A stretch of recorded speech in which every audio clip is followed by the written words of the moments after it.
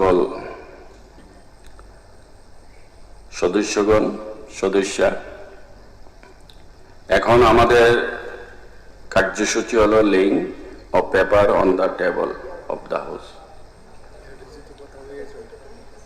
Now I request the Honorable Chief Minister to lay a copy of the above mentioned annual report on the table of the House.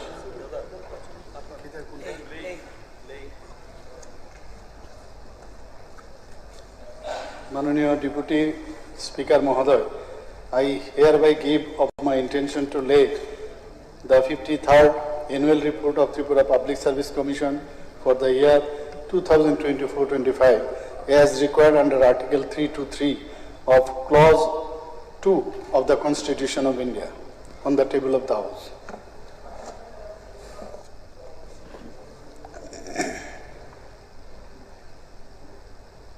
এখন আমাদের কর্মসূচি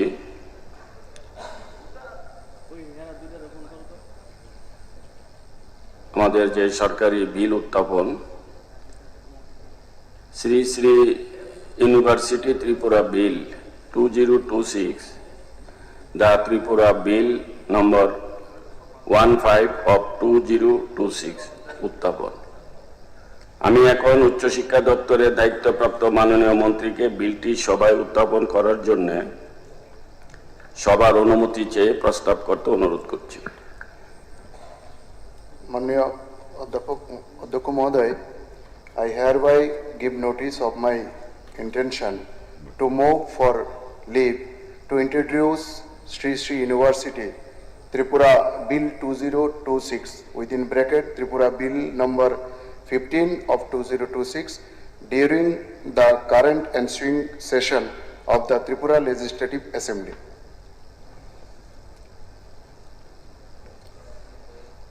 এখন উচ্চশিক্ষা দপ্তরের দায়িত্বপ্রাপ্ত মাননীয় মন্ত্রী কর্তৃক উত্থাপিত প্রস্তাবটি ভোটে দিচ্ছি। প্রস্তাবটি হল Shri Shri university Tripura bill 2026 bracket the Tripura bill number 15 of 2026 এই সভায় উত্থাপন করার অনুমতি দেওয়া হোক। যারা এই প্রস্তাবের পক্ষে আছেন তারা হা বলবেন, যারা এই প্রস্তাবের বিপক্ষে আছেন তারা না বলবেন। আমি মনে করি যারা হা বলেছেন তারাই সংখ্যাগরিষ্ঠ, তারাই সংখ্যাগরিষ্ঠ, তারাই সংখ্যাগরিষ্ঠ।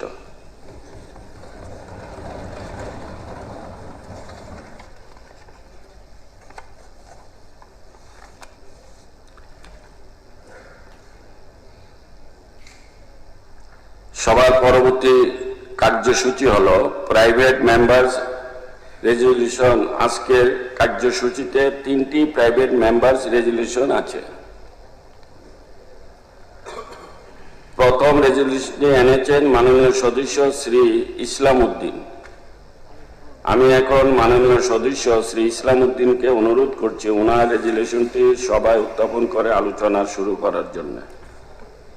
মাননীয় উপাধ্যক্ষ মহোদয়, আমার প্রাইভেট মেম্বার রেজলিউশন হচ্ছে এই বিধানসভায় প্রস্তাব করছি অবিলম্বে রাজ্য সরকারের দপ্তরগুলিতে বিভিন্ন শ্রেণীর সমস্ত শূন্যপদ পূরণের উদ্যোগ গ্রহণ করুক। মাননীয় উপাধ্যক্ষ মহোদয়, রাজ্য সরকারের বিভিন্ন দপ্তর, অধীনস্থ সংস্থা, শিক্ষা প্রতিষ্ঠান, স্বাস্থ্য প্রতিষ্ঠান, পুলিশ, অন্যান্য সরকারি প্রতিষ্ঠানে বিদ্যমান সমস্ত শূন্য পদে অবিলম্বে চিহ্নিত করে নির্দিষ্ট সময়সীমার মধ্যে নিয়োগ প্রক্রিয়া শুরু ও সম্পূর্ণ করার জন্য রাজ্য সরকারকে প্রয়োজনীয় কার্যকর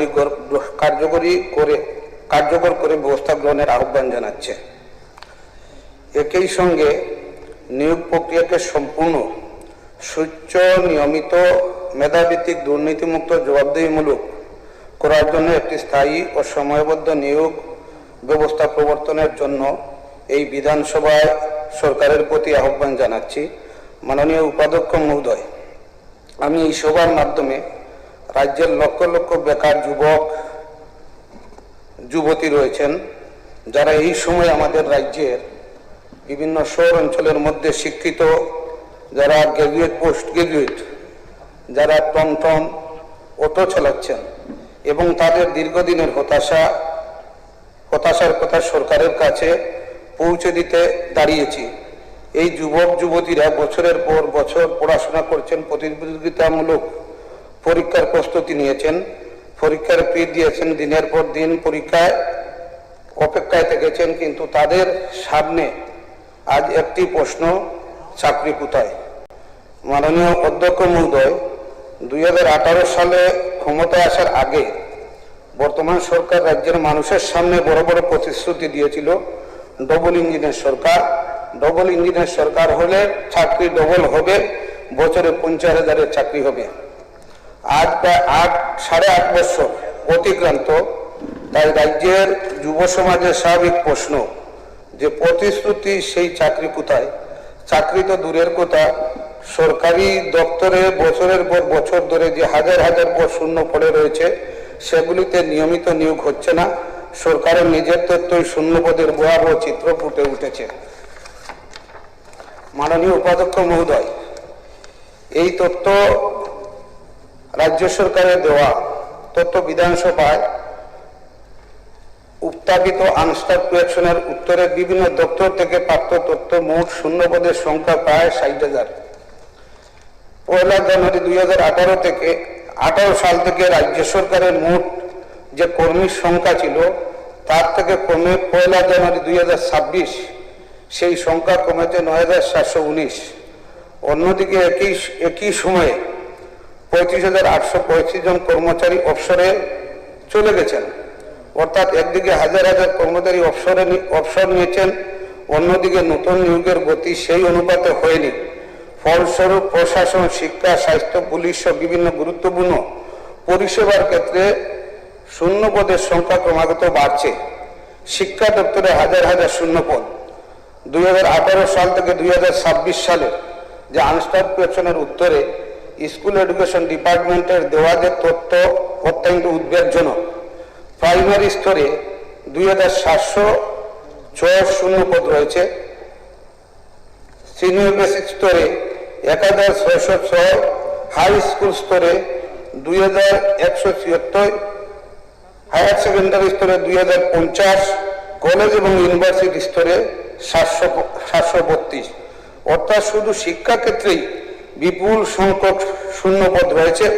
আরও উদ্বেগের বিষয়, আমাদের রাজ্যে 347টি স্কুল এডিসি এলাকায় মাত্র একজন করে শিক্ষক, তার বাইরে 311টি স্কুলে সমতল এলাকায় একজন করে শিক্ষক রয়েছেন বলে তথ্য পাওয়া গেছে।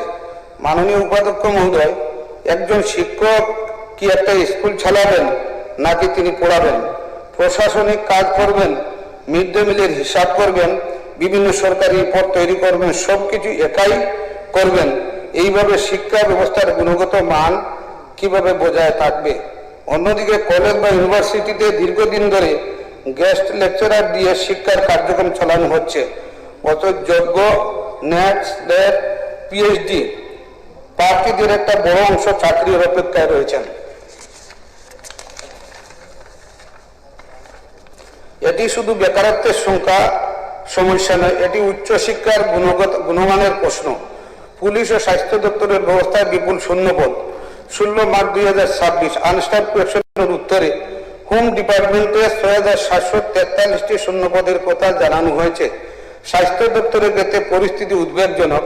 25 মার্চ 2026-এর তথ্য অনুসারে ডক্টর 1,367টি শূন্যপদ, নার্স 5,112টি শূন্যপদ, টেকনিক্যাল স্টাফ 1,191টি পদ শূন্য রয়েছে। মাননীয় উপাধ্যক্ষ মহোদয়, যখন হাসপাতালে ডাক্তার নেই, নার্স নেই, টেকনিক্যাল স্টাফ নেই, তখন সাধারণ মানুষ স্বাস্থ্য পরিষেবা পাবেন কিভাবে? সরকারি হাসপাতালের পরিকাঠামো তৈরি করলে হবে না, সেই পরিকাঠামো চালানোর জন্য মানব সম্পদ দিতে হবে। অন্যান্য দপ্তরে একই চিত্র। সরকারি তথ্য অনুসারে পিডব্লিউডি 3,605টি শূন্যপদ, এগ্রিকালচার 2,075টি, এআরডিডি 1,533টি, রেভিনিউ ডিপার্টমেন্ট 1,134টি। এগুলি কেবল কয়েকটি দপ্তরের পরিসংখ্যান। আরও বহু দপ্তর অধীনস্থ প্রতিষ্ঠান ও সরকারি সংস্থার শূন্যপদ রয়েছে। পাবলিক লাইব্রেরি, গভর্নমেন্ট কলেজ লাইব্রেরিগুলিতে প্রায় 90% পর্যন্ত শূন্যপদ থাকার অভিযোগ অত্যন্ত উদ্বেগজনক। 11,000 টাকা চুক্তির ভিত্তিতে চাকরি, তাও আবার বেতন অনিশ্চিত। আইসিএডি প্রজেক্টের অধীনে 1079 জন শিক্ষক ডিজিটাল এডুকেশনের কাজে চুক্তিভিত্তিক নিয়োজিত রয়েছেন। তাদের মাসিক পারিশ্রমিক মাত্র 11,000 টাকা। আজ প্রায় 27 আগস্ট 2026, কিন্তু জুলাই 2026-এর বেতন এখনো তাদের হাতে পৌঁছায়নি। যারা রাজ্যের ভবিষ্যৎ প্রজন্মকে ডিজিটাল এডুকেশনের মাধ্যমে শিক্ষিত করেছেন, তাদের যদি মাসের পর মাস বেতন নিয়ে অনিশ্চয়তার মধ্যে থাকতে হয়, তাহলে এটি অত্যন্ত দুঃখজনক। নিয়োগ প্রক্রিয়ার স্বচ্ছতা নিয়ে প্রশ্ন।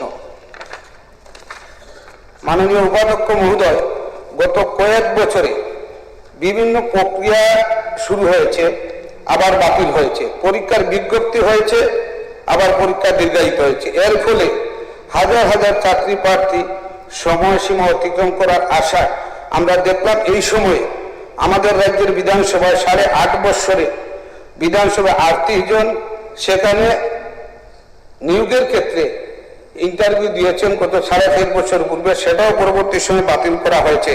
এখন আবার রাজ্যের সরকারি নিয়োগ প্রক্রিয়া দায়িত্ব একটি দিল্লি ভিত্তিক বেসরকারি সংস্থার হাতে দেওয়া হয়েছে, সেখানে তারা 38 জনকে নিয়োগ করেছেন। তো আমি প্রশ্ন করতে চাই যে ত্রিপুরার বিধানসভার প্রতিষ্ঠার পর থেকে সরকারি নিয়োগের ইতিহাসে প্রথমবার যদি বিধানসভার বাইরে একটি বেসরকারি সংস্থার মাধ্যমে নিয়োগ প্রক্রিয়া পরিচালিত হয়, তাহলে স্বচ্ছতা, জবাবদেহি ও মেধার ভিত্তিতে নিয়োগের নিশ্চয়তা কিভাবে নিশ্চিত করা হবে? এটি ব্যক্তিগত আক্রমণের প্রশ্ন নয়, এটি হাজার হাজার চাকরি প্রার্থীর ভবিষ্যতের প্রশ্ন। আমাদের দাবি 90 দিনের মধ্যে নিয়োগের বিজ্ঞপ্তি। তাই আমি এই মাননীয় বিধানসভার মাধ্যমে সরকারের কাছে কয়েকটি সুস্পষ্ট দাবি জানাচ্ছি। প্রথমত, রাজ্য সরকারের সমস্ত দপ্তর, অধীনস্থ প্রতিষ্ঠানের সমস্ত শূন্যপদের তালিকা প্রকাশ করতে হবে। দ্বিতীয়ত, শূন্য পদগুলির মধ্যে যেগুলি নির্ভরযোগ্য সেগুলির জন্য 90 দিনের মধ্যে নিয়োগ বিজ্ঞপ্তি প্রকাশ করতে হবে। তৃতীয়ত, নিয়োগ প্রক্রিয়ার জন্য একটি নির্দিষ্ট সময়সীমা নির্ধারণ করতে হবে। চতুর্থত, নিয়োগ হতে হবে স্বচ্ছ, মেধাভিত্তিক, দুর্নীতিমুক্ত, সম্পূর্ণ জবাবদেহিমূলক পদ্ধতিতে। পঞ্চমত, দীর্ঘদিন ধরে নিয়োগ প্রক্রিয়া বিলম্বিত হওয়ার কারণে যেসব চাকরি প্রার্থীর বয়সের সীমা অতিক্রম হয়েছে বা হতে চলছে, তাদের ক্ষেত্রে বয়স ছাড়ের ব্যবস্থা করতে হবে। ষষ্ঠত, অবসর গ্রহণের ফলে যে পদগুলি শূন্য হচ্ছে সেগুলি বিপরীতে সময় মতো নিয়োগের জন্য একটি ম্যান পাওয়ার রিক্রুটমেন্ট ক্যালেন্ডার প্রকাশ করতে হবে। সপ্তমত, চুক্তিভিত্তিক কর্মীদের ন্যায্য সম্মানী ও সময় মতো বেতন নিশ্চিত করতে হবে। দীর্ঘদিন ধরে কর্মরত চুক্তিভিত্তিক কর্মীদের ভবিষ্যৎ নিয়ে সুস্পষ্ট নীতি সেখানে গ্রহণ করতে হবে।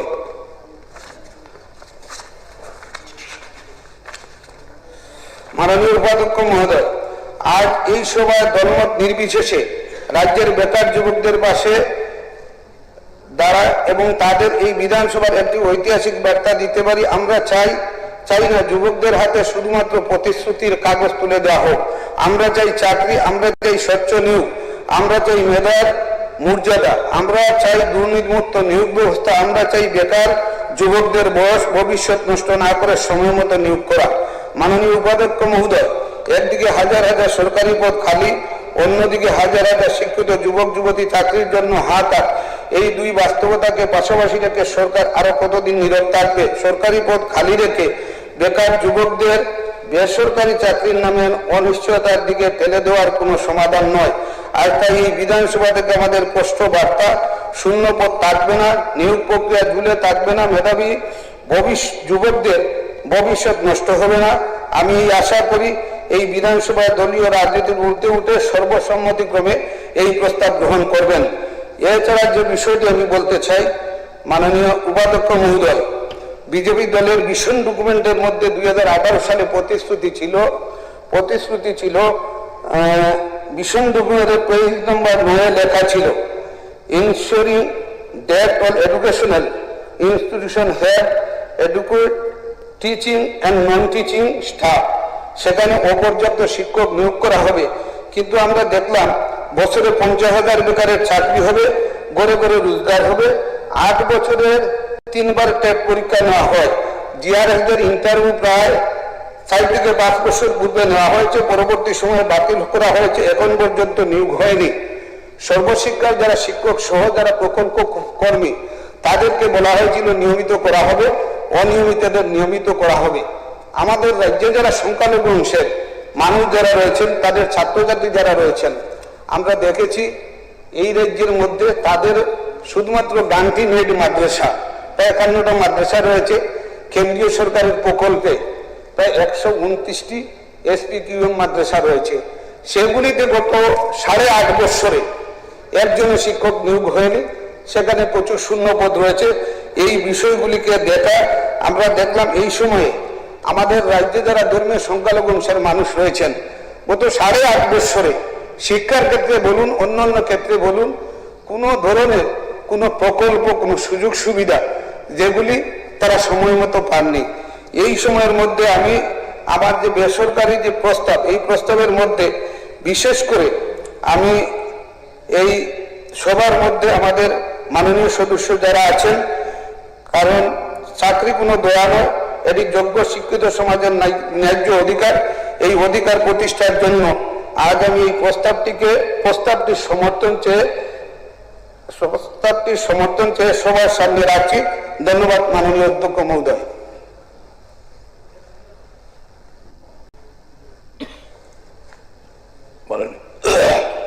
মানে এই বিষয়ে বলবেন?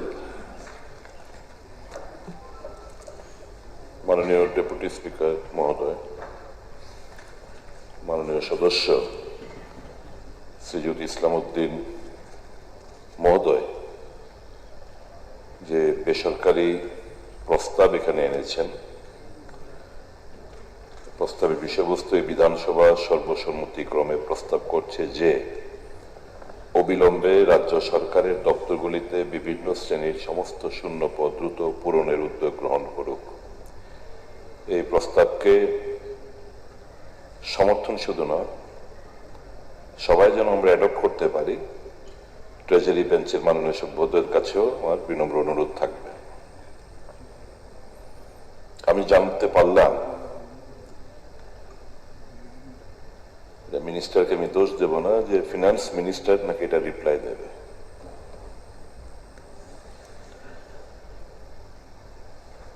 একই বিষয়বস্তু 5-6 মাস আগে এই হাউস যখন এখানে চলছিল, এই শূন্য পদের ব্যাপারেই রিপ্লাই দিয়েছিলেন আমাদের মাননীয় মন্ত্রী শ্রী টিঙ্কু রায় মহোদয়। কেন ফিনান্স মিনিস্টার দপ্তর কাছে পাঠানো হলো আমি জানি না অ্যাসেম্বলি থেকে, কারণ পদ ক্রিয়েশনের ব্যাপারে, নতুনভাবে পদ তৈরির ব্যাপারে কোনো উল্লেখ নেই। এখানে শূন্য পদ মানে ফিনান্সের কনকারেন্স আছে, পদ ক্রিয়েশন ফিনান্সের অনুমতি লাগবে। তো শূন্য পদ রয়েছে, 1 বছর বাদে অবলুপ্তি ঘটে যায়, ওই পদটাকে আবার পুনরুজ্জীবিত করতে গেলে ফিনান্সে নিশ্চয়ই কনকারেন্স লাগবে না। এখন যে শূন্য পদগুলো রয়েছে সে ব্যাপারে রিপ্লাই দিক, উনিও দিক। আমি অনুরোধ করব 2জন মন্ত্রী যেন এই ব্যাপারে অংশগ্রহণ করেন, কারণ আমার যে বক্তব্যটা রাখবো এটা related not to the finance but to the other minister, that is man power, যিনি মন্ত্রী,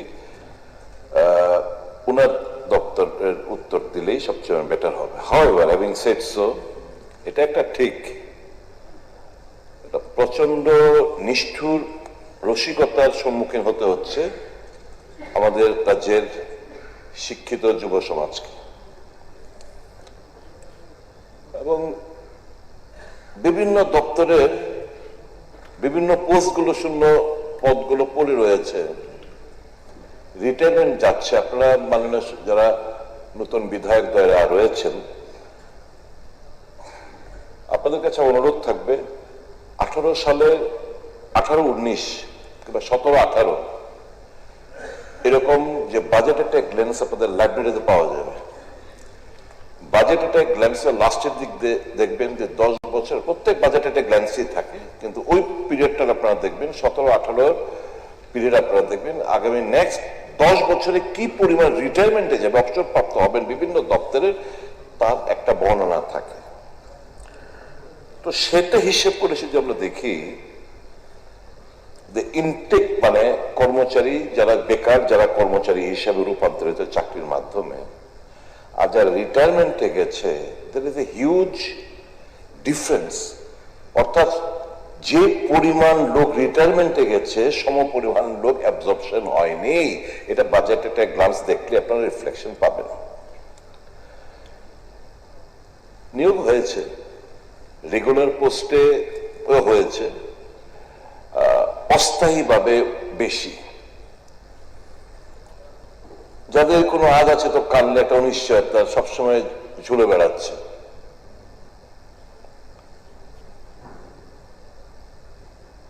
আউটসোর্সিং এ নিয়োগ হচ্ছে, এগুলো এখানে মাননীয় মুখ্যমন্ত্রী যখন সবগুলোকে বলে, ক্লাব করে বলে আমরা এত লোককে নিয়োগ করেছি, এগুলোকেও ধরে বলা হয়।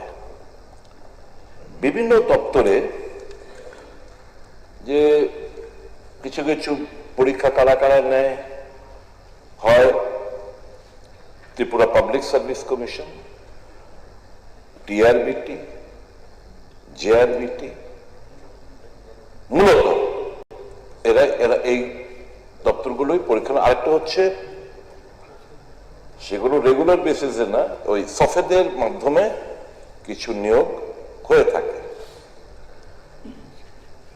মাননীয় মন্ত্রী লাস্ট টাইম যখন বিবৃতি দিয়েছিলেন ম্যান পাওয়ারের, আমি মাননীয় উপাধ্যক্ষ মহোদয় 24 থেকে 26 মাঝামাঝি মাননীয় মুখ্যমন্ত্রী 216 জন সাব ইন্সপেক্টর অফ পুলিশের জন্য ক্যাবিনেট সিদ্ধান্ত হয় সেপ্টেম্বর 2024-এ।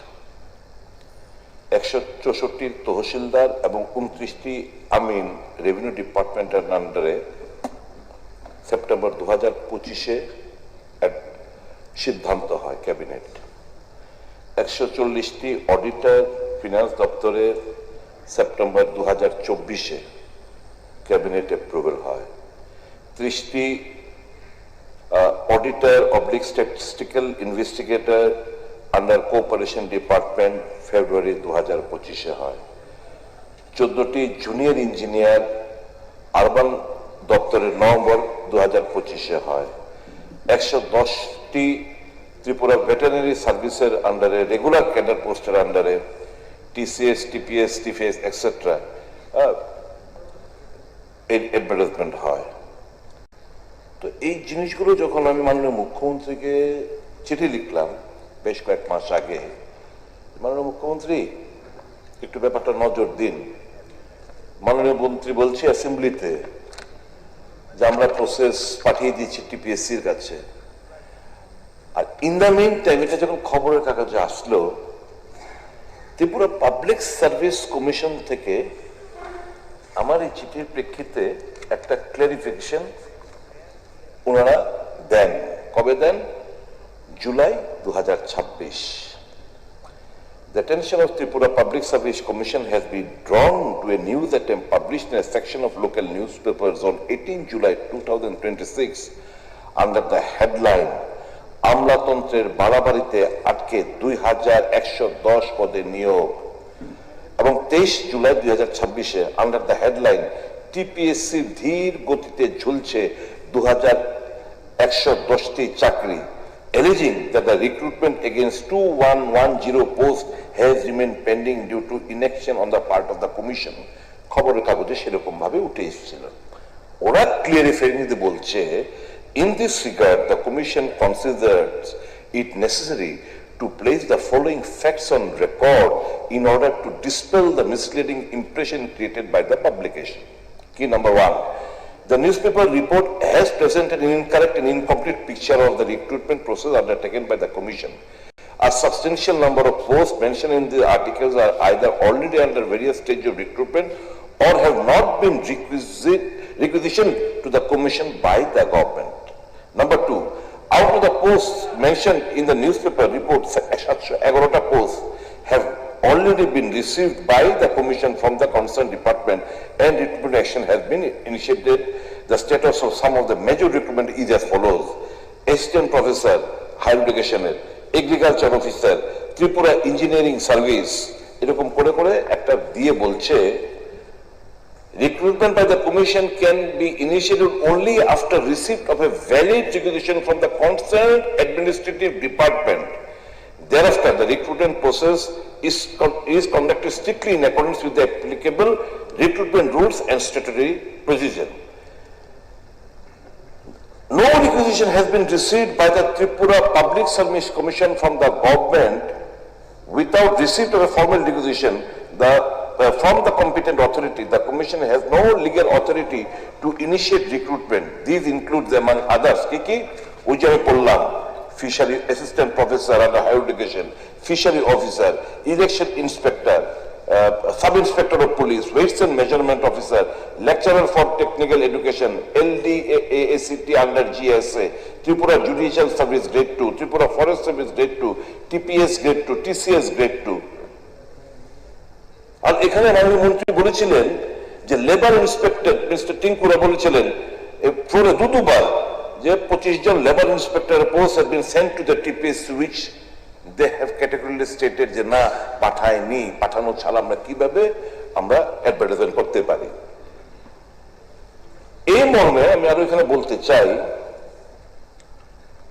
তেলেঙ্গানাতে আমাদের মহামান্য রাজ্যপালের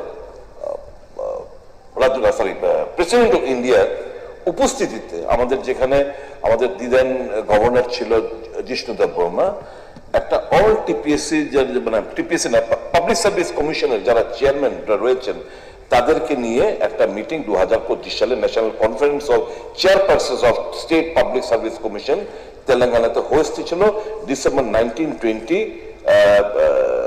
19 এবং 20-তে। এখানে বিভিন্ন রিফর্মসের কথা বলা হয়েছে যে এই যে পাবলিক সার্ভিস কমিশন রিফর্মস আনতে হবে। যেমন আমি ধরুন আমি একটা উদাহরণ দিয়ে বলি কিরকম রিফর্ম। ইঞ্জিনিয়ারদের ত্রিপুরা ইঞ্জিনিয়ারিং সার্ভিস তাদের যা গ্রেড পে আর অন্যান্য আরেকটা এই গ্রেড পেতে বাকি পরীক্ষাগুলো 2 ধাপে হয়। আর ত্রিপুরা ইঞ্জিনিয়ারিং মানে হচ্ছে প্রিলি এবং মেইনস। আর ত্রিপুরা ইঞ্জিনিয়ারিং সার্ভিসের পরীক্ষা হলে একই গ্রেড পে 5 বার পরীক্ষার মধ্যে বসতে হয়। কাজে এই যে বিভিন্ন, আমি উদাহরণ দিয়ে বলছি, এই সমস্ত যে বিভিন্ন ধরনের যে রয়েছে সেই ব্যাপারে এখানে উল্লেখ করেছেন। উল্লেখ করে বলছেন যে টাইম বাউন্ড রিক্রুটমেন্ট, সময়ের মধ্যে ক্যালেন্ডার, 5 বছরের ক্যালেন্ডার তোমরা তৈরি করো। 5 বছর তোমাদের কাছে স্ট্যাটিস্টিক্স আছে যে বাজেটেড গ্রান্টস কারা কারা রিটায়ারমেন্টে যাবে, তোমরা ক্যালেন্ডার তৈরি করো। 5 বছরের ক্যালেন্ডার তৈরি করতে পুরো পাবলিক মানে ইউপিএস মানে সরি পাবলিক সার্ভিস কমিশন গুলোকে বলছে। তাহলে কি হবে, রেগুলার ইন্টারভিউ যদি পরীক্ষাগুলো হয়, ছাত্র মানে যারা স্টুডেন্ট, যারা বেকার, যারা শিক্ষা অর্জন করে বসে রয়েছেন, এবং পাবলিক সার্ভিস কমিশনে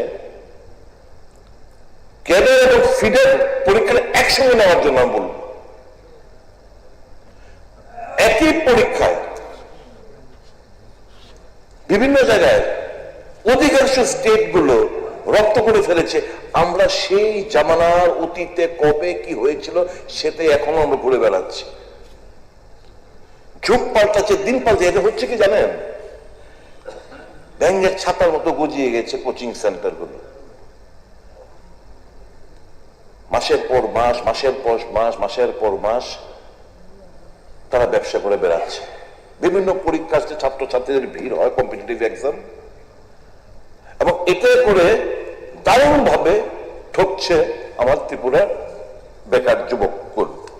তো এখানে বলছি infrastructure, structural reforms, time bound recruitment,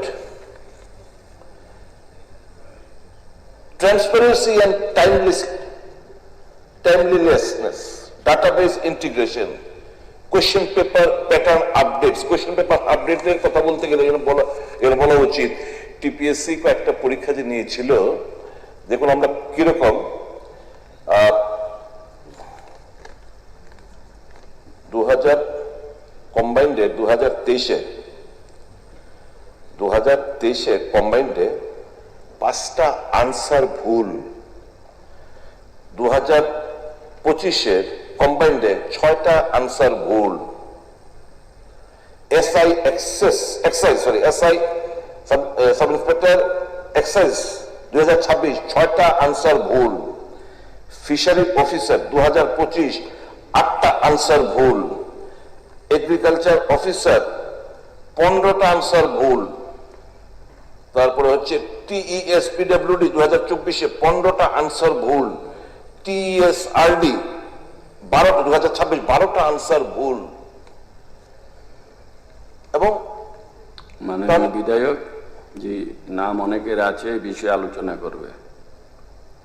আচ্ছা আমি ছোট করে কমুতে। তো এখন এখানে পার্লামেন্টের মধ্যে এই বিভিন্ন ইউপিএসসি এসএসসির মধ্যে রিফর্মস এর কথা বলা হয়েছে। আমরা এখনো আমাদের রাজ্যে দেখুন কি পিকুলিয়ার, আমাদের দুর্ভাগ্য,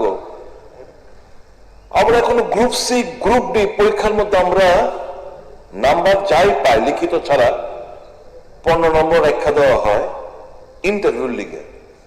আচ্ছা আমরা তো সেন্ট্রাল গভর্নমেন্টের মানি না, ডাবল ইঞ্জিন সরকারের মানি না। ডাবল ইঞ্জিন সরকারের ঘোষণা সিদ্ধান্ত হয়েছে গিয়া গ্রুপ বি নন গেজেটেড থেকে আরম্ভ কইরা group C group D no interview, absolutely on written examination result. কেন আমরা এটা অ্যাডপ্ট করি না? গ্রুপ বি নন গেজেটেড থেকে group C group D there is no interview, no 15 number আলাদা, only strictly on লিখিত। কেন আমাদের রাজ্যে সেটা আমরা অ্যাডপ্ট করবো না? তো টাইম হ্যাজ কাম। এই যে বিভিন্ন স্টেটে এই যে ঝাড়খণ্ডের যে আন্দোলনটা কিসের থেকে, এই রিফর্ম তাদের কোনো কিছু না, দে ওয়ান্ট রিফর্ম, हमको রিফর্ম চাই, এটা আন্দোলন ঝাড়খণ্ডের।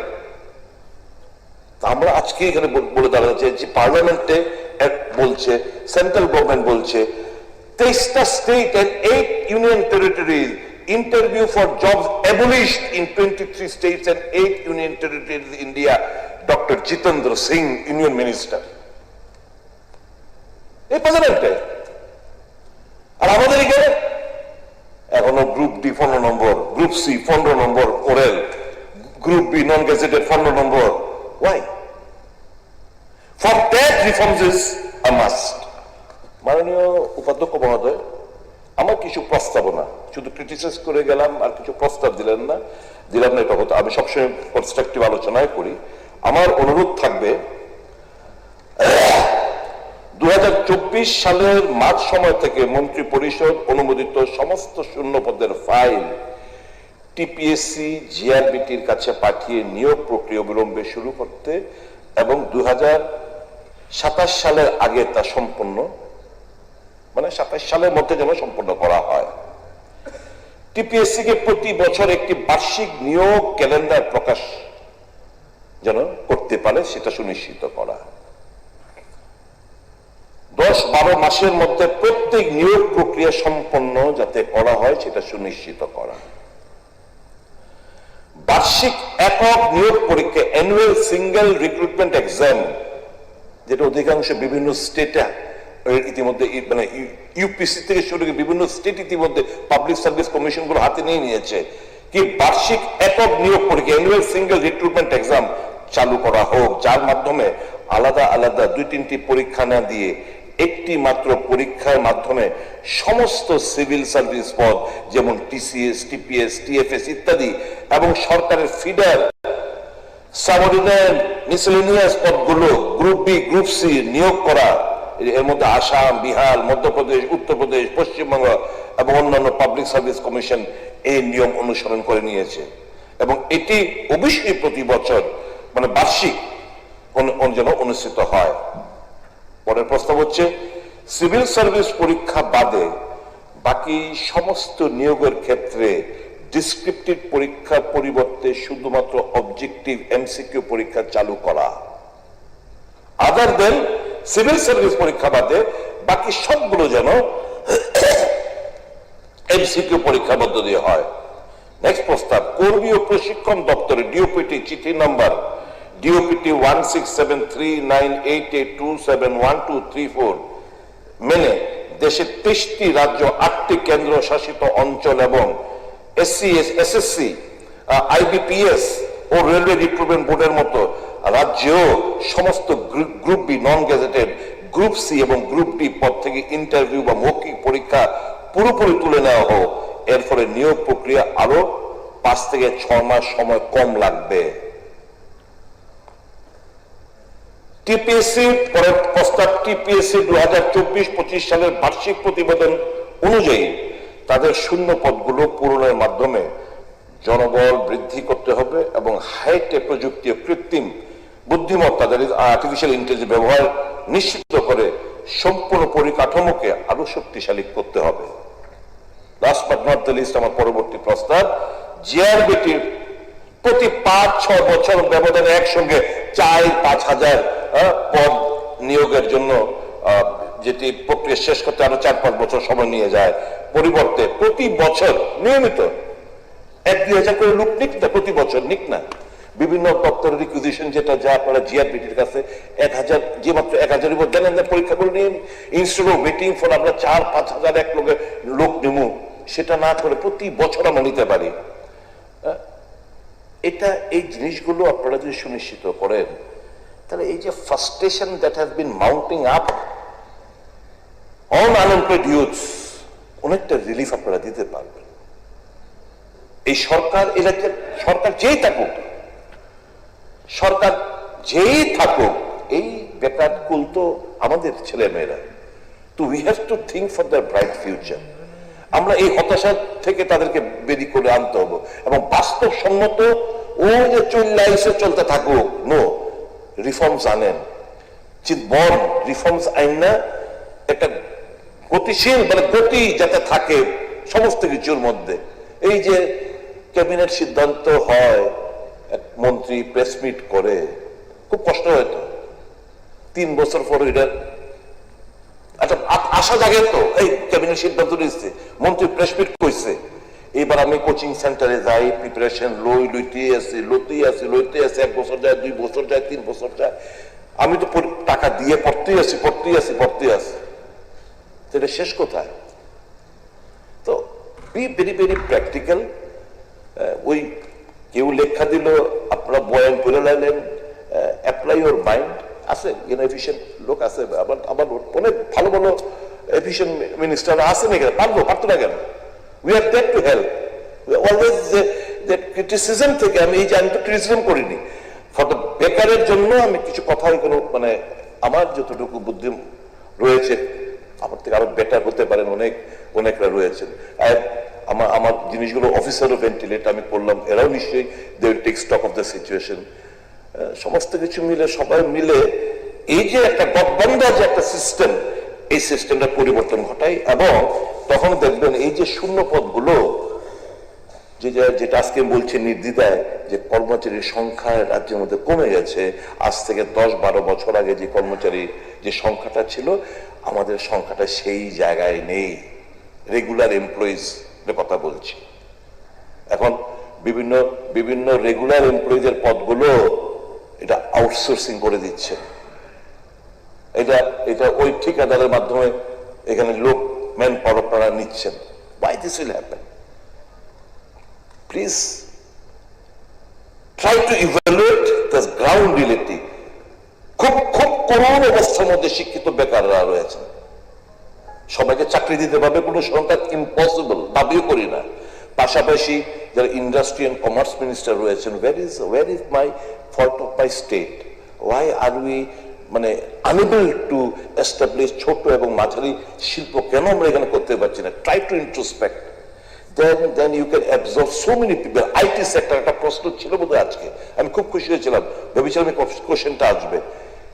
আইটি সেক্টরে আমরা কেন আমরা এই যে বিভিন্ন জায়গায় রয়েছে দারুণ দারুণ আগরতলা ফ্ল্যাটের মধ্যে আমরা আমরা আমাদের এই ছেলেরা ব্যাঙ্গালোর পুনে বিভিন্ন জায়গায় অন্ধ্রপ্রদেশ বিভিন্ন জায়গায় চাকরি করছে, they want to come home. এখানে যদি আমরা আইটি সেক্টরের উপর একটু জোর দেই তাহলে একটা রেভলিউশন আমরা আনতে পারি। তো আমার সরকার আশা করি এই ব্যাপারগুলোতে বিবেচনার মধ্যে এনে একটু গতি বাড়ানোর চেষ্টা করবেন এবং এই যে বেকারদের যে প্রবলেমগুলো সেগুলো খুব রিয়েলিস্টিক ভাবে, মাননীয় প্রণজিৎ বাবু যখন ছিল, এই শিক্ষিত বেকাররা এখন অটো চালায়, শিক্ষিত বেকাররাই টমটম চালায়, সারা রাজ্য জুড়ে এই কথা বলছি, সবাইকে চাকরি দিতে পারবে বলছি না, মেধাবী ছেলেরা অন্য কিছু করে বেড়াচ্ছে। Try to be sympathetic towards them also.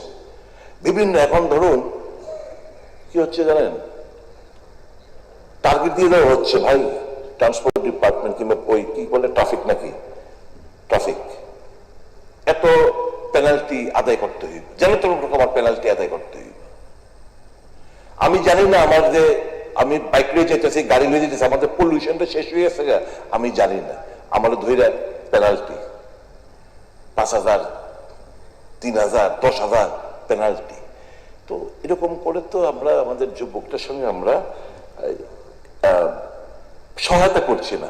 তো আমি ড্রিফট হতে চাই না, আমার এই সাবমিশন থাকবে এটাই।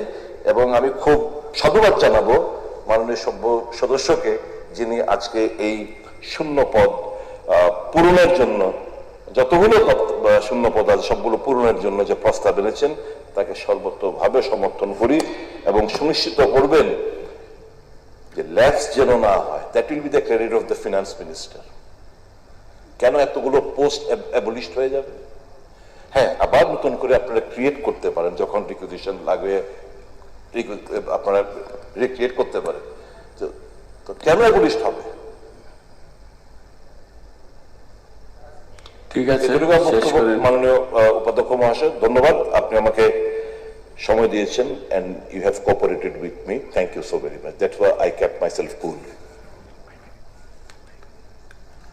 এই বিষয়ে আলোচনা করার জন্য আমি মাননীয় সদস্য রঞ্জিত দেববর্মা মহাশয়কে বলছি।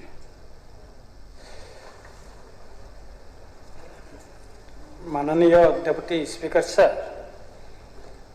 মাননীয় বিধায়ক ইসলাম উদ্দিন মহোদয় এই বিধানসভায় যে প্রাইভেট রেজুলেশনে এনেছেন এটার উপর আমার কিছু বক্তব্য আমি রাখতে চাই। আমি বিশেষ করে ককবরকে এটা বললে ভালো হবে আমি মনে করি, যেহেতু ত্রিপুরার অধিকাংশ অনেক বেকার যুবক যুবতীরা বাংলা সঠিকভাবে বুঝেন না এবং ককবরকে বললে এটা ভালো হবে মনে করি। এবং এই বিষয়ে আমাদের মাননীয় বিধায়ক সুদীপ রায় বর্মন মহোদয় সুন্দর বাংলায় বলেছেন, সেই হিসাবে আমি ককবরকে বলতে চাই। ব্রহ্মগান ডেপুটি স্পিকার স্যার, চাকরি ত্রাং যাব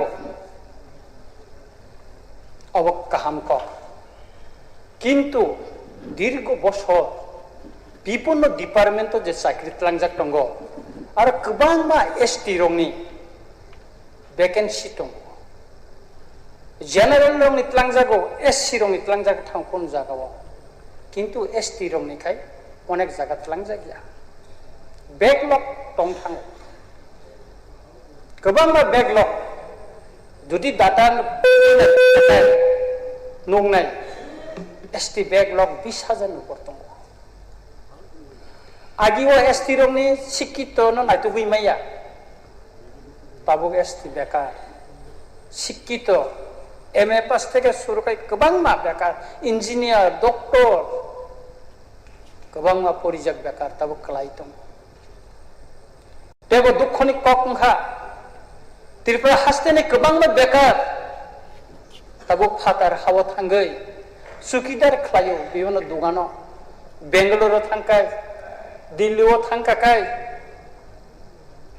सोंनुगौ बरक आरो सुखिदार खायो गोबां रेस्टुरेंट रग बरक सामुं टांगौ चीना आगरतलानि गोबां सुपार मार्केट बिउटी पार्लर रग थांनाय दी मैक्सिमाम ग्रेजुएट सिख्ला सिख्ली रक सामुं टांगो बेतन बसे 6,000 7,000 8,000 आनी पकंखा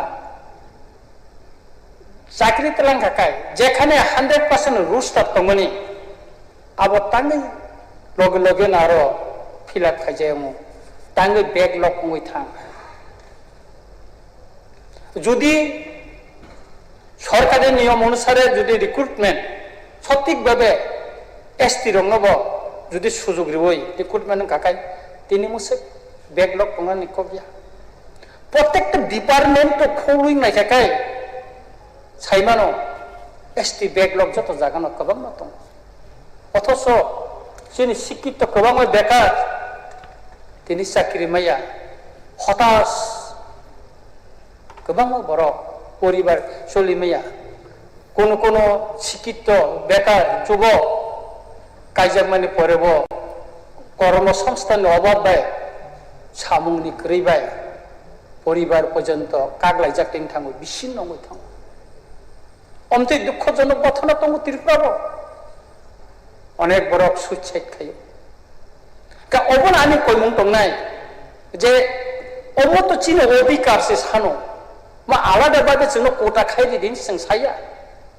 गभर्नमेंट रुल्स तुई जे नियम कानून दंमोने 100% जे रुल्स तार दंमोने ओ रुल्स तार तुसी जों साख्रि सानो ओ रुल्स तार माने उइसे जोंनो रिक्रुटमेंट जे वेकेंट दंमोन फिलआप खायदि हिनो जों आलादा साइना सार किन्तु मतिनि खालाय जायगा अमदेखे दीर्घ बছর ओ फिलआप खायजानो बागैना तिनि हाजार हाजार एसटी ने रंनि बेकलग दङै थांगा आर यांगो तिब्रासा बेकार जुबक जुबतीर चाकरी माया हताश दिन काटो अमतेखे बंचनानि बागै तिब्रासार जततो बुसकाङो आगमनानि तंमानि आगक मालिया अर्थनैतिक दिक থেকে বড় উপলগ ক্লাই थांगा पाहाड़ सामुं टांगानि कोनो सुजुग गै शहर फायथाखाय टम टम चालकनानै दुगानो बुनि दुगान रग तंनानै सारा बुनि कपालते किछु करे मा अमरो अमनिसै दुखनि केरें कथमा ताइ करै निनो जों सायमानो का अबनि बादिनो आं सानानि मुसुंगो जे एसटी जे बेकलग दंमोनि अबनो स्पेशल ड्राइव खायो रिक्रुटमेंट खालायदि अब बुंनो अधिकार न रिरेदि ओ अधिकार न कासुइ तो नवै मुथागै तो नै तो लाभ करै रिरेदि जों अबसि सानो जों बिसि सान्या only 31% aboni bisi मोनसे बेकलग तामुंनाय जों टेबो उकलग सुरि थांनाय अ हानि बोसारो टेबो उकलग सुरि थानाय सार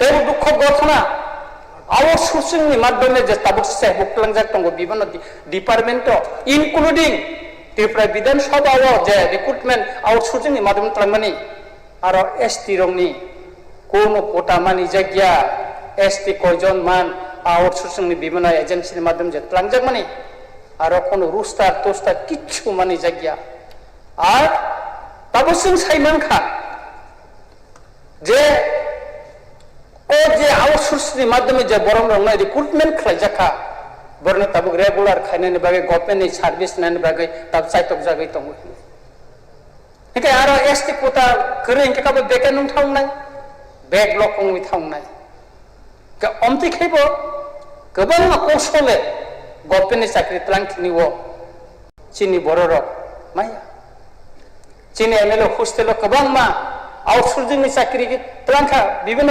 सिंखौबो नक फारनानै साफाय खायनानै बिभिन्न करगो थांनाय दे एसटी कयता खरक बसखौ आनि मखलो तो क्लाइ पांग एमएलए हस्टेल 3.5 বছর तंका सर कलाया के ओइ बागे खाय একটা বঞ্চনা একটা অবহেলা খাই जागै दंगो अ हानि त्रिपुरा सार आं कयनाय गभर्नमेन्ट जे कोनो सार्भिस आउटसोर्सिंग फन नंथन बा गभर्नमेन्ट डाइरेक्ट नेने रिक्रुटमेंट फन नंथन प्रत्येकटा जागायावनो जाहाते काय ओ हानि एसटी रक जरा शिड्यूल ट्राइब जानाय रक বরংনি চাকরিनो সঠিকভাবে এবং যে মানथाय যে অধিকার অব সুফुंनानै उंथन अमानि कायसा सरकारनि थाने कयमुं दंनाय ताय कायसा क अतीतबो सोंनुखा गोबां मा जागा जखनते बिनि योग्यता अभाब थिनै एसटी रिजार्भ ना डि रिजार्भ खायरि माने हमते गोबां मा जागा खायजाखा गोबां मा विशेष करे हाई लेवलनि जे पोस्ट आरो रगो दाम खायजाखा योग्यतानि अभाबे अ एसटी कोटारंग अबरंग डि रिजार्भ खायरि जागो ताते बंचना साबो तिप्रा सारकंगो एसटी बरगंगो सार ओंखाय जाहाते आबोनबो जाहाते बिनि योग्यता करिखानो आबरंग रिजार्भ तन्ना नंथन ताजे डि रिजार्भ ता खायलायतन अमो आनि कायसा कयमुं दंनाय अमो सिमिया सार तिनि जोंर नुखा चीनी त्रिपुरा राज्य जनजाति कैसे कल्याण दफ्तर दंग अब दफ्तर मंत्री दंग तीन तब कई मानते एससी मंत्री सुधांशु दास साका बकरई बक बर मान तारपरे सर तमो जे एसटी रंगनी जे बेकलग कमुई दंमानी ओ जे 100% जे रूस्टार माने जायगा माने अब बिनि नजर तो तंगान साइनैया किंतु बिनि दायित्व दंगो बिनि रेसपन्सिबिलिटी दंगो बो कैबिनेट तो प्रोग्राम सालायमानो ओ बेकलग नो सुफुंनानै बागै किंतु जों तिनि जरा खोनायाखौ बो कैबिनेट ओ बेकलग नो सुफुंनानै बागै कक सामानि कोन दिन पर कोन समय पर आं सामानि खोनायाखौ ना विधानसभा ना कैबिनेट ना अन्य जागाव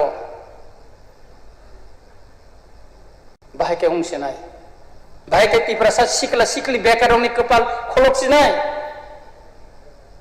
आबोना आनि कैसे कयमुं दंनाय जे जनजाति कल्याण मंत्री जाहाते अ बेकलग 100% रोस्टार आउटसोर्सिंग नि माध्यमे जे साख्रि खालामनानै आरो जाहाते काय एसटी रंनि जे संरक्षण दंमानि आबोनो ठीक ठीक भावे मानी जायगा अब बिनि मखल कायसंनानै बागै आनि कयमुं बिन थानि दंनाय एवं आनि कपायरिनानि सिगां गभर्नमेन्टनि थानि कायसानि अनुरोध दंनाय जे एसटी जे बेकलग दंमानि अब स्पेशल ड्राइवनि माध्यमे खूब ताड़ाताड़ी आबोनो रिक्रुटमेंट खायना नंथन ताते दीर्घ बছর जे हाजार हाजार जे बेकलग दंमानि अब सुबुंजाखाय तिफ्रा सारक बेकार सिकला सिकलिर सेबुं माने सेबुंनाय आउटसोर्सनि माध्यमे जत डिपार्टमेंट जे चाकरी तलांजाक दंगो बा रिक्रुटमेंट खालायजागै दंगो आरो जाहाते 100% रूल्सफोर न जे आइन गभर्नमेन्ट जे रूल्स न आरो फोनांनानै उंथन अमानानि कयमुं दंनाय ताय आं तामो सानाय आं पाइखागो आं गभर्नमेन्टनि थाखाय अमानानि आपिल दंनाय एसटी बेकलग न दाति दाति स्पेशल ड्राइव नि माने सुफुंनांथन मानोना डेपुटी स्पिकार सार नन बिलाय बिलायके हामबाय धन्यवाद माननीय सदस्य रंजित बाबू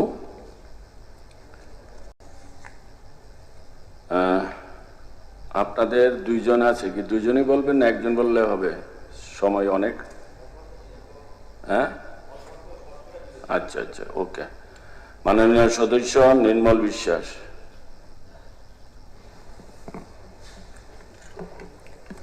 माननीय उपाध्यक्ष महोदय माननीय सदस्य इस्लामुद्दीन महोदय प्राइवेट मेम्बर रेजुलेशনের माध्यमे अत्यंत गुरुत्वपूर्ण एक विषय आजकेर এই সভায় উত্থাপন করেছেন আমি আশা করছি এই বিধানসভা আমরা সর্বসম্মতভাবে এই প্রস্তাবকে সমর্থন করব আমাদের রাজ্যের বেকাররা প্রচন্ড হতাশায় ভুগছে আমার আগে তিনজন সম্মানীয় সদস্য এই প্রস্তাবের উপর আলোচনা করতে গিয়ে কথাগুলি বলছিলেন রাজ্যের হাজার হাজার বেকাররা এই বিধানসভার দিকে তাকিয়ে আছে 3 দিনের বিধানসভার অধিবেশন চলছে এখান থেকে এই রাজ্যের বেকার যুবকদের জন্য কি সিদ্ধান্ত হয়, কি আলোচনা হয়। কিন্তু স্যার, এটা ঘটনা যে আমাদের রাজ্যে প্রায় প্রতিটি দপ্তরে রাজ্য সরকারের শূন্যপদের পাহাড় জমে আছে। প্রত্যেকটা দপ্তর যদি আমরা দেখি, এমন কোনো দপ্তর নেই যেখানে শূন্যপদ নেই। এবং এটাই বিধানসভাতেই আমরা গত 1 বছর আগে বিভিন্ন দপ্তরের দেওয়া যে তথ্য, তার মধ্য দিয়ে আমাদের সামনে আসে। অন্যান্য দপ্তরের কথা স্যার বাদই দিলাম, আমার চেয়ে মাননীয় উপাধ্যক্ষ মহোদয় আপনি আরো বেশি করে বলতে পারবেন এই পবিত্র বিধানসভার কথা, যেখানে দাঁড়িয়ে আমরা কথা বলছি। এই বিধানসভায় আজকে কর্মচারী সংকট কোন জায়গায়? আজ থেকে 8 বছর, 10 বছর, 12 বছর আগে বিধানসভার মধ্যে কর্মচারী সংখ্যা কত ছিল? আজকে কোন জায়গায়? কিছু আউটসোর্সিং, তার মাধ্যমে এখন বিধানসভার কাজকর্ম চালাতে হচ্ছে। এবং এই চেহারা শুধু বিধানসভার ক্ষেত্রে না, রাজ্যের অধিকাংশ দপ্তরের ক্ষেত্রে। এবং আমরা দেখলাম এখানেও নিয়োগ করবার জন্য তার একটা প্রক্রিয়া শুরু হয়েছিল এবং মাঝপথে সেটা আবার বাতিল হয়ে যায়। এভাবে বিভিন্ন সময়েই আমরা লক্ষ্য করি যে রাজ্যের বিভিন্ন দপ্তরগুলির মধ্যে ইন্টারভিউ হয়, ঘোষণা হয়, কিন্তু পরবর্তী সময়ে এগুলি আবার বাতিলও হয়ে যায়। আমাদের সবচেয়ে বেশি যে সংকট, এটা হচ্ছে শিক্ষা দপ্তরে, স্বাস্থ্য দপ্তরে, যে দপ্তরগুলির সঙ্গে মানুষের প্রতিদিনকার যোগাযোগ, প্রতিদিনকার সম্পর্ক। আমরা দেখছি এই দপ্তরগুলির মধ্যে সবচেয়ে বেশি সেখানে কর্মচারী সংকট। গতকাল আমাদের এই সভায় শিক্ষক সংকট সম্পর্কে মাননীয় বিরোধী দলনেতা একটা বিষয় উত্থাপন করেছিলেন, সেখানে বিস্তৃত আলোচনা হয়েছে। আমরা জানি যে আমাদের রাজ্যে পূর্বতন বামফ্রন্ট সরকারের সময় বছরে 2 বার করে ট্যাক্স পরীক্ষা হতো শিক্ষক নিয়োগের জন্য। কিন্তু আজকে কোন জায়গায়? আজকে বছরের পর বছর পেরিয়ে যায়, সেখানে ট্যাক্স পরীক্ষাই তো হয় না। 2022 সালে হয়েছিল, পরবর্তী সময় আবার 2025 সালে হয়েছে, 3 বছর পরে। 2025 সালের পর আজকে 26 সাল, প্রায় শেষের দিকে। এবং পরীক্ষায় যা হচ্ছে, সেখানে নিয়োগ করার ক্ষেত্রে আমরা দেখছি সেটা দীর্ঘ বিলম্বিত হচ্ছে। রাজ্যের স্কুলগুলির মধ্যে শিক্ষক সংকট এটা প্রতিদিনকার একটা আলোচিত ঘটনা। রাজ্যের বিভিন্ন প্রান্তে আমরা দেখি প্রায় প্রতিদিনই যখন রাস্তা অবরোধ হয়, আন্দোলন হয়, তার যে মূল যে দাবিগুলি, সেখানে দেখা যায় যে শিক্ষক সংকট একটা অন্যতম বিষয়। এই সড়ক অবরোধের ছাত্ররা রাস্তায় নেমে আসছে, যে সময়টা ছাত্রদের ক্লাসরুমে থাকার কথা তারা রাস্তায় এসে বসছে। শিক্ষক সংকট এমন একটা জায়গার মধ্যে গিয়ে পৌঁছেছে। এবং শুধু স্যার শিক্ষক সংকটের বিষয় না, প্রত্যেকটা দপ্তর ধরে ধরে যদি আমরা দেখি, স্বাস্থ্য দপ্তর, সেখানে চিকিৎসকের সংকট, স্বাস্থ্য কর্মীদের সংকট। ফলে আজকের এই যে বিষয়টা এখানে উত্থাপিত হলো যে শূন্যপদ, সমস্ত শূন্যপদগুলি পূরণ করা। আমাদের রাজ্যে বর্তমানে শূন্যপদের সংখ্যা প্রায় 60,000-এর কাছাকাছি।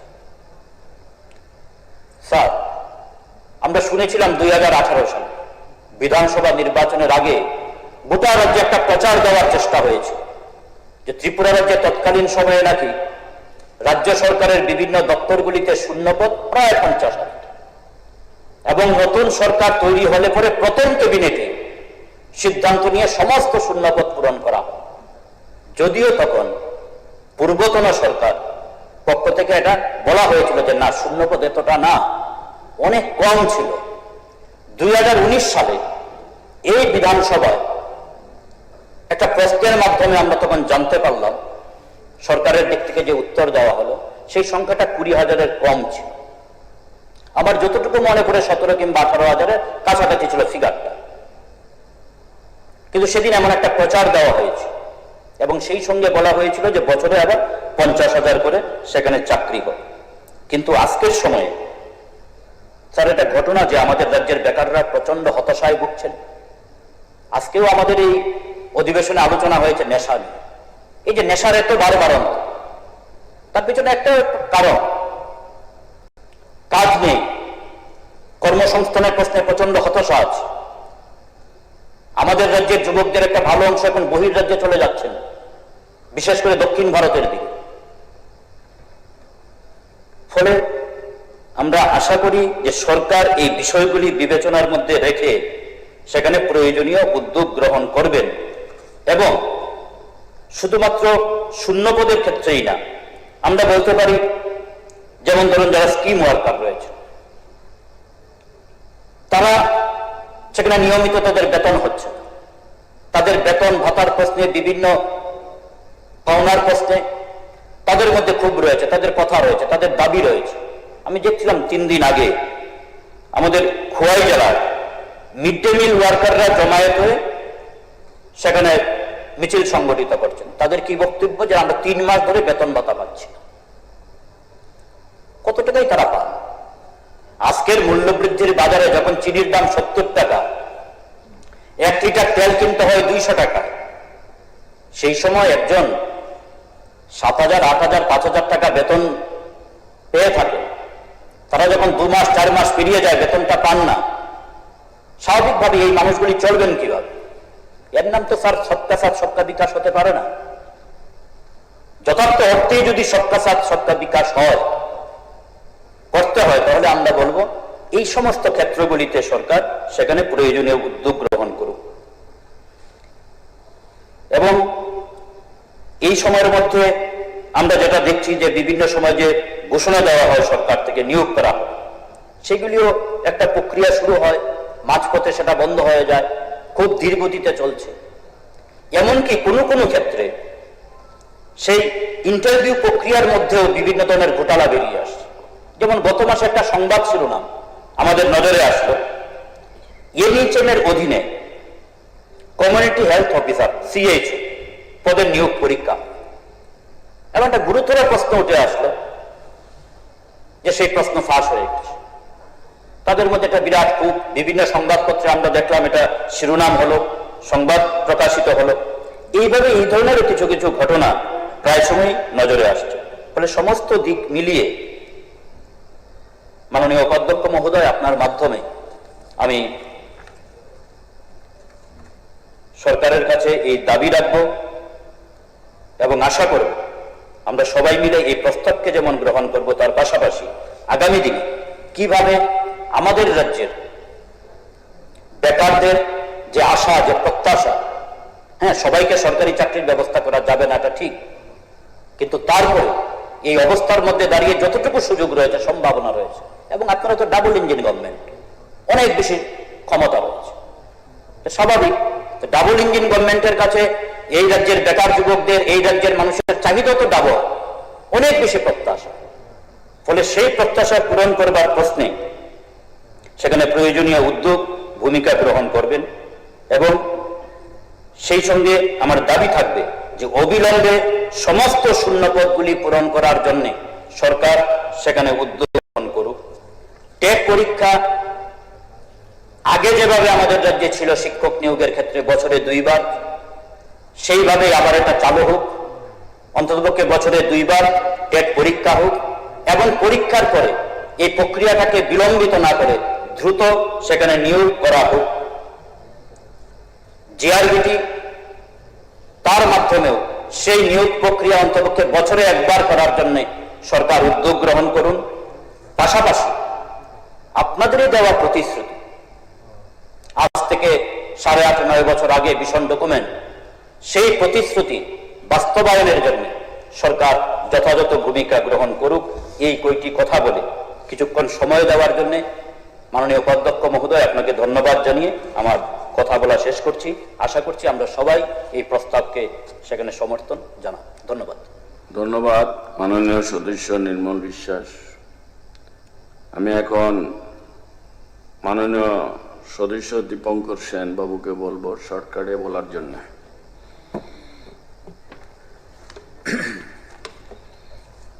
মাননীয় ডেপুটি স্পিকার স্যার, যে প্রস্তাব মাননীয় বিধায়ক ইসলাম উদ্দিন এখানে এনেছেন, কোনো কোনো সুস্থ মানুষ তার বিরোধিতা করতে পারে না, কাজে তার সমর্থন জানিয়েই আমি দুই একটি কথা সেখানের মধ্যে শুধু তুলে ধরতে চাই। আপনারা জানেন যে আমাদের রাজ্যের কর্মসংস্থান একটা বিশেষ অবস্থার মধ্যে সেখানে আছে, মানুষ চেয়ে আছে। আমরা যখন এই বিধানসভা অধিবেশনের জন্য বাসে করে আসছিলাম, তখনও দুইজন যুবক বলছেন, স্যার বিধানসভা তো হবে, আমাদের কথা একটু বলবেন। উদ্বিগ্ন হয়ে আছে সবাই। তার কারণ হচ্ছে আমাদের রাজ্যের অর্থ কমিশনের চেয়ারম্যান রাজ্য সফরে যখন এসেছিলেন, ডাক্তার অরবিন্দ পানাগড়িয়ার, তার যে তথ্য সেখানে, সে তথ্য অনুসারে সেখানের মধ্যে দেখাচ্ছে যে ত্রিপুরা রাজ্যগুলোর মধ্যে এটা গরিবতম রাজ্য। এখানে 13.11% মানুষ দরিদ্র সীমার নিচে, অর্থাৎ দরিদ্রতার কবলে সেখানের মধ্যে রয়েছে। এবং মাথাপিছু গড় আয় যেটা, এটাও সেখানের মধ্যে আমাদের রাজ্যে সেখানের মধ্যে কমছে। কিন্তু ভাইরাস আমাদের রাজ্যে শিক্ষার হার অনেক, শিক্ষিত লোকের সংখ্যা সেখানের মধ্যে অনেক সেখানে আছে। কাজে সেদিক থেকে এটা অনেকটা বিপরীত ধর্মী। সেদিক থেকে আমি শুধু একটা তথ্য সেখানের মধ্যে দিতে চাই। 2017 সালের 31 ডিসেম্বর পর্যন্ত গ্রুপ এ কর্মচারী ছিল আমাদের 4741 জন, ভাইরাস এটা 2000 এই সময়ের মধ্যে এসে সেটা দাঁড়িয়েছে 6239 জন। গ্রুপ বি 7117 জন, সেটার সংখ্যা এসে দাঁড়িয়েছে 4391 জন। গ্রুপ সি সবচেয়ে বেশি, 92,738 জন ছিল, সেই সংখ্যাটা এখন এসে দাঁড়িয়েছে 75,640 জন। সর্বশেষ গ্রুপ ডি দারুণভাবে কমেছে, 48,235 জন ছিল, যেটা 48,000 থেকে কমে 18,799 জনে এসে সেখানের মধ্যে দাঁড়িয়েছে। অর্থাৎ প্রায় 58,000-এর উপরে এখন সেখানে এই ধরনের একটা শূন্য পদ এসে দাঁড়িয়েছে। আমাদের রাজ্যে কি বেকার নেই? বেকার প্রচুর সংখ্যায় সেখানের মধ্যে আছে।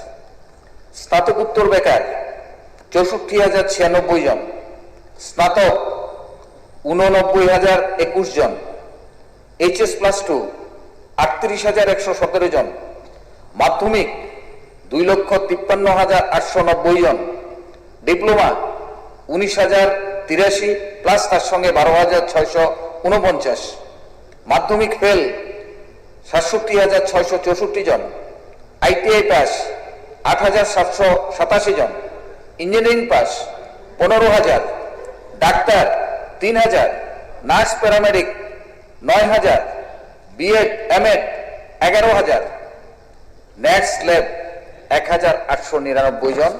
সংখ্যাটা যদি আমরা যোগ করি তাহলে দেখা যাবে যে 5 লক্ষের মতো বেকার আমাদের এই রাজ্যের ভেতরে রয়েছে, যারা কর্মসংস্থান চায়, এবং এই কর্মসংস্থানের ব্যবস্থা করাটা আমাদের রাজ্য সরকারের সেখানের মধ্যে একটা নৈতিক দায়িত্ব।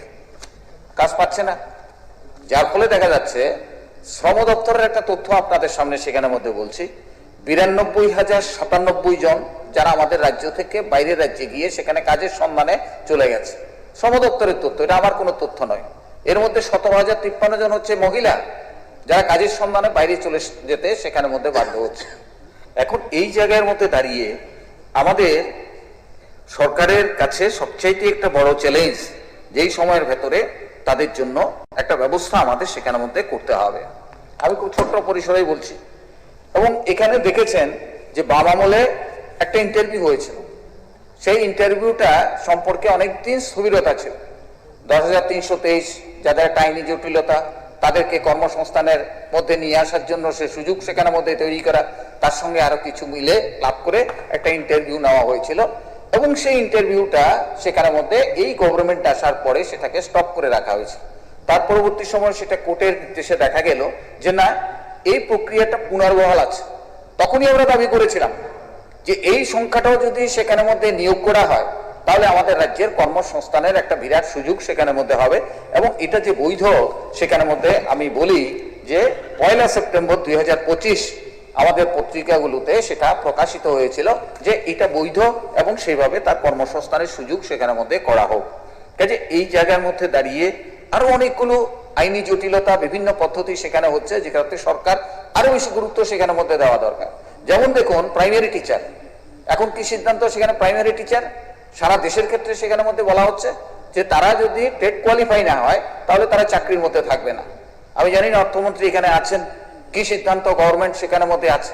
অন্যান্য রাজ্যগুলো জরুরি ভিত্তিতে তাদের টেট ব্যবস্থা করা হচ্ছে, যদি না হয় তাহলে এই লোকগুলো সেখানে মধ্যে চাকরি থেকে ছাঁটাই হয়ে যাবে। তাহলে তার জন্য জরুরি ভিত্তিতে সহজ পদ্ধতিতে কিভাবে টেট নিয়ে তাদের কর্মসংস্থানের সুযোগ করতে পারে, বিভিন্ন রাজ্যগুলো সেখানে মধ্যে তার জন্য তড়িঘড়ি সিদ্ধান্ত গ্রহণ করেছে। কিন্তু আমি এখন পর্যন্ত দেখিনি আমাদের স্টেট গভর্নমেন্ট এই ধরনের কোনো উদ্যোগ সেখানে মধ্যে গ্রহণ করেছে, কাজে এইটা আমি সেখানে মধ্যে দেখিনি। কাজে লাস্ট আমি যে কথাটা সেখানে মধ্যে বলবো যে আমাদের রাজ্য সরকার এবং অর্থমন্ত্রীর কাছে এটা একটা বড় চ্যালেঞ্জ। একদিকে হচ্ছে ঋণের বোঝা আমাদের রাজ্যে, যে ঋণের বোঝা 2017 সালে 11,851 ছিল, সেই ঋণের বোঝা 2024 সালে এসে 24,685 হয়েছে, আর 2026 সালে সেটা 26,300 কাছাকাছি সেখানের মধ্যে এই ঋণের বোঝা সেখানের মধ্যে হয়েছে কোটি টাকা। আরেকদিকে সেখানের মধ্যে দেখা গেছে কর্মসংস্থানের চাপ, আরেকদিকে সেখানের মধ্যে ভীষণ ডকুমেন্টের সেখানের মধ্যে কমিটমেন্ট পালন করা, সামনে নির্বাচন আসছে। কাজে অর্থমন্ত্রী এবং এই সরকারের সামনে ত্রিমুখী চাপ কিন্তু সেখানের মধ্যে রয়েছে। তার মধ্যে দাঁড়িয়ে সুপরিকল্পিতভাবে সরকার যদি সেখানের মধ্যে সিদ্ধান্ত গ্রহণ করে এই কর্মসংস্থানের জন্য সেখানের মধ্যে পথ তৈরি না করে, তাহলে আমাদের বেকার যুবকদের সামনে এটা বলতে হবে যে হতাশা ছাড়া আর তার সামনে সেখানে কোনো কিছু নেই। কাজে সেই দিক থেকে আমি বলবো যে মাননীয় বিধায়ক শ্রদ্ধেয় শ্রী ইসলামউদ্দিন যে প্রস্তাব সেখানে মধ্যে এনেছেন একেবারে সময় উপযোগী এবং আমাদের ভাবনার মধ্যে সেখানে মধ্যে আঘাত করার মতো, সরকারকে দৃঢ় সিদ্ধান্ত গ্রহণ করার মতো। তাই আমার দৃঢ় বিশ্বাস যে এই প্রস্তাবকে শুধু সমর্থনের প্রশ্ন না, সরকার তাকে বিবেক দিয়ে দেখে এটাকে কি করে ইমপ্লিমেন্ট করে তড়িঘড়ি তার সংস্থানের ব্যবস্থা করা যায় সেই উদ্যোগ সেখানের মধ্যে গ্রহণ করবেন। আমি আমার আলোচনা এখানেই শেষ করছি। আমি ডেপুটি স্পিকার মহোদয়কে ধন্যবাদ জানাচ্ছি আমাকে সময় দেওয়ার জন্য। ধন্যবাদ মাননীয় সদস্য দীপঙ্কর বাবু। এখন আমি মাননীয় সদস্য শ্রী ইসলামউদ্দিন কর্তৃক উত্থাপিত রেজলিউশনটি ভোটে দিচ্ছি। রেজলিউশনটি হলো মন্ত্রী মহোদয় না করলে কি ভোটের পরে দিবে? আচ্ছা আচ্ছা,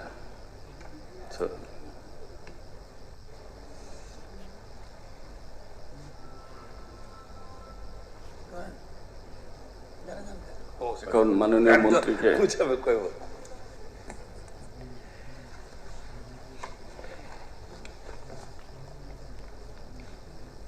মাননীয় উপাধ্যক্ষ মহোদয়, মাননীয় সদস্য শ্রী ইসলামউদ্দিন মহাশয় যে বেসরকারি প্রস্তাব এখানে উত্থাপন করেছেন এবং এই প্রস্তাবে বিধানসভা সর্বসম্মতিক্রমে প্রস্তাব করছে যে অবিলম্বে রাজ্য সরকারের দপ্তরগুলিতে বিভিন্ন শ্রেণীর সমস্ত শূন্যপদ পূরণে উদ্যোগ গ্রহণ করুক। এই পরিপ্রেক্ষিতে এখানে ইসলামউদ্দিন মহাশয় বলার পরেও সেখানে বেশ কয়েকজন মাননীয় সদস্যরা তার পক্ষে বক্তব্য রেখেছেন এবং আমাদের সরকার এর আগেও বিভিন্ন সময়ে এই শূন্যপদ পূরণের জন্য বিভিন্ন সময় সভাতে আলোচনা করা হয়েছে এবং এই শূন্যপদগুলো কিসের কিভাবে হয়। যেমন ধরুন অবসর গ্রহণ বা অন্য কারণে ক্যাডার সার্ভিস এবং স্থায়ী পদ থেকে যে শূন্যপদ সৃষ্টি হয় সেগুলিকে কেবল শূন্যপদ হিসাবে গণ্য করা হয়। অস্থায়ী পদের ক্ষেত্রে যদি কোনো পদ 1 বছরের বেশি সময় ধরে খালি থাকে তবে সেই পদটি লুপ্ত হয়ে যায় এবং পুনরায় সে পদ সৃষ্টি করতে হয়। পদ সৃষ্টি এবং শূন্যপদ পূরণ একটি ধারাবাহিক প্রক্রিয়া। কোনো পদ প্রথম সৃষ্টি হয়, এরপর ফিলিং আপ, পারমিশন পাওয়ার পর প্রার্থী বাছাইয়ের জন্য রিক্রুটমেন্ট বোর্ডকে দায়িত্ব দেওয়া হয় এবং রিক্রুটমেন্ট বোর্ড থেকে সুপারিশ পাওয়ার পর অফার অফ অ্যাপয়েন্টমেন্ট দেওয়া হয়। আমি প্রক্রিয়াটার কথা বলছি। আমাদের সরকার কেবল ক্যাডার সার্ভিস ও স্থায়ী পদ শূন্য পদের ক্ষেত্রেই নিয়োগ সীমাবদ্ধ রাখেনি, বরং প্রয়োজন অনুযায়ী নতুন পদও সৃষ্টি করে নিয়োগ করে থাকে। আমাদের সরকারের সবচেয়ে বড় সাফল্য হচ্ছে এই স্বচ্ছ নিয়োগ নীতি প্রণয়ন এবং এর মধ্যে কোথাও যাতে কোনো প্রশ্ন না থাকে এই নিয়োগের ক্ষেত্রে, এবং সেটা সরকার আসার পর থেকে আমরা বরাবর সেটা আমরা মান্যতা দিয়ে চলেছি। এবং স্বাভাবিকভাবেই এই স্বচ্ছ প্রক্রিয়াটাকে জারি রাখার জন্য অর্থ দপ্তর থেকে যে সমস্ত এবং এই ক্রিয়েশন এবং ফিলিং আপগুলো আমরা দিয়ে থাকি, সেগুলো বিভিন্ন মাধ্যমে সেগুলো যখন সিলেকশন হয় তখনই এগুলো হয়। যেমন এখানে আমরা 2018-19 থেকে এই এ গ্রেডে 101 জন আমাদের নিয়োগ পেয়েছে, বি গ্রেডে 1 জন হয়েছে, সি গ্রেডে 981 জন হয়েছে এবং ডি গ্রেডে 87 জন হয়েছে। মোট 1170 জন 2018-19 সালে এটা আমরা নিয়োগ দিতে পেরেছি। 2019-20 সালে এ গ্রেডের 4 জন, বি গ্রেড 3 এবং সি গ্রেডের 917 এবং ডি গ্রেডে 159 জন। এভাবে এখানেও ওই বছরে 1083 জন হয়েছে। 2020-21 সালে, এটা সবাই জানেন, যেটা কোভিডের সময় সারা দেশ যখন আমরা জর্জরিত আমাদের, সে ওই 20-21 এই গ্রেডে 41 জন এবং বি গ্রেডে 5 জন, সি গ্রেডে 517 এবং ডি গ্রেডে 117 জনের নিয়োগ হয়েছে, মোট 680 জন। 2021-22 সালে এ গ্রেডে 225 জন এবং বি গ্রেডে 14 জন, সি গ্রেডে 2648 জন এবং ডি গ্রেডে 115 জন, মোট 3002 জন সেখানে নিয়োগ প্রাপ্ত হয়েছে। 2022-23 সালে এ গ্রেডে 107 জন এবং বি গ্রেডে 67, সি গ্রেডে 3425 এবং ডি গ্রেডে 110, টোটাল 3709 জন। 23-24 এ গ্রেডে 35, বি গ্রেডে 215, সি গ্রেডে 3371 এবং ডি গ্রেডে 190, টোটাল 3811। 24-25 এ গ্রেডে 40 জন, বি গ্রেডে 393 এবং সি গ্রেডে 1425 এবং ডি গ্রেডে 2241, মোট 4099 জন। ঠিক তেমনি 2025-26 সালে এ গ্রেডে 321 জন, বি গ্রেডে 445 এবং সি গ্রেডে 2037 এবং ডি গ্রেডে 488, মোট 3291 জন। 26-27 এই মুহূর্ত পর্যন্ত আমাদের কাছে রেকর্ড অনুযায়ী, যেখানে এ গ্রেডে 3 জন, বি গ্রেডে 0, সি গ্রেডে 1512 এবং ডি গ্রেডে 5 জন, মোট 1520। এই টোটালি যদি এই গ্রেডকে আমরা টোটাল করি, এই পর্যন্ত আমাদের এই সময়কাল পর্যন্ত 877 জন এবং বি গ্রেডে 1143 এবং সি গ্রেডে 16,833 এবং ডি গ্রেডে 3512, টোটাল 22,365 জন অলরেডি হয়ে গেছে। নতুন যে এর মধ্যে যেখানে অফার অফ অ্যাপয়েন্টমেন্ট দেওয়া হয়ে গেছে অলরেডি বা টিপিএসসি রিকমেন্ড করেছে এবং যাদের অফার অফ অ্যাপয়েন্টমেন্ট অতি সত্ত্বর দেওয়া হচ্ছে, যেমন 131 জন এগ্রিকালচারাল অফিসার্স এবং 42 জন জেনারেল ডিউটি মেডিকেল অফিসার্স এবং এছাড়া 74 জন সরকারি অধ্যাপককে নিয়োগের প্রস্তাব দেওয়া হয়েছে এবং আরো 127 জন সরকারি অধ্যাপক এবং অফার অফ অ্যাপয়েন্টমেন্ট সুপারিশ করে দেওয়া হয়েছে। এই টোটাল এই সংখ্যার সঙ্গে 374 জন যুক্ত হবে নতুন করে। এবং প্রমোশন পোস্টগুলি এই ভ্যাকেন্সি ফিল আপের মধ্যে নেই। প্রমোশন পোস্টের জন্য পোস্ট ক্রিয়েশনের যেখানে প্রয়োজন হয় সেই ক্ষেত্রে অর্থ দপ্তরের অনুমোদন দেওয়া হয়। প্রমোশন পোস্ট ফিলিং আপের জন্য অর্থ দপ্তরের অনুমোদনের কোনো প্রয়োজন হয় না।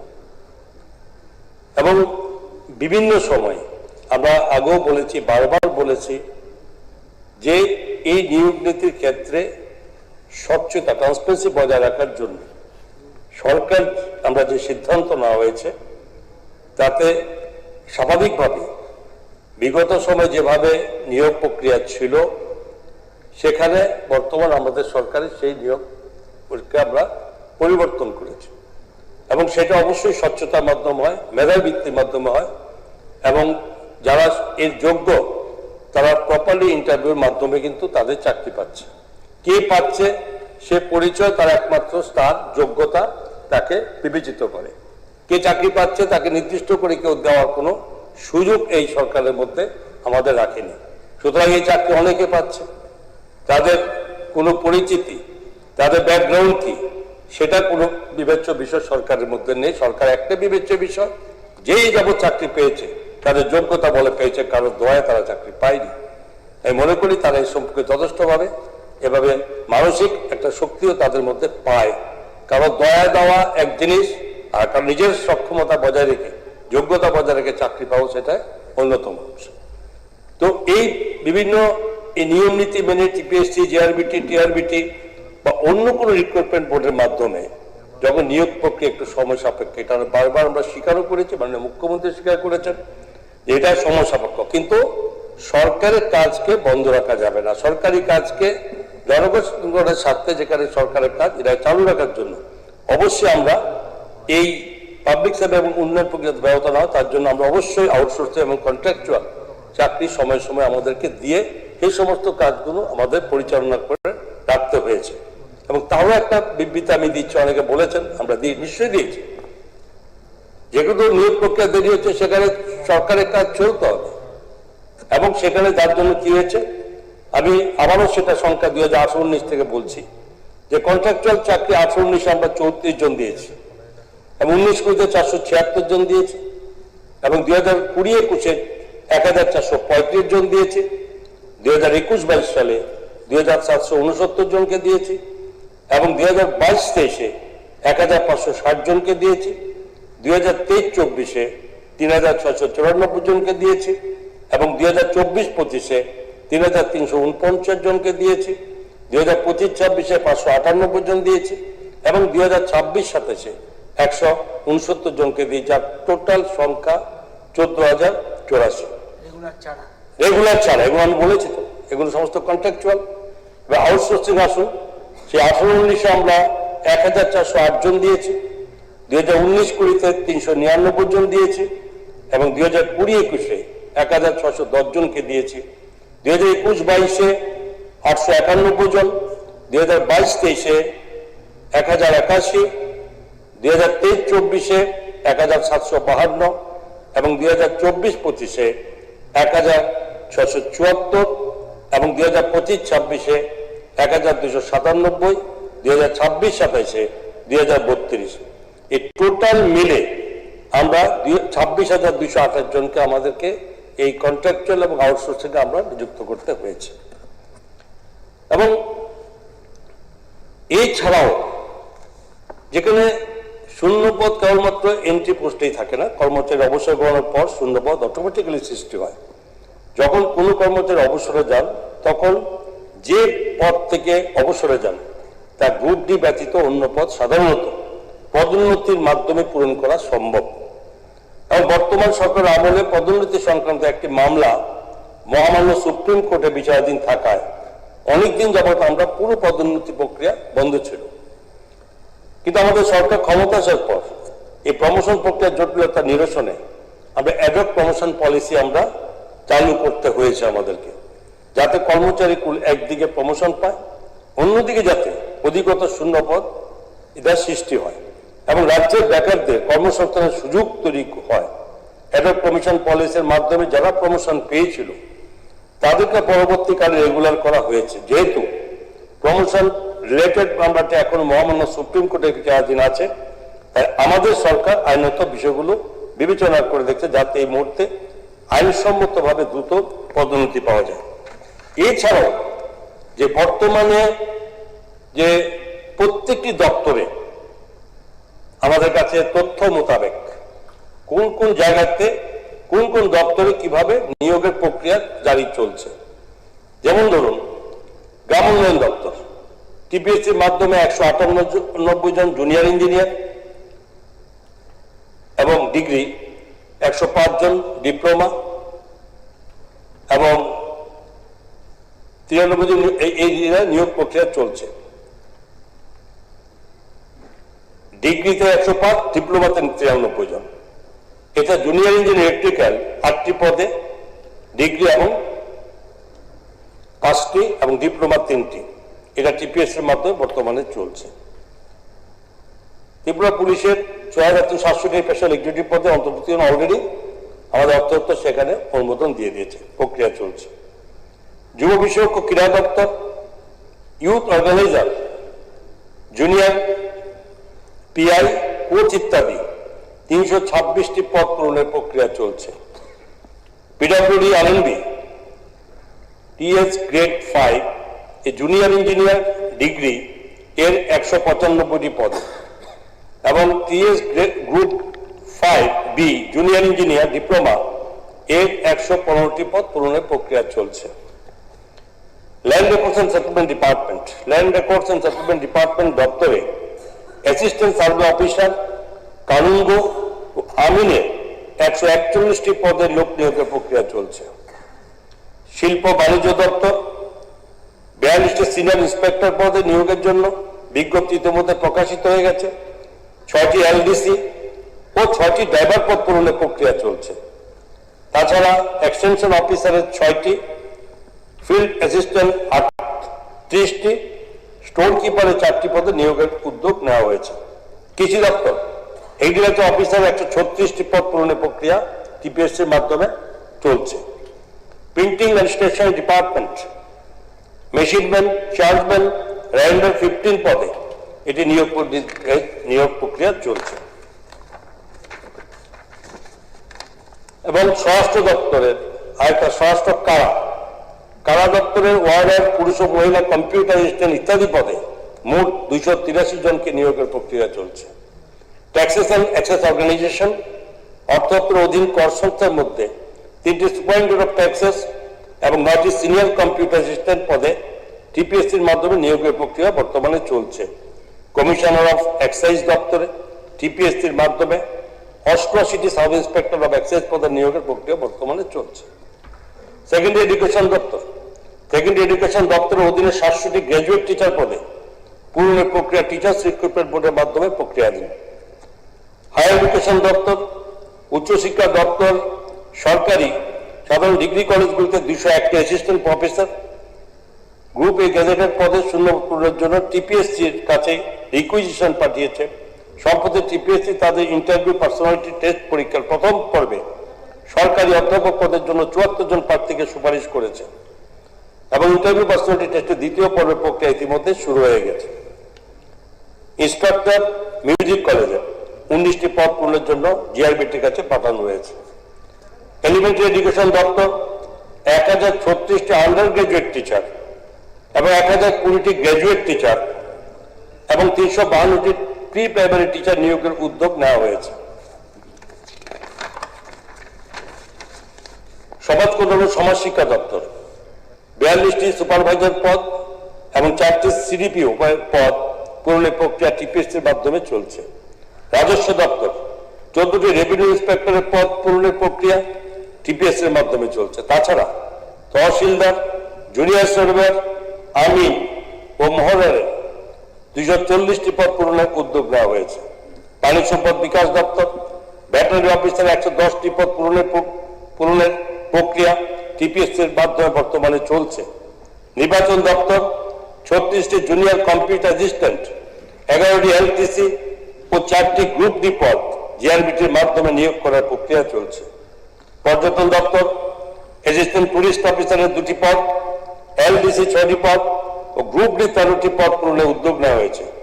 অর্থ পরিসংখ্যান দপ্তর ইনভেস্টিগেটরের 23টি পদ পূরণের উদ্যোগ নেওয়া হয়েছে। জিএপিএনটি ডিপার্টমেন্ট 100টি, PA2 পদ পূরণের প্রক্রিয়া টিপিএসসির মাধ্যমে বর্তমানে চলছে। তথ্য ও প্রযুক্তি দপ্তর 220টি অ্যাসিস্ট্যান্ট টেকনিক্যাল অফিসার এবং 2টি সিনিয়র কম্পিউটার অ্যাসিস্ট্যান্ট নিয়োগের প্রক্রিয়া টিপিএসসির মাধ্যমে চলছে। তাছাড়া 7টি এডিসির পদ ও 2টি MTS এর পদ জেআরবিটির মাধ্যমে নিয়োগ করা হবে। 1টি ড্রাইভারের পদে নিয়োগ করা হবে। বন দপ্তর 104 জন ফরেস্টার এবং 167 জন ফরেস্ট গার্ড নিয়োগের প্রক্রিয়া বর্তমানে চলছে। খাদ্য দপ্তরের সাব ইন্সপেক্টর এবং assistant, junior store keeper, senior store গার্ডের 56টি পদ পূরণ প্রক্রিয়া বর্তমানে চলছে। তথ্য সংস্কৃতি দপ্তর reporter, LDC, cultural assistant, script writer, folk artist ইত্যাদি পদে 50 জনকে নিয়োগ করা হবে। ডাইরেক্টর অফ ইনস্টিটিউশনাল ফাইন্যান্স দপ্তরে 5টি ইন্সপেক্টর অফ স্মল সেভিংস পদে নিয়োগ করা হবে এবং হোম ফায়ার এমার্জেন্সি সার্ভিসেস দপ্তর 329টি পদে, ফায়ারম্যান 304টি ও ড্রাইভার 25টি নিয়োগ প্রক্রিয়া চলছে। ডাইরেক্টর অফ প্রসিকিউশন 8টি ডেপুটি ডাইরেক্টর ও 1টি ডাইরেক্টর পদ টিপিএসসি এর মাধ্যমে পূরণের প্রক্রিয়ার মধ্যে চলছে। রাজ্য সৈনিক বোর্ডে welfare officer, LDC head clerk পদে 11 জনকে নিয়োগ করা হবে। আইন দপ্তরের LDC library, driver, multitasking staff পদে 16টি পদ পূরণের সিদ্ধান্ত নেওয়া হয়েছে। সমবায় দপ্তর audit, cooperative, investigator, cooperative, statistical investigator ইত্যাদি 127টি পদ পূরণ করার সিদ্ধান্ত নেওয়া হয়েছে এবং GASA দপ্তর মাল্টিটাস্কিং স্টাফের 88টি পদ জিআরবিটি এর মাধ্যমে পূরণের সিদ্ধান্ত নেওয়া হয়েছে। ইন্সপেক্টর অফ ফ্যাক্টরিজের 2টি পদ পূরণের প্রক্রিয়া টিপিএসসি এর মাধ্যমে চলছে এবং ট্রেজারি ডাইরেক্টরেটের গ্রুপ বি, গ্রুপ সি এর প্রায় 81টি পদ পূরণের প্রক্রিয়া চলছে। স্বাস্থ্য দপ্তর professor super facility Agartala government medical কলেজের 18টি পদ, মেডিকেল অফিসার ডেন্টালের 6টি পদ ও বায়োমেডিক্যাল ইঞ্জিনিয়ারের 2টি পদ এবং ফুড সেফটি অফিসারের 16টি পদ পূরণের প্রক্রিয়া টিপিএসসি এর মাধ্যমে চলছে। স্বাস্থ্য দপ্তরের অধীনে 50 জন কল মাঠ, 100 জন পুরুষ এবং মহিলা MPWD নিয়োগ করার প্রক্রিয়া শুরু হয়েছে। এগুলো অলরেডি অর্থক্ষেত্রে অনুমোদন হয়েছে এবং এই টোটাল সংখ্যাটা 13,338টি পদ টোটাল অনলাইনে পাইপলাইনে আছে, এগুলো হলে এগুলো আমাদের পাবে। এখন প্রশ্ন হচ্ছে যে সরকার শূন্যপদ পূরণে কোথাও অন্যায়ের জায়গা নেই। আপনারা বারবার বলেছেন, এখানে আলোচনা হয়েছে। শুধু একটা জায়গায় অবশ্যই আপনারা বলেন, সেটা আমরা অস্বীকারও করি না, যে প্রক্রিয়াতে যে সিস্টেম, যে পদ্ধতি ট্রান্সপারেন্ট করার জন্য, স্বচ্ছতা বজায় রাখার জন্য যে সরকারের যে সিদ্ধান্ত নিয়েছে, তাতে নিয়োগ প্রক্রিয়া একটা বিলম্বিত, এটা অবশ্যই এটা আপনারা বলেন, সেটা আমরা অস্বীকার করি না।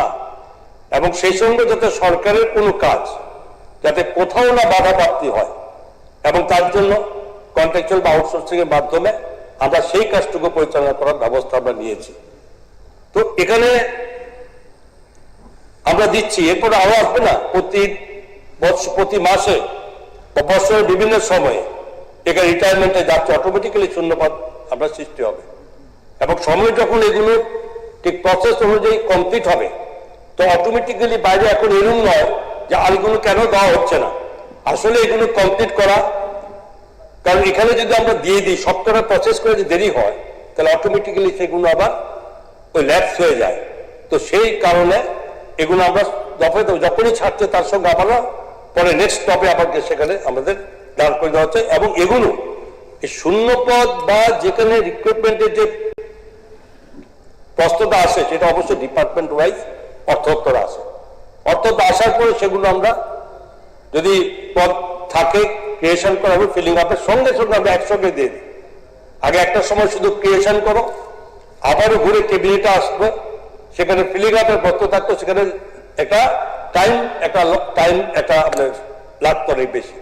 যাতে তড়িঘড়ি হয় ফাইন্যান্স দপ্তরে আমরা সেটা নতুন করে দিচ্ছি ক্যাবিনেটে, যে ফিলিং এবং ক্রিয়েশন এবং ফিলিং আপ একসঙ্গে যাতে ফাইল ডিপার্টমেন্টগুলো পাঠায় এবং সঙ্গে সঙ্গে ফাইন্যান্স ডিপার্টমেন্ট সেটা ছেড়ে দেয়। এরপরে যে প্রসেস প্রক্রিয়ার মাধ্যমে যায় তখন কিন্তু ফাইন্যান্স দপ্তরের এই ম্যাটারটার মধ্যে কোন রকম অতএব থাকে না। হ্যাঁ, অনেকে এখানে বলেছেন যে সরকার এগুলো দেখা উচিত, যে এগুলো আরো ত্বরান্বিত করার জন্য সময়ে সময়ে আমরা মাননীয় মুখ্যমন্ত্রীর নেতৃত্বে আমাদের মন্ত্রিসভার সদস্যরা এই নিয়ে বারংবার আমরা বিভিন্নভাবে চেষ্টা করেছি যাতে এটা প্রসেস পদ্ধতি করা যায়, কিন্তু এর বাইরে আমরা অনধিকার চর্চা করার মতো আমরা করতে পারি না। এবং সেই সঙ্গে এটাও ঠিক কথা উঠেছে, যেখানেও বলেছে যে টিপিএসসির এই যে এরা যে পরিচালনা এই যে কমিটি, তার জন্য লোক সংখ্যা বাড়িয়ে দেওয়া হোক, বা জিআইপিটি বিভিন্ন সময় যেখানে সংখ্যা যদি কম হয় এই প্রক্রিয়াটাকে তড়িঘড়ি করার জন্য সেখানে সরকারের আপত্তি, সেখানে সব জায়গাতে আমাদের সরকারের তরফ থেকে সেগুলো আমরা অনুমোদন দেওয়া হয়েছে।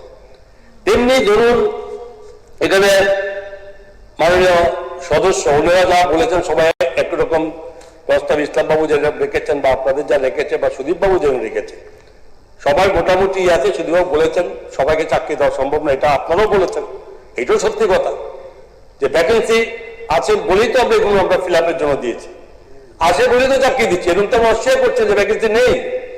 আজকে এই যে প্রত্যেকটা ডিপার্টমেন্টও যে আমি ব্যাখ্যা দিয়েছি এবং যা করেছি সেটাও বলেছি, এখন এগুলো আমাদের টোটালি সরকার যদি তাকে না দেওয়ার কোনো পরিকল্পনা থাকতো তাহলে অবশ্যই বারবার এই শূন্যপদ পূরণের জন্য আপনাদের বলা কোথাও তার কোনো ইয়ে থাকতো না। বলেছেন ঠিক আছে, আমরা করছি, আপনারা চাইছেন আমরা করছি, কিন্তু আমরা করছি না যে শব্দটা হচ্ছে সেটা তো আমরা সরকার সমর্থন করতে পারি না। তেমনি আমাদের মাননীয় সদস্য রঞ্জিত বাবু একটা কথা বলেছেন যে ব্যাকলগের ব্যাপারে, অবশ্যই যদিও ব্যাকলগ ব্যাপারটা আমাদের ফাইন্যান্স ডিপার্টমেন্টের কাছে এটা আসে না, এটা আসে ডিপার্টমেন্টের কাছে, যে ডিপার্টমেন্টগুলো যদি এখানে কোথাও ব্যাকলগ হয়ে থাকে সেই ডিপার্টমেন্ট তো আপনি যখন রেখেছেন। আমি এটাও বলি যেটা আমাদের কাছে সরাসরি ফাইন্যান্সের রিপোর্ট থাকে না, তবে এটা অবশ্যই যখন বলেছেন আমরা আমাদের তরফ থেকে ফাইন্যান্সের তরফ থেকে আমরা সমস্ত কনসার্ন ডিপার্টমেন্টগুলোকে এই ধরনের ব্যাকলগ থাকলে যাতে তারা এগুলো আবার এখানে পাঠায়। আর সেই সঙ্গে এসটি এবং এসসি এই ওয়েলফেয়ার ডিপার্টমেন্টের মাধ্যমে সেগুলো তো এগুলো আসবে। তবে একটা কথা আপনি বলেছেন যে আউটসোর্সিং এর নেওয়া যে নেওয়া হয় তাদের মধ্যে আপনাদের এখানে এসটি যেখানে রোস্টার মেনটেন করা হয় না, যেটা আপনি বলেছেন এটা ঠিক, যে এই যে আউটসোর্সিংটা নেওয়া হয় সেটা কিন্তু এটা কোনো এজেন্সির মাধ্যমে নেওয়া হয়, তো সেখানে এজেন্সি সেখানে ঠিক করে নেয়, তারপরেও আমাদের থাকে যেটা রোস্টার মেনটেন করা যাতে প্রক্রিয়াটা চালু রাখে 31%, 17% যাতে এটা মেনটেন করা হয়। এমন নয় যে সরকার বলে না যে এমনি একতরফা দিয়ে দাও, সেখানে ইন্টারভিউ হয়, তারা করে যেসব এজেন্সিগুলো শপথের মাধ্যমে করা হয় সেটা কিন্তু মেনটেন করা হয়।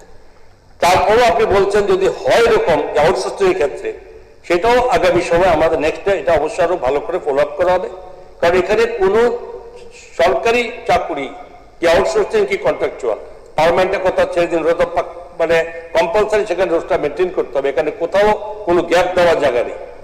তো সুতরাং এই জায়গার ক্ষেত্রে যদি কোথাও কোথাও তাকে ডিসপুট থাকে, আপনি বলেছেন প্রস্তাব রেখেছেন, সেটা অবশ্যই আমরা এই পরবর্তী সময় আলোচনা করে আমরা দেখে নেব যাতে এটা মেনটেন করা হয়। আমি এই মুহূর্তে বলবো না যে হয় না, কিন্তু আপনি বলেছেন যেহেতু সেটা আমরা মাথায় রাখলাম, সেটা আমরা অবশ্যই আলোচনা করে নেবো কেন কোথায় এটা গ্যাপ হচ্ছে। এবং আমি অর্থের পক্ষ থেকে আমি আমার এই ডিটেলস আমার মানে যা তথ্য তা আমি দিয়েছি আপনাদের কাছে, এবং আমি অবশ্যই বলবো যে এই বেসরকারি প্রস্তাবে যেখানে ইসলামউদ্দিন মহোদয় এনেছেন, আপনাকে অবশ্যই সেটা বলবো যে আপনি এনেছেন এবং সেটা নিয়ে আলোচনা করার দায়িত্ব সরকারের আছে, এবং সরকার তার আপনার যে বক্তব্য রেখেছেন সেটা সরকারের পক্ষ থেকে যত রিপোর্ট সেটা আপনাকে এই সভাকে জানানো এটা আমাদের অবশ্যই কর্তব্য। কিন্তু যে অর্থ নিয়ে আপনারা বলছেন যে শূন্য পদ পূরণ করতে সরকার রাজি হয় না এবং সরকার করছে না, সরকার অবহেলা করছে বা সবাই এটা অবজ্ঞা করছে, সেটা আমরা সেটা মেনে নিতে পারি না। তারপরে বেসরকারি ব্যবস্থা যেহেতু বলছেন যে এই বক্তব্য আমি সমর্থন করি না, আমি এটাকে অবশ্যই আমাদের তরফ থেকে আমি এটাকে খারিজ করলাম। মাননীয় অধ্যক্ষ মহোদয়, আমার বক্তব্য আমি এখানে শেষ করলাম। এখন আমি মাননীয় সদস্য শ্রী ইসলামউদ্দিন একটু ক্লারিফিকেশন। ঠিক আছে, খুব গুরুত্বপূর্ণ আলোচনা। মাননীয় অর্থমন্ত্রীকে ধন্যবাদ, খুব পরিশ্রম করেছেন নিজেদের পক্ষে যুক্তি টানার জন্য। আপনাকে করতেই হবে, করেছেন, ঠিক আছে।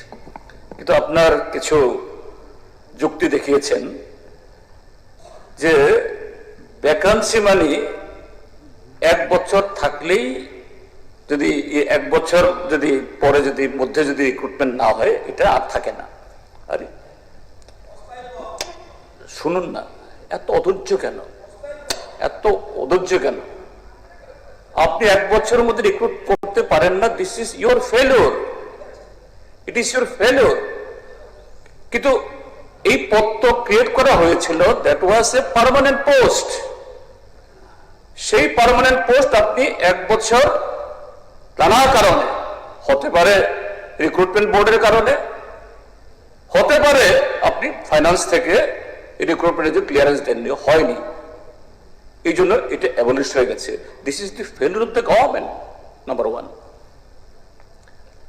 নাম্বার 2 বলছেন না, এখানে আমাদের প্রস্তাবে, মাননীয় ইসলামউদ্দিন সাহেবের প্রস্তাবে এখানে কোনো রিক্রুটমেন্ট হয় না, কথা বলা হয়নি। বলা হয়েছে বাল্ক অফ ভ্যাকান্সিস এটা পূরণ করা হোক। এই যে আপনি তথ্য দিয়েছেন, হ্যাঁ, তথ্য আপনি একদম অ্যাকুরেট দিয়েছেন। সব টেনে টুনে 2018 থেকে মাত্র উঠতে পেরেছেন 22,000। ঠিক আছে, তাহলে আরো আপনাকে 5,000 দিয়ে দিলাম। আচ্ছা, ঠিক আছে, হ্যাঁ, ঠিক আছে, ঠিক আছে, ঠিক আছে, ঠিক আছে। আমি জয়েন করেছেন তো, এইভাবে পাল্টাপাল্টি করতে থাকলে আপনাকে ডিস্টার্ব করছি না আমি, আপনি বলুন। আপনি যেটা বলেছেন 22,000, তো অবশ্যই বলেছে আপনাকে 1-2 করে সবই। আরো যেটা হচ্ছে সেটাও বলুন। না না, না বলে সেটা না বলে এখনো 22,000 বলেছেন। ঠিক আছে, আপনি যেটা দিয়েছেন, আপনার কথাটা তো বলছি। আরে আপনাকে তো আমি আপনাকে সাপোর্ট করে তো বলছি। ঠিক আছে, হয়েছে 22,000। কিন্তু এই 8.5 বছরে রিটায়ারমেন্টের কথা হয়ে গেছে। একমাত্র শিক্ষা দপ্তরে 16,000 টিচার রিটায়ারমেন্টে গেছে। তা আপনি ঠিক আছে, কি করলেন? শুনুন, আরে এত ইম্পর্টেন্ট একটা ম্যাটার। 3rd বলছেন যে স্বচ্ছতা। তাহলে কি আবার নতুন আলোচনা শুরু হয়েছে? কি আপনি বারবার 2 ঘন্টা আলোচনা হয়েছে, 2 আওয়ার্স। আরে আরে আরে না, কত বেকারদের কোনো থাকে এত সুন্দর। আর ফাইন্যান্স মিনিস্টার এত সুন্দরভাবে পেশ করেছে। হাউসকে অনেক বলেছেন, রাজ্যবাসীকে বিভ্রান্ত করার জন্য কৌশল, রাজ্যবাসীকে বিভ্রান্ত করার জন্য কৌশল। আমি তো ওটা বলছি, বলেছেন তো, থাকে অনেকভাবে হয়েছে। সফেদের মাধ্যমে নিয়োগ করছে। সফেদটা কি? Society for point of provision ব্যাপার আছে। এটা কি পয়েন্ট অফ প্রভিশন ব্যাপার আছে? এটা প্রাইভেট মার্কেট অ্যাসোসিয়েশন। এটা অনেক স্কোপে নেই।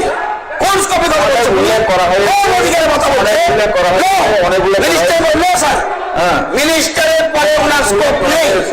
আগে বলতো না, অনেক করা হয়েছে, অনেকগুলো বলছি নেই নেই বন্ধ করবে। চলে যান। এখন আমি মাননীয় রাজ্যবাসীকে বিভ্রান্ত করার জন্য কৌশল, রাজ্যবাসীকে বিভ্রান্ত করার জন্য কৌশল, রাজ্যবাসীকে বিভ্রান্ত করার জন্য কৌশল। অর্থমন্ত্রী এত সুন্দর করে প্লেস করেছে, জানে হাইলাইট হবে কালকে, সেজন্য রাজ্যবাসীকে বিভ্রান্ত করার জন্য কৌশল। বিভ্রান্ত করলে হবে, এটা জানি যাবে স্যার, এটা জানি যাবে।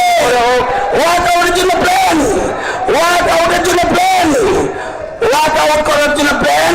কারণ ইম্পর্টেন্ট 2টা বিজনেস আছে, সেটাতে পার্টিসিপেট করবে না। এটা কৌশল, রাজ্যবাসীকে কৌশল, এটা রাজ্যবাসীকে বিভ্রান্ত করার কৌশল। মাইকটা কোথায় আছে দেখেন, মন্ত্রীর পরে মন্ত্রীর পরে অনেক বড় হয়েছে, মন্ত্রীর পরে পারে কিনা? পারবে? সমর্থনের জন্য ওনাকে বসেন আপনি আমি বলবো আমি বলছি ঠিক আছে আমি তো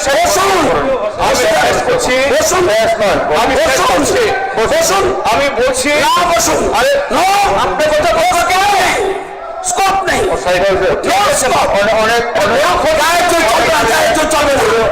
বলা হয় সিপিএমের আমল না, দুই তিনজন বলেছে এটা সিপিএমের আমল না, গায়ের জোর চলবে না এখানে, এটা একদম গুটিয়ে ফেলবো, গায়ের জোর চলবে না এখানে। ভোট দাদাগিরি করেছেন, ঠিক আছে, ৩ বছর ভোট দাদাগিরি করেছেন, অনেক অন্যায় করেছেন, অনেক পাপ করেছেন, ক্রাইম করেছেন, কোনো কথা বলবেন না, কোনো কথাই বলবেন না। আরে কেউ না, একদম স্টপ, একদম স্টপ, একদম এলপি সাহেব আরে ওনাকে বলুন না, ওনাকে বলুন আগে, ওনাকে বলুন, বসো, এলপি সাহেব বসো, বসেন বসেন বসো, এখন বসো। এখন আমি মাননীয় সদস্য শ্রী ইসলামউদ্দিন কর্তৃক উত্থাপিত রেজলিউশনটি বুথে দিচ্ছি। রেজলিউশনটি হলো, এই বিধানসভা সর্বশক্তিক্রমে প্রস্তাব করছে যে অবিলম্বে রাজ্য সরকারের দপ্তরগুলিতে বিভিন্ন শ্রেণীর সমস্ত শূন্য পদ দ্রুত পূরণে উদ্যোগ গ্রহণ করুক। যারা এই প্রস্তাবের পক্ষে আছেন তারা হ্যাঁ বলবেন, যারা এই প্রস্তাবের বিপক্ষে আছেন তারা না বলবেন। আমি মনে করি যারা না বলেছেন তারাই সংখ্যাগরিষ্ঠ, তারাই সংখ্যাগরিষ্ঠ, তারাই সংখ্যাগরিষ্ঠ। অতএব মাননীয় সদস্য ইসলামউদ্দিন আনিত রেজলিউশনটি সবার বাতিল হলো, বাতিল হলো।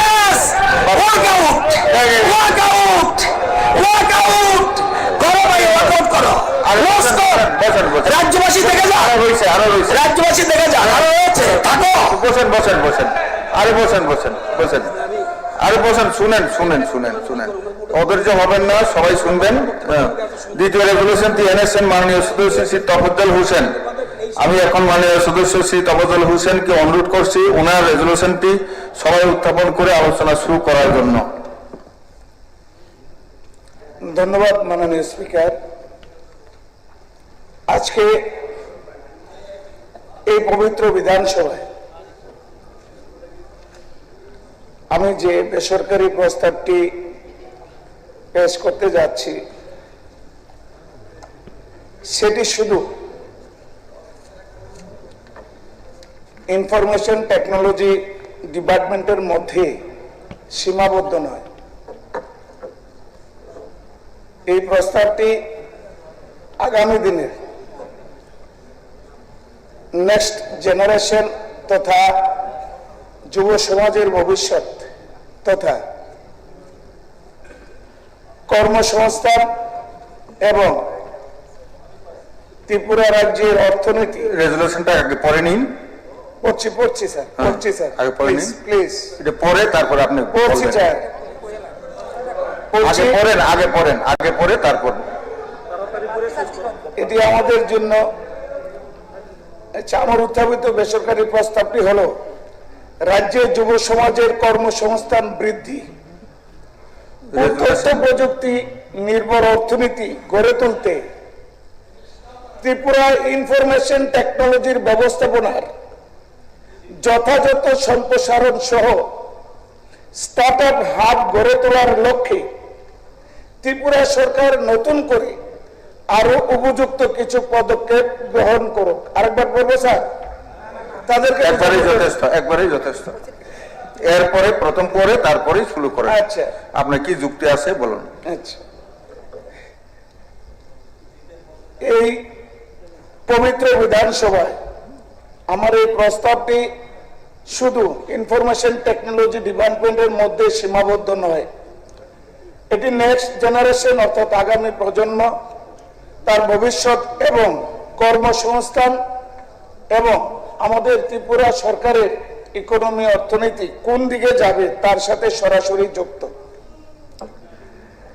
আমি আজকে একটু পরিষ্কার করে বলতে চাই, এই প্রস্তাবটি, এই বেসরকারি প্রস্তাবটি কোনো বেসরকারি বেসরকারি কোথায় আপনি পাচ্ছেন? কোনো রাজনৈতিক প্রস্তাব নয়। তাই আমি অনুরোধ করব সরকার দলের যারা মাননীয় সদস্যগণ আছেন এবং মন্ত্রীগণ আছেন এবং বেসরকারি অর্থাৎ বিরোধী দলের যারা সদস্যগণ আছেন তাদেরকে অনুরোধ করব সমর্থন করার জন্য। ঠিক আছে। আজকের এই প্রস্তাবের কেন্দ্রবিন্দু আগামী দিনের যুব সমাজ। মাননীয় স্পিকার স্যার, আমরা এমন একটি সময় বাস করছি যখন পৃথিবীর অর্থনীতি দ্রুত বদলাচ্ছে। এমন একটা সময় ছিল শিল্প বলতে বোঝানো হতো factory, machinery, land, physical production. আজকের পৃথিবীতে একটি কম্পিউটার, আজকের পৃথিবীতে যদি একটি শিক্ষিত বেকারের কাছে একটি কম্পিউটার, একটি ব্রডব্যান্ড ল্যান্ড কানেকশন থাকে, একটি স্কিল টিম বা একটি ইনোভেটিভ আইডিয়া দিয়ে বিশ্বের বাজারে ব্যবসা করা সম্ভব। আজ একজন তরুণ আগরতলায় বসে আমেরিকার একটি কোম্পানির জন্য সফটওয়্যার তৈরি করতে পারে। একজন যুবক কমলপুর কৈলাস শহর বসেও গ্রাফিক ডিজাইন তৈরি করতে পারে এবং কাজ করতে পারে। একজন তরুণী ত্রিপুরায় বসে দেশের অন্য প্রান্তের কাস্টমারের জন্য প্রফেশনাল সার্ভিস দিতে পারেন।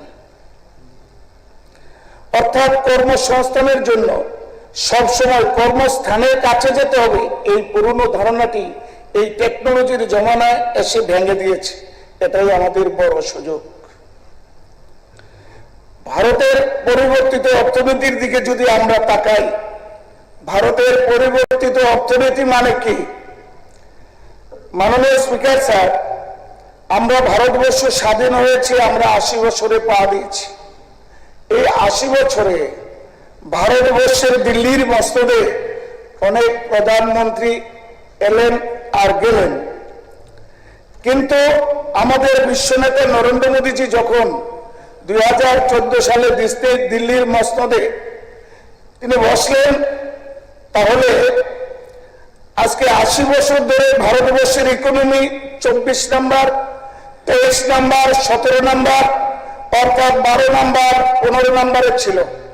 যখন আমার যশস্বী প্রধানমন্ত্রী নরেন্দ্র মোদীজি 2014 সালের পর আজকের দিনে ওনার অক্লান্ত পরিশ্রম এবং টার্গেটের জন্য ভারতবর্ষের ইকোনমি অর্থনীতি এখন 4 নম্বরে পৌঁছেছে। তার কারণ আজ ভারত বিশ্বের অন্যতম গুরুত্বপূর্ণ টেকনোলজি এবং স্টার্টআপ ইকোসিস্টেমে পরিণত হয়েছে। কার জন্য?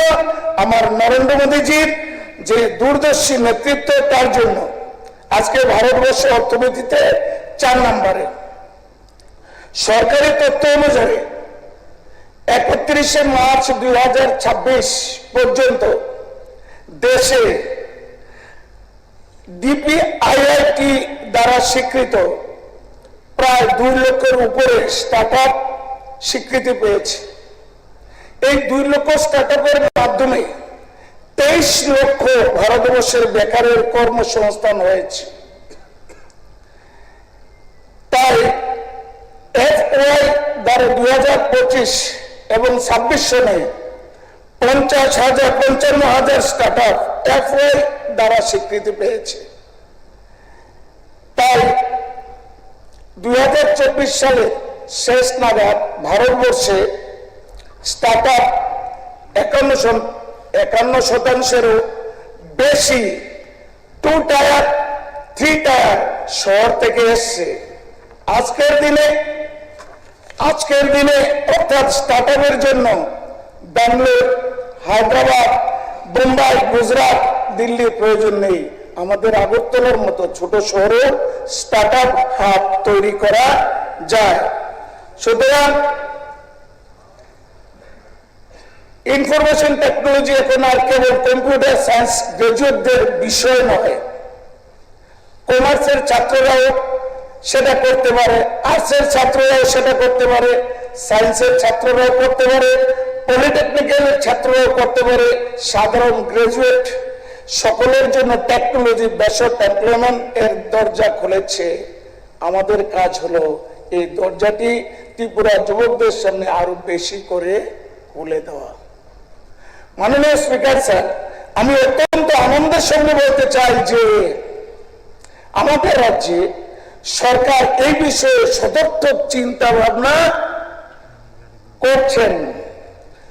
আইটি সেক্টরকে এগিয়ে নিয়ে যেতে ইতিমধ্যে রাজ্য সরকার বেশ কিছু গুরুত্বপূর্ণ উদ্যোগ গ্রহণ করেছেন, যেমন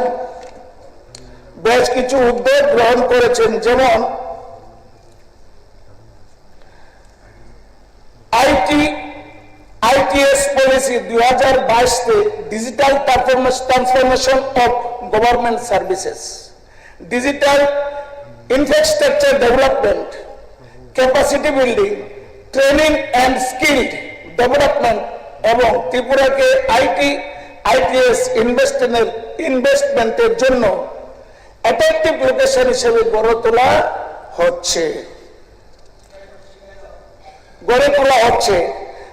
আমার এই প্রস্তাবের মূল লক্ষ্য হচ্ছে এই 7টি স্তম্ভকে এক জায়গায় নিয়ে আসা। আমি এই হাউস থেকে ত্রিপুরা সরকারের কাছে প্রস্তাব রাখতে চাই, আগরতলা একটি পূর্ণাঙ্গ Tripura startup and innovation hub স্থাপন করা হোক। রাজ্যে একজন তরুণ যেন এটা না বলতে পারে যে আমার একটা আইডিয়া আছে, একজন তরুণ যেন বলতে পারে আমার একটা কোম্পানি আছে। শুধু আগরতলা কেন্দ্রিক আইটি ডেভেলপমেন্ট করলে চলবে না। ত্রিপুরার ট্যালেন্ট আগরতলাতেই সীমাবদ্ধ নয়, ত্রিপুরার ট্যালেন্ট আগরতলাতে সীমাবদ্ধ নয়। ধর্মনগর, কাঞ্চনপুর, আমবাসা, খোয়াই, উদয়পুর, বিলোনিয়া সহ রাজ্যের প্রতিটি অঞ্চলে আমাদের মেধাবী তরুণী রয়েছে। তাই আমি প্রস্তাব করছি প্রতিটি জেলা সদর পর্যায়ক্রমে district digital and startup facilitation centre তৈরি করা হোক, যেখানে থাকবে high speed internet, computer working facilities, online training, digital entrepreneurship programme, government e service training, startup counselling এবং ভার্চুয়াল মনিটরিং। এতে আগরতলা না এসেও একজন তরুণ স্টার্টআপ ইকোসিস্টেমের সঙ্গে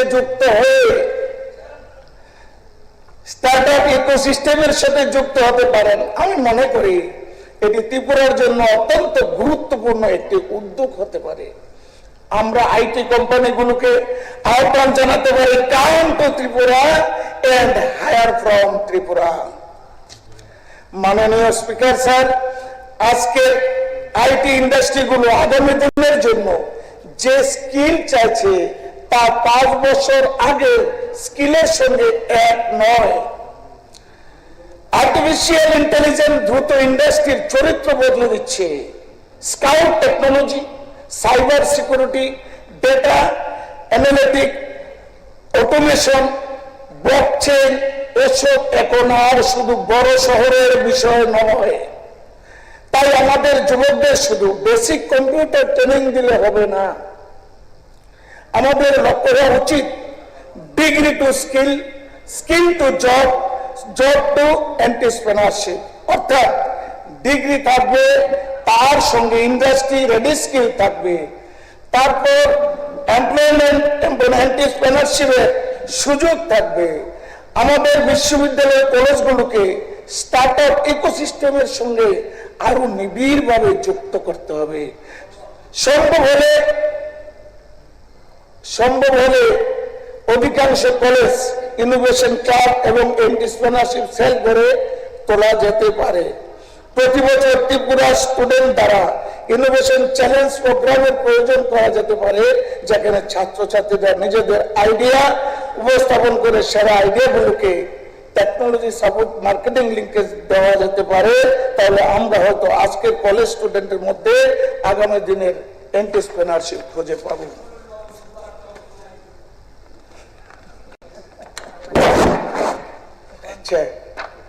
আমাদের 10টা লক্ষ্য শুধু বলে শেষ করবো মাননীয় স্পিকার স্যার। আচ্ছা, লাস্ট আমি বিশ্বাস করি আমাদের সামনে দুটি পথ রয়েছে, একটি হলো আমরা বলবো ত্রিপুরা ছোট রাজ্য, আমাদের সুযোগ কম, আর অন্যটি হলো আমরা বলবো ত্রিপুরা ছোট রাজ্য, তাই আমরা স্মার্ট টেস্ট হব। আমাদের কাছে বড় মেট্রোপলিটন সিটি নেই, কিন্তু আমাদের কাছে মেধাবী যুবক আছে, আমাদের কাছে শিক্ষিত তরুণ প্রজন্ম আছে, আমাদের কাছে ইংলিশ এবং কম্পিউটার লিটারেচার একটি শক্তি ভিত্তি আছে, আমাদের কাছে প্রাকৃতিক সৌন্দর্য আছে, আমাদের কাছে শান্তিপূর্ণ পরিবেশ আছে, আমাদের কাছে নর্থ ইস্টের গেটওয়ে হওয়ার সম্ভাবনা আছে। তাই এই প্রস্তাবটি ত্রিপুরা যুব সমাজের হয়ে এখানে আমি উত্থাপন করেছি। একজন তরুণী যেন নিজের বাড়ি থেকে একটি ডিজিটাল এন্টারপ্রাইজ পরিচালনা করতে পারে, একজন কলেজ স্টুডেন্ট যেন গ্রাজুয়েশনের আগে নিজের স্টার্টআপের স্বপ্ন দেখতে পারেন। আর সব থেকে বড় কথা, আমাদের ছেলেমেয়েরা যেন ত্রিপুরা থেকে পৃথিবীর সঙ্গে যুক্ত হতে পারেন। এটি একটি সময় ছিল যখন আমরা বলতাম চাকরি কোথায়। আমি চাই আগামী দিনে আমাদের যুবকরা বলুক, চাকরি চাই না, আমি একটি এন্টারপ্রাইজ তৈরি করতে চাই। আমি চাই এমন একটি দিন আসুক দেশের অন্য প্রান্তের তরুণরা কাজের সন্ধানে ত্রিপুরা আসে। একটি সময় ছিল যখন আমরা অন্য রাজ্যের ডেভেলপমেন্টের মডেল অনুসরণ করতাম, কিন্তু আমি চাই আগামী দিনে অন্য রাজ্য থেকে ত্রিপুরার মডেল আসুক। মাননীয় স্পিকার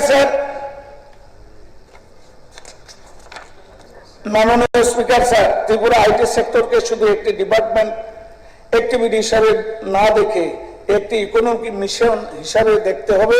স্টার্টআপ হাবকে শুধু একটি বিল্ডিং হিসাবে না দেখে একটি নতুন প্রজন্মের কর্মসংস্থান সৃষ্টির কেন্দ্র হিসাবে দেখতে হবে।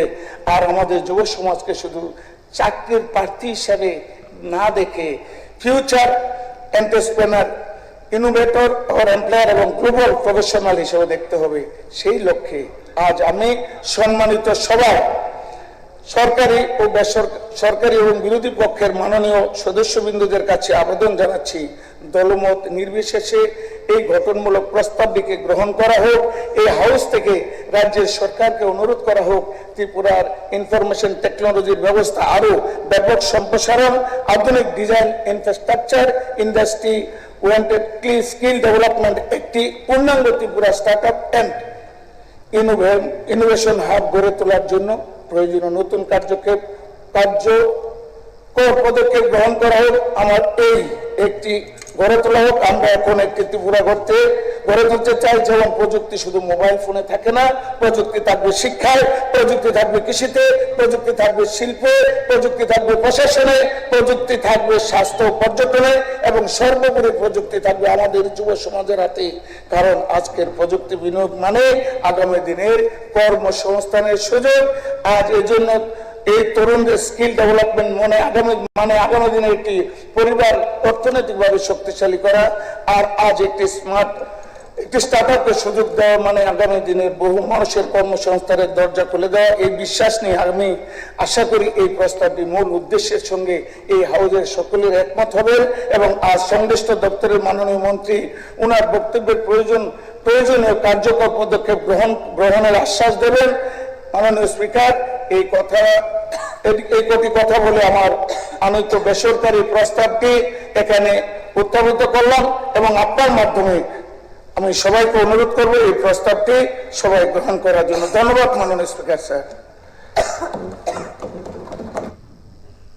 আলোচনায় কি অংশগ্রহণ করবেন?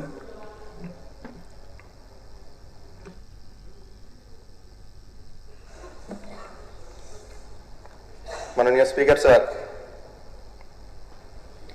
আজ মাননীয় সদস্য শ্রী ত্রপাদ্দল লুসান মহাশয় প্রাইভেট মেম্বার রেজলিউশনের যে প্রস্তাবটি উত্থাপন করেছেন, রাজ্যের যুব সমাজের কর্মসংস্থান বৃদ্ধি ও তথ্য প্রযুক্তি নির্ভর অর্থনীতি গড়ে তুলতে ত্রিপুরায় ইনফরমেশন টেকনোলজির ব্যবস্থাপনার যথাযথ সম্প্রসারণ সহ স্টার্টআপ গড়ে তোলার লক্ষ্যে রাজ্য সরকার আরও উপযুক্ত পদক্ষেপ গ্রহণ করুক। আমি এই প্রস্তাবকে সম্পূর্ণরূপে সমর্থন করছি। এই সমর্থনের সঙ্গে আমি আমার কয়েকটা যুক্তি, এটাকে আরো যাতে শক্তিশালী করা যায় এবং বর্তমানে আমাদের ত্রিপুরার সরকারের যে তথ্য প্রযুক্তি দপ্তর রয়েছে সেখানে আমরা কোন জায়গায় রয়েছি এবং আগে কি করা যেতে পারে তার আমি কয়েকটা সাজেশন দিচ্ছি।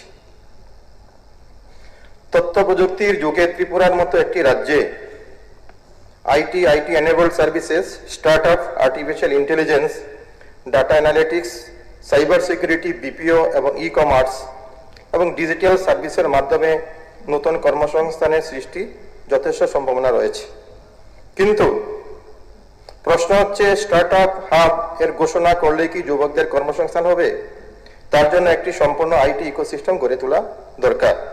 আমি মনে করি আমাদের আলোচনার কেন্দ্রবিন্দু হওয়া উচিত ঘোষণা নয়, কতজন যুবকের স্থায়ী ও পদমর্যাদাপূর্ণ কর্মসংস্থানের সৃষ্টি হলো সেটি। প্রথমত, আইটি শিক্ষার সঙ্গে কর্মসংস্থানের সরাসরি সংযোগ তৈরি করতে হবে। রাজ্যে প্রতি বছর বহু ছাত্রছাত্রী কম্পিউটার সায়েন্স, আইটি, ইঞ্জিনিয়ারিং এবং অন্যান্য প্রযুক্তিগত বিষয় নিয়ে পড়াশোনা করছেন, কিন্তু তাদের বড় অংশ চাকরির সন্ধানে বেঙ্গালুরু, হায়দ্রাবাদ, পুনে, চেন্নাই, দিল্লি, অন্য রাজ্যে চলে যেতে হচ্ছে। আমাদের লক্ষ্য হওয়া উচিত study in Tripura, work in Tripura. কিন্তু রাজ্যের কলেজ, বিশ্ববিদ্যালয়, এনআইটি এবং অন্যান্য কারিগরি শিক্ষা প্রতিষ্ঠানের সঙ্গে আইটি ইন্ডাস্ট্রির সরাসরি সংযোগ নেই। ফাইনাল ইয়ার থেকে ইন্টার্নশিপ, এন্টারপ্রেনিয়ারশিপ এবং ইন্ডাস্ট্রি ওরিয়েন্টেড ট্রেনিং এবং ক্যাম্পাস রিক্রুটমেন্টের ব্যবস্থা এখানে না বললেই চলে। দ্বিতীয়ত, স্টার্টআপ মানে শুধু রেজিস্ট্রেশন নয়, কতগুলি স্টার্টআপ রেজিস্ট্রেশন হয়েছে এই সংখ্যা দিয়ে সাফল্য বিচার করলে হবে না। সরকারকে বিধানসভায় জানাতে হবে কতগুলি স্টার্টআপ বর্তমানে কাজ করছে, কতগুলি স্টার্টআপ গত 3 বা 5 বছরের পরেও এখনো টিকে রয়েছে, কাজ করছে। কতজন যুবককে প্রকৃতপক্ষে কর্মসংস্থান দেওয়া হয়েছে, কতগুলি স্টার্টআপ রাজ্য সরকারের আর্থিক সহায়তা পেয়েছে এবং সেই স্টার্টআপগুলির মধ্যে কতগুলি আগরতলার বাইরে কাজ করছে। স্টার্টআপের সাফল্যর আসল মাপকাঠি রেজিস্ট্রেশন নয়, সার্ভাইভাল, ইনভেস্টমেন্ট, টার্নওভার এবং এমপ্লয়মেন্ট জেনারেশনের মধ্যে দিয়ে। তৃতীয়ত হচ্ছে, স্টার্টআপ হাবগুলি আগরতলা কেন্দ্রিকই হলে চলবে না, যেটা মাননীয় বিধায়ক বলেছেন ওনার আলোচনাতে। ত্রিপুরা মানেই আগরতলা নয়, ধর্মনগর, কৈলাসহর, রামবাসা, খোয়াই, উদয়পুর, বিলোনিয়া, অন্যান্য মহকুমার শিক্ষিত যুবক যুবতীরা যাতে সমান সুবিধার অধিকারী হন। তাই আমি প্রস্তাব করছি প্রতিটি জেলায় পর্যায়ক্রমে district startup IT facilitation centre গড়ে তোলা হোক। সেখানে high speed internet, coworking space, incubation, legal assistant, accounting support এবং ব্যাংক ক্রেডিট ফ্যাসিলিটির ব্যবস্থা করতে হবে। চতুর্থত, সরকারকে আইটি কর্মসংস্থানের বাজার তৈরিতে ভূমিকা গ্রহণ করতে হবে। রাজ্য সরকার বিভিন্ন দপ্তরে software development, data management, digitisation, GIS mapping, website maintenance, cyber security, call centre এবং হেল্প ডেস্ক এবং অন্যান্য আইটি রিলেটেড কাজের যে বিপুল অর্থ ব্যয় করা হচ্ছে, এই কাজগুলির একটি নির্দিষ্ট অংশ ত্রিপুরা বেসড আইটি কোম্পানিজকে এবং এলিজিবল স্টার্টআপকে দেওয়ার জন্য একটা স্বচ্ছ প্রকিউরমেন্ট পলিসি আমাদেরকে করতে হবে। অর্থাৎ government should not only promote startup, government should also create a market for the startups in Tripura. এর ফলে রাজ্যের অর্থ রাজ্যের মধ্যে থাকবে এবং স্থানীয় যুবকদের কর্মসংস্থান সৃষ্টি হবে। পঞ্চমত, বিপিও এবং ওয়ার্ক ফ্রম হোম ত্রিপুরার সম্ভাবনাকে কাজে লাগাতে হবে। ত্রিপুরার শিক্ষিত যুব সমাজ বাংলা, ইংরেজি, হিন্দি সহ একাধিক ভাষায় কাজ করতে সক্ষম। এই মানব সম্পদকে কাজে লাগিয়ে BPO, customer support, back office service, accounting service, medical transcription, digital content এবং রিমোট আইটি সার্ভিসের ক্ষেত্র গড়ে তোলা সম্ভব। বড় আইটি ও বিপিও সংস্থাগুলিকে ত্রিপুরায় আনার জন্য ত্রিপুরা সরকারকে ইনসেন্টিভের ব্যবস্থা করতে হবে। কোম্পানিগুলি যদি ত্রিপুরায় 100, 200 বা 500 যুবক বা যুবতীকে কর্মসংস্থান দেয়, তাহলে সেই কর্মসংস্থানের ভিত্তিতে তাদের সেই সুবিধাটুকু দেওয়া বিবেচনা করা দরকার। ষষ্ঠত, নতুন প্রযুক্তির জন্য এখন থেকে যুবকদের প্রস্তুত করতে হবে। বিশ্বের আইটি সেক্টরে দ্রুত পরিবর্তন হচ্ছে। আর্টিফিশিয়াল ইন্টেলিজেন্স এবং মেশিন লার্নিং এবং ক্লাউড কম্পিউটিং এর যে বিস্তার হচ্ছে, সেটার জন্য যে ধরনের ব্যবস্থা আমাদের এডুকেশন সিস্টেমের মধ্যে করা দরকার, সেখানে দুটো উদাহরণ আমি দিতে চাই। একটা আজকে সকালবেলা প্রশ্নোত্তর পর্বে আলোচনার সময় উল্লেখ হয়েছিল যে আমাদের যে 4 ইয়ার্স ডিগ্রি কোর্স, অনার্সের সঙ্গে যে আমাদের যে রিসার্চের যে ম্যাটারটা, সেই রিসার্চের দেখা গেছে যে প্রত্যেকটা কলেজের মধ্যে তাদের মিনিমাম 2 জন করে, যেখানে পিএইচডি হোল্ডার থাকা দরকার, তাদের রিসার্চে পার্সু করার জন্য মোর দেন 10,000 স্টুডেন্ট আমাদের ত্রিপুরাতে যারা এবার 4th ইয়ারে রয়েছে, যাদের এই সুযোগ থেকে তারা বঞ্চিত হচ্ছে, এবং এটা যদি তারা করতে পারো ডাইরেক্টলি তারা আপনার পিএইচডি করার সুযোগ পেত। আরেকটা বিষয় উল্লেখ করব, আমার ত্রিপুরা এখন মোর দেন 1000 আইসিটি প্রজেক্টের মাধ্যমে বিভিন্ন স্কুলে তারা কম্পিউটার এডুকেশনের সার্ভিস দিচ্ছেন। তাদের মেন উদ্দেশ্য ছিল, সরকারের যে মেন উদ্দেশ্য ছিল এই প্রজেক্টের, যে তারা যারা ক্লাস 6, 7, 8, 9, 10 যে সমস্ত ছেলেমেয়েরা পড়াশোনা করছে তাদের আইটিতে স্ট্রং করার জন্য তাদেরকে কম্পিউটার শেখানো হবে। কম্পিউটার রিলেটেড যে সমস্ত স্কুলগুলি স্কুল ক্যারিকুলামের মধ্যে থাকবে সেখানে প্রোভাইড করা হবে। কিন্তু অত্যন্ত দুঃখের সঙ্গে বলতে হচ্ছে, আমি নিজে প্র্যাকটিক্যালি করেছি, বিভিন্ন স্কুলে যখন ভিজিট করেছি, যাদেরকে রিক্রুট করা হচ্ছে তারা স্কুলে গিয়ে তারা কম্পিউটারের রানিং এর কাজ করে না। 10% মতো হচ্ছে তারা স্কুলের মধ্যে শুধু কম্পিউটার শেখায়, বাকি কাজগুলি যেহেতু স্কুলের মধ্যে শিক্ষক নেই, তারা অন্যান্য সাবজেক্ট পেপারগুলি পড়ানো হয় তাদের মাধ্যমে। যখন স্কুলে ভিজিট করার সময় এই আইসিটি টিচারদেরকে জিজ্ঞেস করি, তখন বলছে এখানে স্কুলের শিক্ষক নেই, হেডমাস্টার মশাই আমাকে এই দায়িত্ব দিয়েছে, তাই আমি কম্পিউটার পড়াচ্ছি না, আমি এই ক্লাসগুলি করাচ্ছি। শুধু তাই নয়, এই তাদেরকে 11 মাসের জন্য রিক্রুটমেন্ট করা হচ্ছে, কখনো কখনো 2 মাস 3 মাস পরে তাদেরকে বেতন দেওয়া হচ্ছে। এইভাবে যদি আমাদের বাস্তব অবস্থা হয়, তাহলে আমরা এই যে আইটির কথা বলছি, হাবের কথা বলছি, ইনফ্রাস্ট্রাকচার ডেভেলপমেন্টের কথা বলছি, কল সেন্টারের কথা বলছি, সেটা হবে কি করে? সেই জন্য বাস্তবের দিকে আমাদের দেখতে হবে। তো উনি যে প্রপোজালটা দিয়েছেন এটা খুব সময় উপযোগী, খুব ভালো প্রপোজাল, কিন্তু শুধুমাত্র সেটা পেপারের মধ্যে করলে হবে না, সেটা যাতে বাস্তবে সেটা করার জন্য আমাদের সরকার যাতে সদর্থক ভূমিকা গ্রহণ করে, সেই আবেদনটুকু রেখে এই প্রস্তাবকে সমর্থন করে আমার চলে এখানে শেষ করছি। নমস্কার। এখন পরবর্তী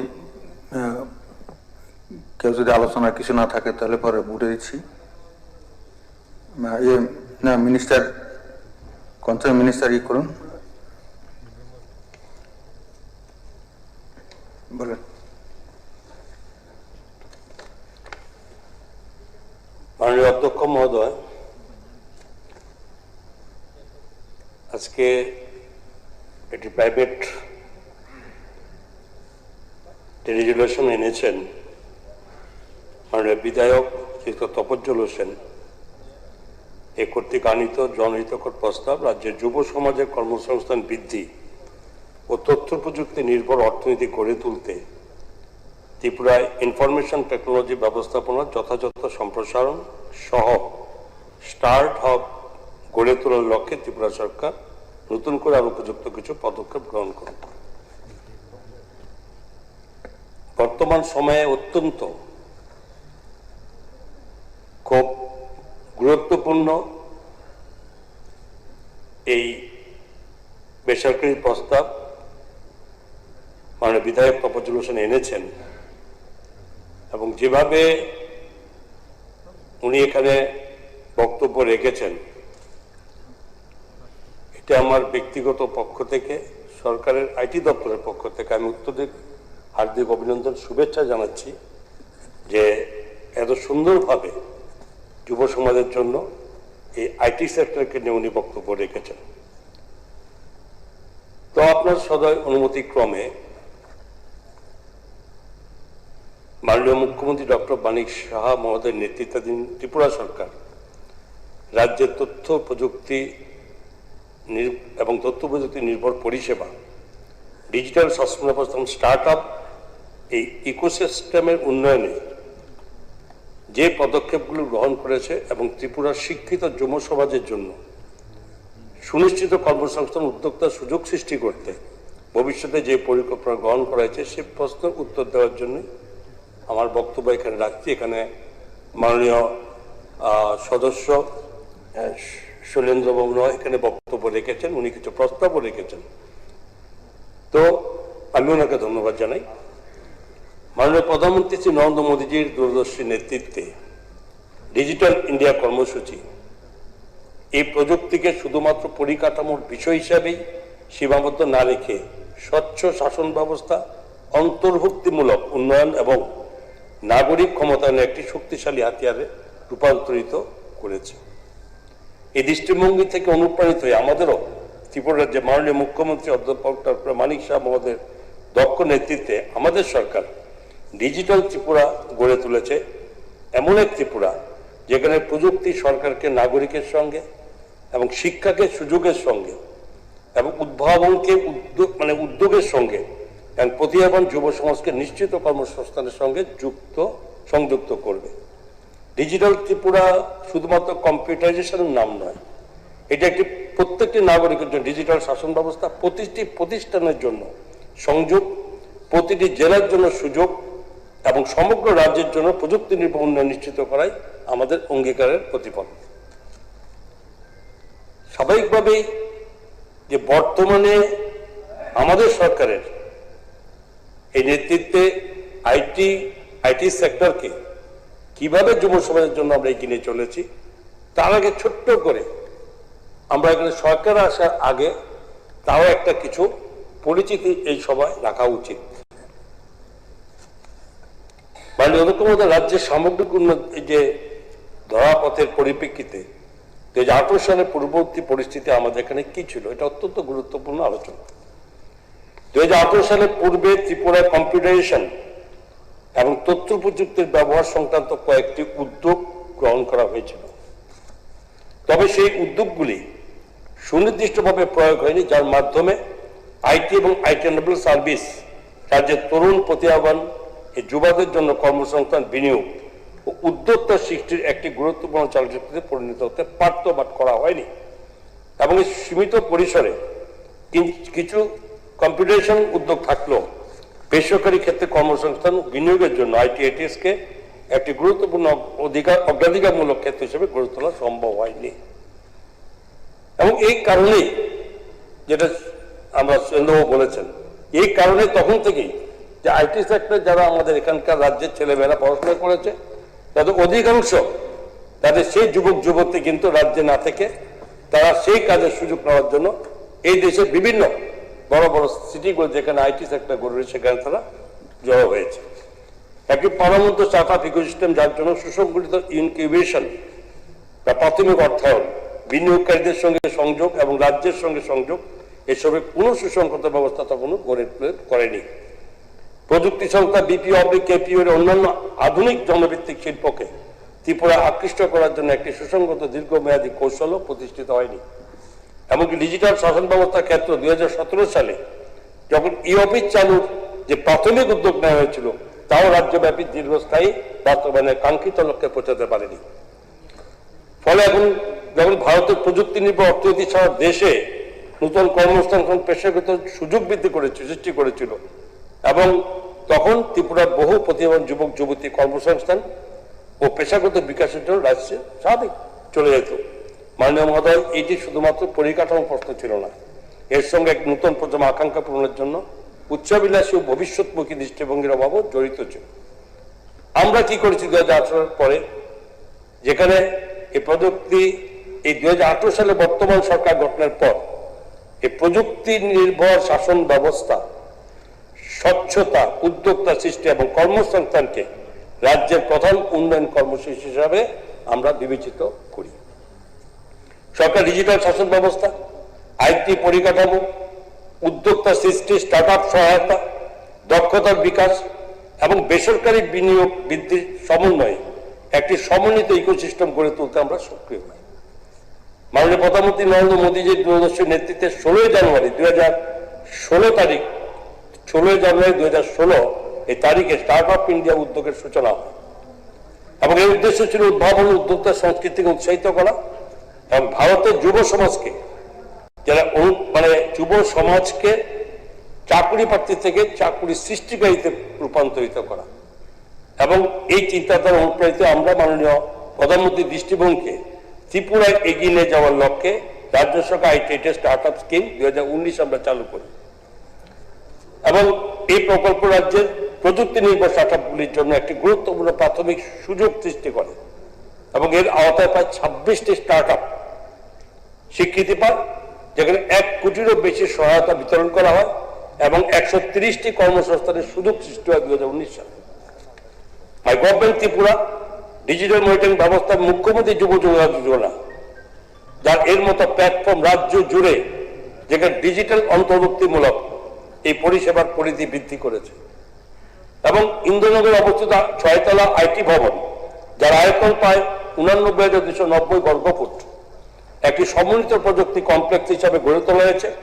এখানে Agartala city area network directorate of IT, TSC এবং এসটিপিআই অফিস রয়েছে। ভবনটিতে উচ্চগতি ইন্টারনেট সংযোগ, ভিডিও কনফারেন্সিং, বিদ্যুৎ ব্যাকআপ, নিরাপত্তা ব্যবস্থা, অন্যান্য প্রয়োজনীয় আইসিটি পরিকাঠামো সেখানে রয়েছে এবং দ্বিতীয় এসটিপিআই সুবিধা 2018 সালের জানুয়ারিতে কার্যকর।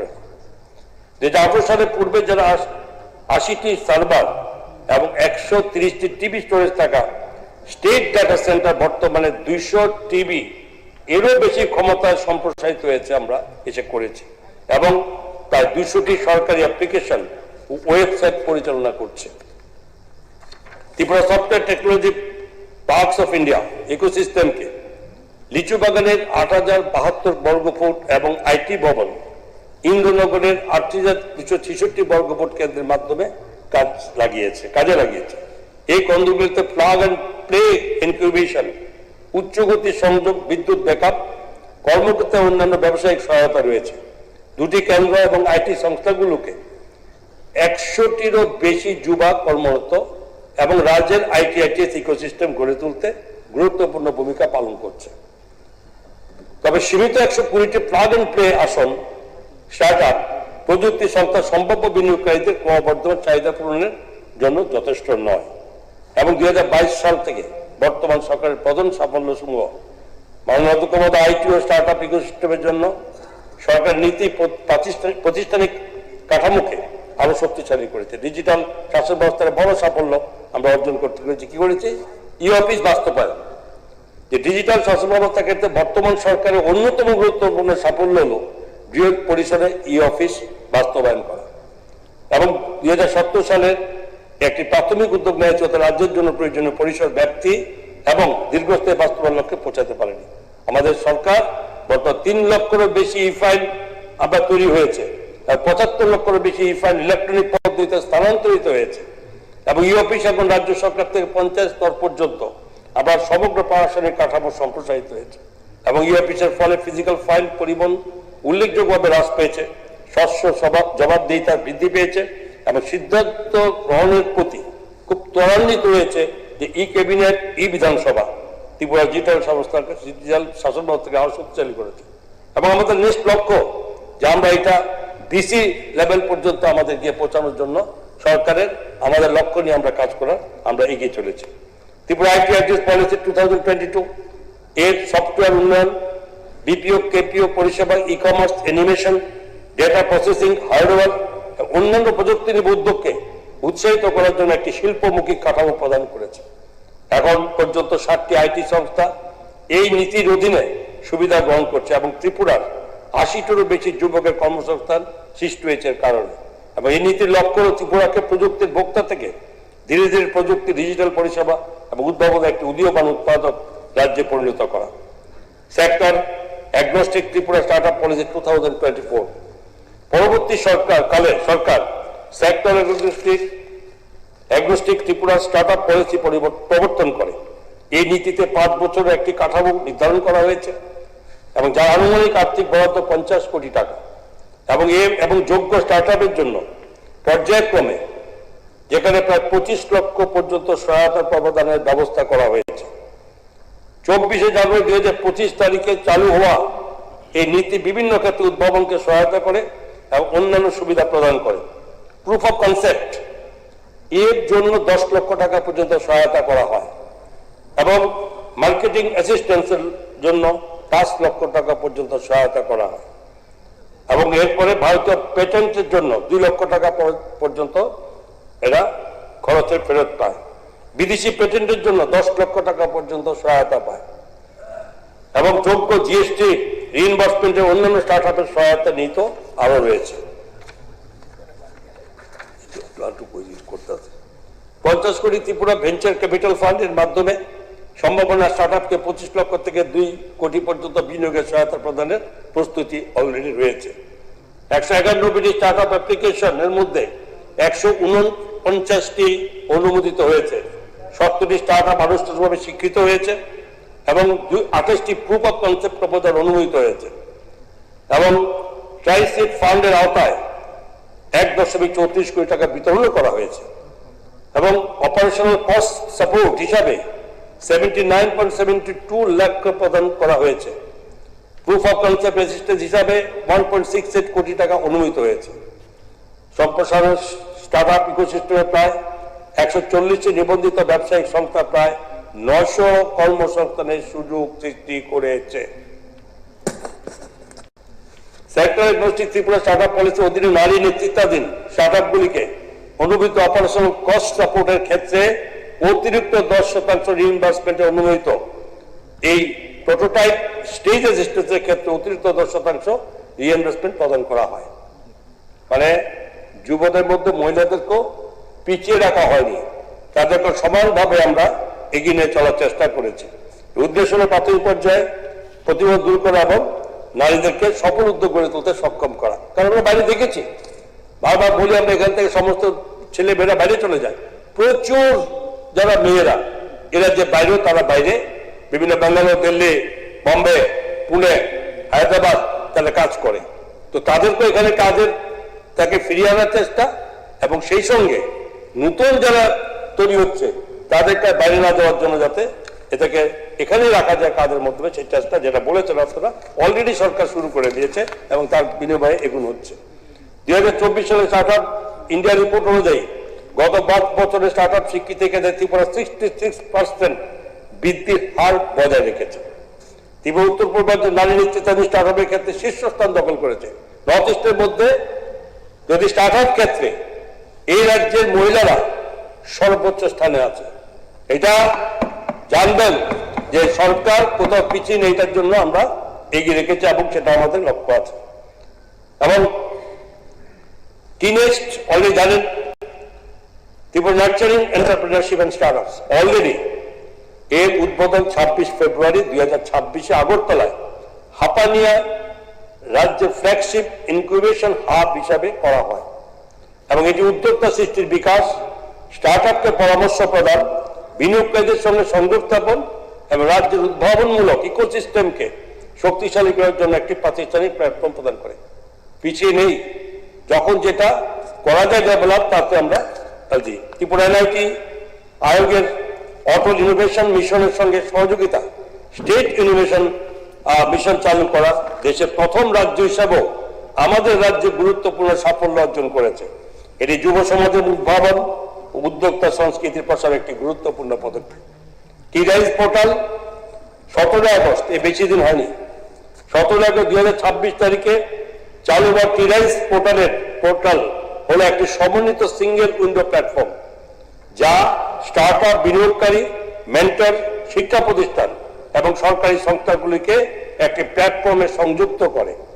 এটি ব্যবসার গুরুত্বপূর্ণ ক্ষেত্রগুলিতে অন ডিমান্ড এন্টারপ্রেনারিয়াল সাপোর্ট প্রদান করে এবং বিশ্বের বিভিন্ন প্রান্তে থাকা ত্রিপুরার প্রবাসী প্রযুক্তিবিদ ও পেশাজীবীদের সঙ্গে সংযোগ স্থাপন করে রাজ্যের স্টার্ট আপ ইকোসিস্টেমকে আরো শক্তিশালী করা উদ্যোগ গ্রহণ করে।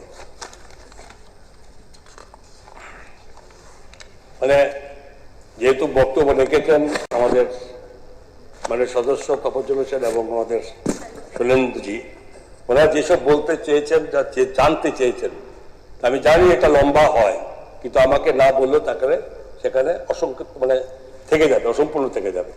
আমাকে সময় হলো এটাকে মোটামুটি ভাবে অনেক কিছু বাদ দিয়ে দেবো, সবটা বললে পরে লম্বা টাইম লাগে, আমি চাই না এত লম্বা টাইম নিয়ে এ কথা বলার জন্য। তো যে জিনিসগুলো আমরা করেছি, যার জন্য মূল যে বক্তব্যটা যে ত্রিপুরা যুব সমাজকে কর্মসংস্থানের ব্যবস্থার পাশাপাশি কর্মসংস্থান সৃষ্টি করা, ওইটাই আসল যাবে। একজন পাবে চাকরি, তার আন্ডারে 10 জন 20 জন পাবে, সেটা হচ্ছে আমাদের মূল রাজ্য সরকার লক্ষ্য। এরকম মেমোরেন্ডাম অফ আন্ডারস্ট্যান্ডিং হয়েছে, কার সঙ্গে হয়েছে? ত্রিপুরা উদ্ভাবন স্টার্ট আপ ইকোসিস্টেমকে দ্রুত এগিয়ে নিয়ে যাওয়ার লক্ষ্যে ডাইরেক্টর অফ ইনফরমেশন টেকনোলজি বিভিন্ন বিশিষ্ট শিল্প সংস্থার গুরুত্বপূর্ণ মৌ স্বাক্ষর করেছেন। যেমন টি-হাব হায়দ্রাবাদের যে 26 ফেব্রুয়ারি 2026 ত্রিপুরা প্রতিষ্ঠিত স্টার্ট আপ ইনকিউবেশন কর্মসূচি, মেন্টরশিপ এবং নেটওয়ার্কে নিয়ে আসার জন্য স্ট্র্যাটেজিক নলেজ পার্টনার হিসাবে কাজ করছে আমাদের সঙ্গে। এবং টি-হাবের নলেজ পার্টনার হিসাবে এই অংশীদারিত্ব নীতি বাস্তবায়ন, mentoring, accelerator programme and fundraising readiness এবং মার্কেট অ্যাক্সেসের ক্ষেত্রে সহায়তা করছে। এবং 17 আগস্ট 2026 তারিখে ডাইরেক্টর আইটি এবং টিহাবের উদ্যোগে আগরতলা প্রজ্ঞা ভবনে building A unicorn in Tripura শীর্ষক একদিনের কর্মসূচি অনুষ্ঠিত হয়। এই অনুষ্ঠানে টিরাইস পোর্টালের উদ্বোধন করা হয় এবং নিম্নলিখিত সংস্থাগুলোর সঙ্গে মৌসাক্ষরিত হয়। অ্যামাজন সেলার সার্ভিসেস এই 17 আগস্ট তাদের সঙ্গে স্থানীয় কারিগর, তাঁতি ও বিক্রেতাকে অ্যামাজন কারিগর এই স্টোর ফ্রন্টের আওতায় নিয়েছে। তাদের পণ্যকে সারা দেশের বাজারে যাতে পৌঁছে দেওয়ার সুযোগ সৃষ্টি করেছে তাদের জন্য আমরা একটা মৌয়া জোহো কর্পোরেশন যে 17 আগস্ট সেটা হচ্ছে যোগ্য স্টার্ট আপগুলিকে এন্টারপ্রাইজ সফটওয়্যার ব্যবহারের জন্য সর্বোচ্চ 1.86 লক্ষ ওয়ালেট ক্রেডিটস প্রদান করেছে, যার ফলে প্রাথমিক প্রযুক্তিগত ও পরিচালনা ব্যয় হ্রাস পাচ্ছে। এইচডিএফসি ব্যাংক সেই 17 আগস্টের মধ্যে স্টার্ট আপ বিল্ড আপ কর্মসূচির মাধ্যমে প্রাথমিক পর্যায়ে এই উদ্যোগগুলিকে উপযোগী banking service, credit guarantee scheme for start up এবং এর ওয়ার্কিং ক্যাপিটাল লোন, ফরেক্স সার্ভিসেস এবং এমপ্লয়ি ইন্স্যুরেন্স এরা প্রদান করেছে, হয়েছে এবং কাজ শুরু হয়েছে। স্কাইরুট এরোস্পেস মহাকাশ প্রযুক্তির সম্ভাবনা পথ, এই কোম্পানি খুব প্রমিনেন্ট, সারা ভারতবর্ষের মধ্যে প্রমিনেন্ট, যদিও এটা হায়দ্রাবাদ বেস্ট প্রমিনেন্ট। তারাও 17 আগস্ট এখানে এসেছিল, তাদের ভাইস প্রেসিডেন্ট সেখানে এসেছিল প্রজ্ঞা ভবনে এবং বিল্ডিং এই ইউনিকর্ন ত্রিপুরা কর্মসূচিতে স্কাইরুট এরোস্পেসের এই ভাইস প্রেসিডেন্ট শ্রী তেজস্বী ভগবতুল্লাহ অংশগ্রহণ করেন। এর ব্যাকগ্রাউন্ড কি ইসরোর প্রাক্তন বিজ্ঞানী পবন কুমার চন্দনা এবং নাগা ভারত ঢাকার প্রতিষ্ঠিত স্কাইরুট ভারতের অন্যতম প্রধান বেসরকারি স্পেস টেকনোলজি সংস্থা এবং যা Vikram series of launch vehicles এর নির্মাতা। সবাই জানি বিক্রম সম্পর্কে আমরা, এবং নির্মাতা। এই সংস্থার যাত্রা একটি ডিপ টেক স্টার্টআপ থেকে একটি জাতীয় গুরুত্বপূর্ণ স্পেস এন্টারপ্রাইজে পরিণত কাহিনী এই অনুষ্ঠানে তুলে ধরা হয়, একটা ডেমনস্ট্রেশন দেওয়া হয় এবং যেখানে এই উদ্দেশ্য ছিল ত্রিপুরা ছাত্রছাত্রী, প্রকৌশলী, গবেষক এবং উদ্যোক্তাদের ডিপ টেক ভেঞ্চার বিল্ডিং এবং business scaling and private space সেক্টরের কর্মসংস্থানের সুযোগ সম্পর্কে পরিচিত করা। ত্রিপুরা ও বৃহত্তর উত্তর পূর্বাঞ্চলের প্রার্থীদের জন্য একটি ডেডিকেটেড ট্যালেন্ট কন্ট্যাক্ট চ্যানেলে চালু করা হয়েছে, যার মাধ্যমে স্থানীয় প্রযুক্তিগত প্রতিভাকে ভারতের দ্রুত সম্প্রসারিত এরোস্পেস অ্যান্ড স্পেস টেকনোলজি ইকোসিস্টেমের সঙ্গে যুক্ত করা হবে। তো স্বাভাবিকভাবেই আমাদের ত্রিপুরা যে আইটি সেক্টর, ত্রিপুরা সরকার বসে নেই। এই দেশের বৃহৎ বৃহৎ সংস্থা যাদের মাধ্যমে আইটি আরো বেশি ডেভেলপ হবে এবং আইটি হাব এবং বিভিন্ন ক্ষেত্রে যেখানে আমাদের রাজ্যের ছেলেমেয়েরা, যুব সমাজ সেখানে পিছিয়ে থাকবে না, এগিয়ে যাবে, তার ব্যবস্থা থেকে আমরা এর মতো করেছি। আর এই সূচনা শুধুমাত্র স্নাতক হওয়ার পর আমাদের শিক্ষা প্রতিষ্ঠানের মধ্যে হওয়া উচিত, যেটা বলেছেন সেগুলো নিয়ে আমাদের এই প্রতিষ্ঠানের মধ্যে আমাদের এই বিষয়বস্তু আমাদের অধীনে এসেছে। নিউ জেনারেশন ইনোভেশন নেটওয়ার্কের অধীনে যেখানে 12টি প্রতিষ্ঠানকে অনবোর্ড করা হয়েছে, 1.7 কোটি ইনকিউবেশন অপারেশন সাপোর্টের জন্য প্রদান করা হয়েছে এবং 81টি স্টুডেন্ট প্রজেক্ট অনুমোদিত হয়েছে। এবং এই উদ্যোগের অধীনে নির্বাচিত প্রতিটি হোস্ট ইনস্টিটিউশন পেতে পারে এক ইনকিউবেশন সেন্টার প্রতিষ্ঠার জন্য এককালীন 10 লক্ষ টাকা অনুদান দেওয়া হবে এবং অপারেশনাল সাপোর্টের জন্য প্রতি বছর পার্থক্য যেটা বলেছি এবং নির্ধারিত যোগ্য প্রকল্প সীমা সাপেক্ষে প্রতি অনুমোদিত স্টুডেন্ট প্রজেক্টের জন্য 1 লক্ষ টাকা পর্যন্ত সহায়তা করা হবে। এই উদ্যোগের উদ্দেশ্য হল শিক্ষাঙ্গনের ধারণাগুলিকে তৃতীয় রেজুলেশনটি পর্যন্ত শেষ পর্যন্ত আমরা সময়টা আমি চেয়ে নিচ্ছি। হ্যাঁ হ্যাঁ, প্রাইভেট মেম্বারদের রেজুলেশন তৃতীয়টি পর্যন্ত চেয়ে নিচ্ছি। এটা দ্বিতীয় চলছে, এটা পরে আরেকটা আমরা কন্টিনিউ করে আজকে মুলতবি করব। ধন্যবাদ মাননীয় অধ্যক্ষ মহোদয়। এর সবে যুক্ত করা এই যে আমরা যুব যোগাযোগ যোজনা আমরা চালু করেছি এবং কি হয়েছে, 31.62 কোটি টাকা 63,249 জন ছাত্রছাত্রী অনুমোদন করা হয়েছে। স্টুডেন্টদের নিয়ে আমরা পিছিয়ে নেই, শুধু করবো যে স্টুডেন্টদেরও এগিয়ে। আজকে স্টুডেন্ট আগামী দিনের ভবিষ্যৎ, আজকে স্টুডেন্ট আমার আগামী দিনের এই ভারতবর্ষের যুব সমাজের সঙ্গে যুক্ত সমস্ত পৃথিবীতে তারা সুনাম অর্জন করবো। পিছিয়ে নেই, আমরা সেই জায়গায় লক্ষ্য নিয়ে কাজ করেছি। এবং 30টি গভর্নমেন্ট ডিগ্রি কলেজের জন্য সুরক্ষিত ফ্রি ওয়াইফাই উদ্যোগটি 2024 সাল থেকে পর্যায়ক্রমে বাস্তবায়িত হয়েছে। এবং সেখানে অনেক মানুষ আছেন, অনেক পরিবার আছে, তার ছেলে মেয়েরা পয়সা খরচ করে তারা ইন্টারনেট কানেক্টিভিটির সাথে যুক্ত থাকতে পারে। মাননীয় উচ্চ শিক্ষামন্ত্রী এখানে আছেন। 30টি কলেজকে আমরা যুক্ত করেছি। কবে? 2024 সাল থেকে আমরা শুরু করে দিয়েছি। এবং প্রথম পর্যায়ে 19টি কলেজ ছিল 21 অক্টোবর 2024, এবং পরবর্তী পর্যায়ে 11টি কলেজ অন্তর্ভুক্ত করা হয়। এবং প্রায় 12.32 কোটি বিনিয়োগ এবং 100 Mbps ব্যাকবোন সহ এই প্রকল্পের মাধ্যমে 50,000-এরও বেশি ছাত্রছাত্রী উপকৃত হয়েছে। এবং ডিজিটাল শিক্ষা গবেষণা ক্যাম্পাস প্রশাসন আরো শক্তিশালী হবে। অত আমাদের দৃষ্টিভঙ্গি শুধুমাত্র পরিকাঠামো নির্মাণে সীমাবদ্ধ নয়, আমরা access, connectivity, skills, opportunity and পার্টিসিপেশনের সমগ্র ব্যবস্থাকে শক্তিশালী করছি। ডেস্টিনেশন ত্রিপুরা বিজনেস রাজ্য আমরা জানি, এরা সম্পর্কে এরা যে সাড়া দিয়েছে সমস্ত বিজনেসম্যান যারা এই উদ্যোগপতিরা, সেটা এ রাজ্যের প্রতিটি মানুষ, প্রতিটি গ্রাম থেকে শহর পর্যন্ত সকলে জানি। আমরা কি করেছি, যেটা হয়েছিল, এটা আমাদের ইন্ডাস্ট্রিয়াল ডিপার্টমেন্ট আনন্দ মাননীয় মন্ত্রী এখানে উপস্থিত আছেন, ছাত্র মহোদয়া।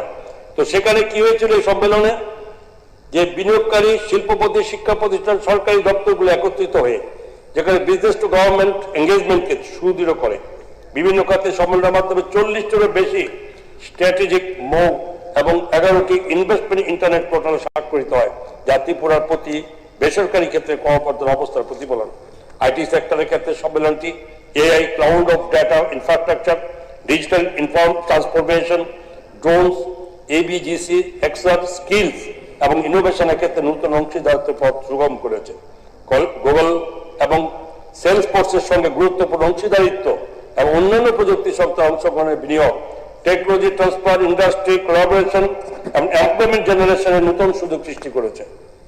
এন্টারপ্রাইজ সফটওয়্যার এবং share technology infrastructure, legal, accounting, patent এবং ব্যাংকিং এবং technical advisory service, mentoring, capacity building, business development support, investor connection, market linkage এবং promotional programme, innovation event, product demonstration, industry academic কোলাবোরেশনের জন্য এই বিশেষ সুবিধা আমরা এটা করতে পেরেছি। এই পার্ক, টিনেস্ট, এনজিআইএন ইনস্টিটিউশন এবং ডিস্ট্রিক্ট অফ ইনোভেশন সেন্টারগুলি পরিপূরক হিসাবে কাজ করবে। এবং রিজিওনাল স্টার্ট আপ, রাজ্য জুড়ে স্টার্ট আপ ইকোসিস্টেমের পরিধি বিস্তৃত করার লক্ষ্যে আমরা 8টি জেলায় প্রতিষ্ঠিত প্রত্যেকটি district level regional start up hub এবং স্টার্ট আপ ফ্যাসিলিটেশন সেন্টার প্রতিষ্ঠার প্রস্তাব আমরা করেছি। এটা আপনি বলেছেন শৈলেন্দ্র বাবু, আপনার সাথে সেটা, এবং আমাদের যেখানে তফাজ্জল হোসেন বলেছেন যে এটা শুধুমাত্র ত্রিপুরার শুধু আগরতলাতে সীমাবদ্ধ থাকে না, ডিস্ট্রিক্টগুলোকে ছড়িয়ে দেওয়ার জন্য, এবং সেটা আমরা অলরেডি শুরু করেছি। এবং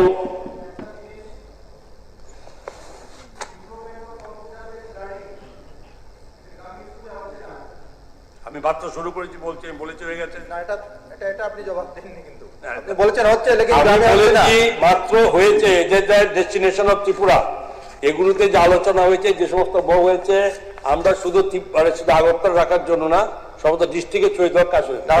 আইসিটি তে টিচার রাখা হয়েছে, তারা কম্পিউটারের লার্নিং করাচ্ছে না, তারা নরমাল ক্লাস ওখানে যায়নি। আমি আপনাকে বলছি নতুন করে আমরা শুরু করছি সমস্ত ডিস্ট্রিক্টে এগুলো তৈরি করতে, আমি ওইটা বলছি। তো স্বাভাবিকভাবেই এগুলো আগামী দিন আপনাদের যেরকম সমস্ত ডিস্ট্রিক্টে এটা সরবে, এটা কোনো জায়গাতে নয়। এবং টিনেজ টিরাইজ এই প্ল্যাটফর্ম সংযুক্ত কেন্দ্রগুলি স্থানীয় স্টার্ট আপ এবং অ্যাসপায়ারিং এন্টারপ্রেনার এর নিম্নলিখিত সাহায্য করবে। কেমন কি করবে?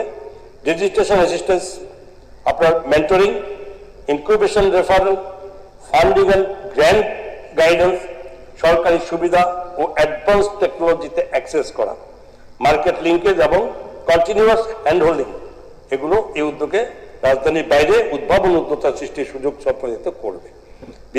বিশেষভাবে নারী উপজাতি সম্প্রদায় উদ্ভাবকদের ক্ষমতায়ন এবং সমস্ত রাজ্য আত্মনির্ভর বিকাশে গুরুত্ব দেওয়া হবে।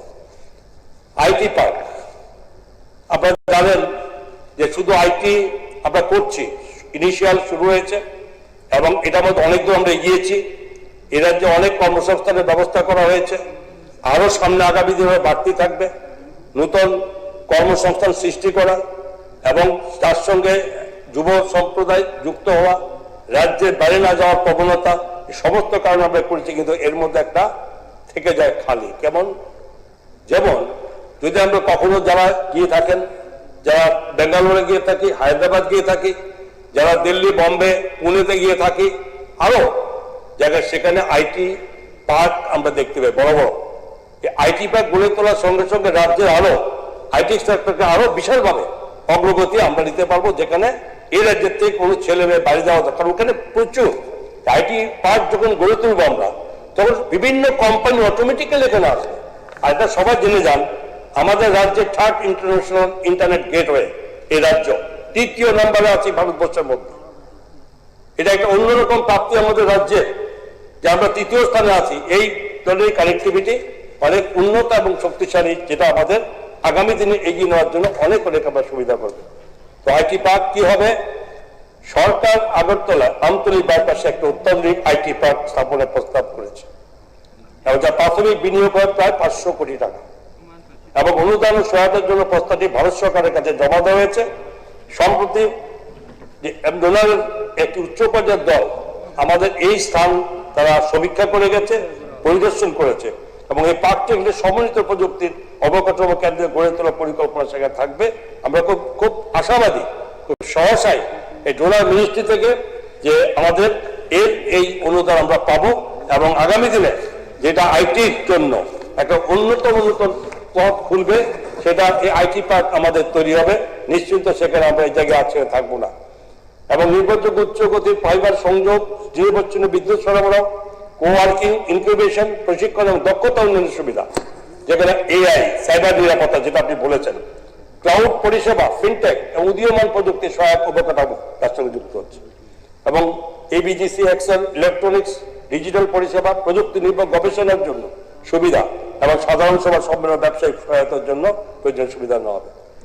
এবং আমাকে মাননীয় অধ্যক্ষ মহোদয়, আমি আগেও বলেছি যে সবটা বলা যা কি করেছি, যারা চেয়েছিল কি জানতে রাজ্য কিভাবে আইটি সেক্টর কি করছে, আগামী দিনে যুব সমাজের জন্য কি ব্যবস্থা নিয়ে আমরা এগিয়ে চলেছি, কোন কোন কোম্পানির সঙ্গে আমরা মুভ করেছি এবং সেগুলো যাতে আগামী দিনে রাজ্যে যুব সমাজের মধ্যে এক অন্যতম একটা কর্মসংস্থান এবং কর্ম সৃষ্টিকারী এক আইটি যেখানে হাব তৈরি হয় তার ব্যবস্থা আমরা করেছি এবং সেটা যাতে আগামী দিনে আরো প্রচন্ড ভাবে প্রচলিত থাকে, সেই জন্য স্কুল থেকে কলেজগুলোতে আমরা পৌঁছানোর ব্যবস্থা করছি, যে আজকে যে সেই স্টুডেন্ট আগামী দিনে তাতে আরো বেশি ভাবে ব্যাপ্তি লাভ করে এবং সেই ব্যবস্থা নিয়ে গিয়ে চলেছি।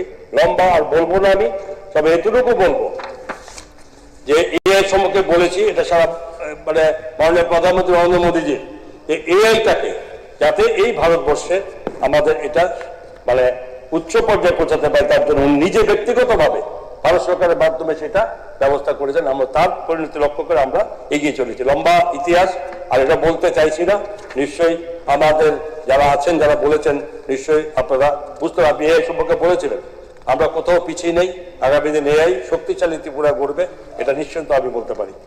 উপসংহারে বলি যে আইটিও স্টার্টআপ ইকোসিস্টেমের কাহিনী অনেকাংশে একটি রূপান্তরের কাহিনী, সীমিত বিচ্ছিন্ন উদ্যোগ থেকে প্রযুক্তি, উদ্ভাবন, বিনিয়োগ এবং কর্মসংস্থান কেন্দ্র করে একটি উচ্চবিলাসী সমন্বিত ইকোসিস্টেম গড়ে তোলা ওটার কাহিনী। 2018 সালের পূর্বে যা হয়েছে বৃহৎ পরিসরে যুব সমাজের ক্ষমতায়ন হাতিয়ার হিসেবে আইটি, আইটিএস ও এন্টারপ্রেনারশিপ পূর্ণ সম্ভাবনা বাস্তবায়িত হয়নি, যা আজ ত্রিপুরাতে রয়েছে। Dedicated IT policy, sector agnostic startup policy এবং seed funding, proof of concept support, incubation institution, innovation network, digital governance platform এবং প্রাইভেট সেক্টরের মতো। এবং আপনারা জানেন যে আমাদের এখানে এয়ারটেলও আমাদের প্রায় 200 কোটি টাকা বিনিময়ে নিজেরা জায়গা নিয়ে যেখানে লিচি বাগানে সেখানে তারা ফুলছে, ডাটা সেন্টার করছে, সেখানেও কর্মসংস্থান শুরু হবে। ওরা কথা দিয়েছেন যে আমাদের এটা শুরু হলে মিনিমাম প্রায় 200 যেখানে যুবক যুবতী সেখানে কর্মসংস্থানের ব্যবস্থা হবে। আর বাকি যে আমি বলেছি যে সমস্ত বড় বড় কোম্পানিগুলো আইটি হাব মানে কোম্পানিগুলো এসেছে, তারও প্রতিটি জায়গাতে এই জায়গাতে আমাদের এখানকার অনেক বেশি এখানে সৃষ্টি হবে।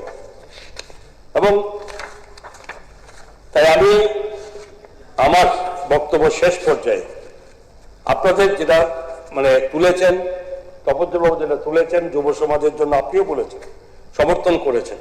তো আমি তাই আমাদের আইটি দপ্তরের পক্ষ, সরকারের পক্ষ থেকে আমি যুব সমাজের প্রতি আমার একটা বার্তা থাকবে স্পষ্ট, যে তোমাদের প্রতিভা স্বীকৃতি পাবে, আগামী দিন আইটি সেক্টর স্বীকৃতি পাবে, তোমাদের ধারণা সমর্থন পাবে এবং তোমাদের উদ্ভাবন উৎসাহ পাবে, তোমাদের সুযোগ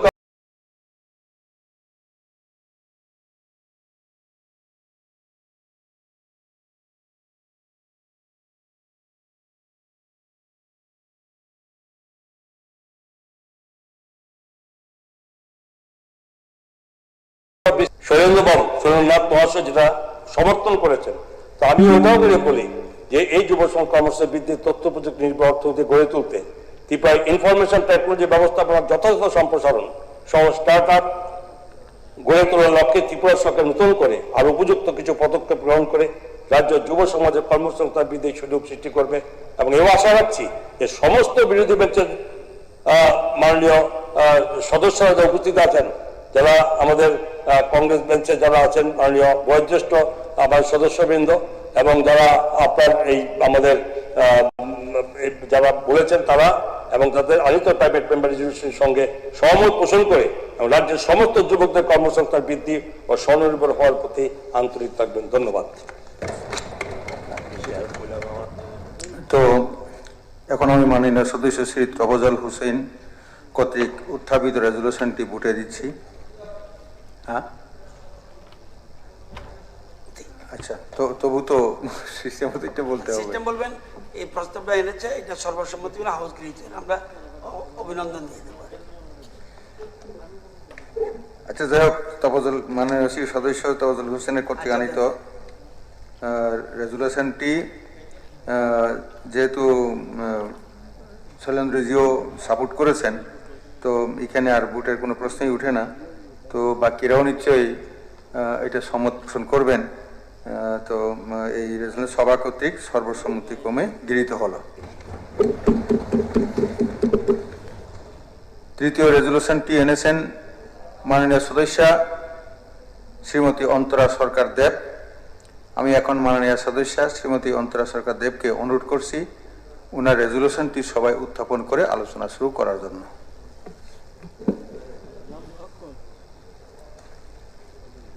মাননীয় অধ্যক্ষ মহোদয়, নারী স্বনির্ভরতা এবং অর্থনীতি উন্নয়নের লক্ষ্যে ত্রিপুরার মহিলা ও উন্নয়ন প্রকল্প বিষয়ে ত্রিপুরা সরকার কর্তৃক উপযুক্ত পদক্ষেপ গ্রহণের লক্ষ্যে এই মহতী সভায় আমার প্রস্তাব উত্থাপন করছি।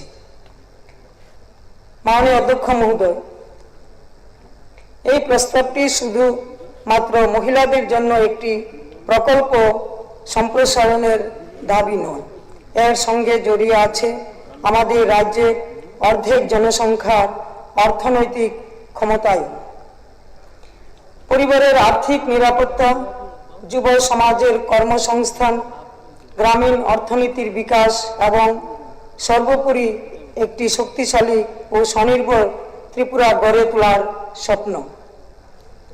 আমরা সকলেই জানি একটি পরিবারকে এগিয়ে নিয়ে যাওয়ার ক্ষেত্রে একজন নারীর ভূমিকা কতটা গুরুত্বপূর্ণ।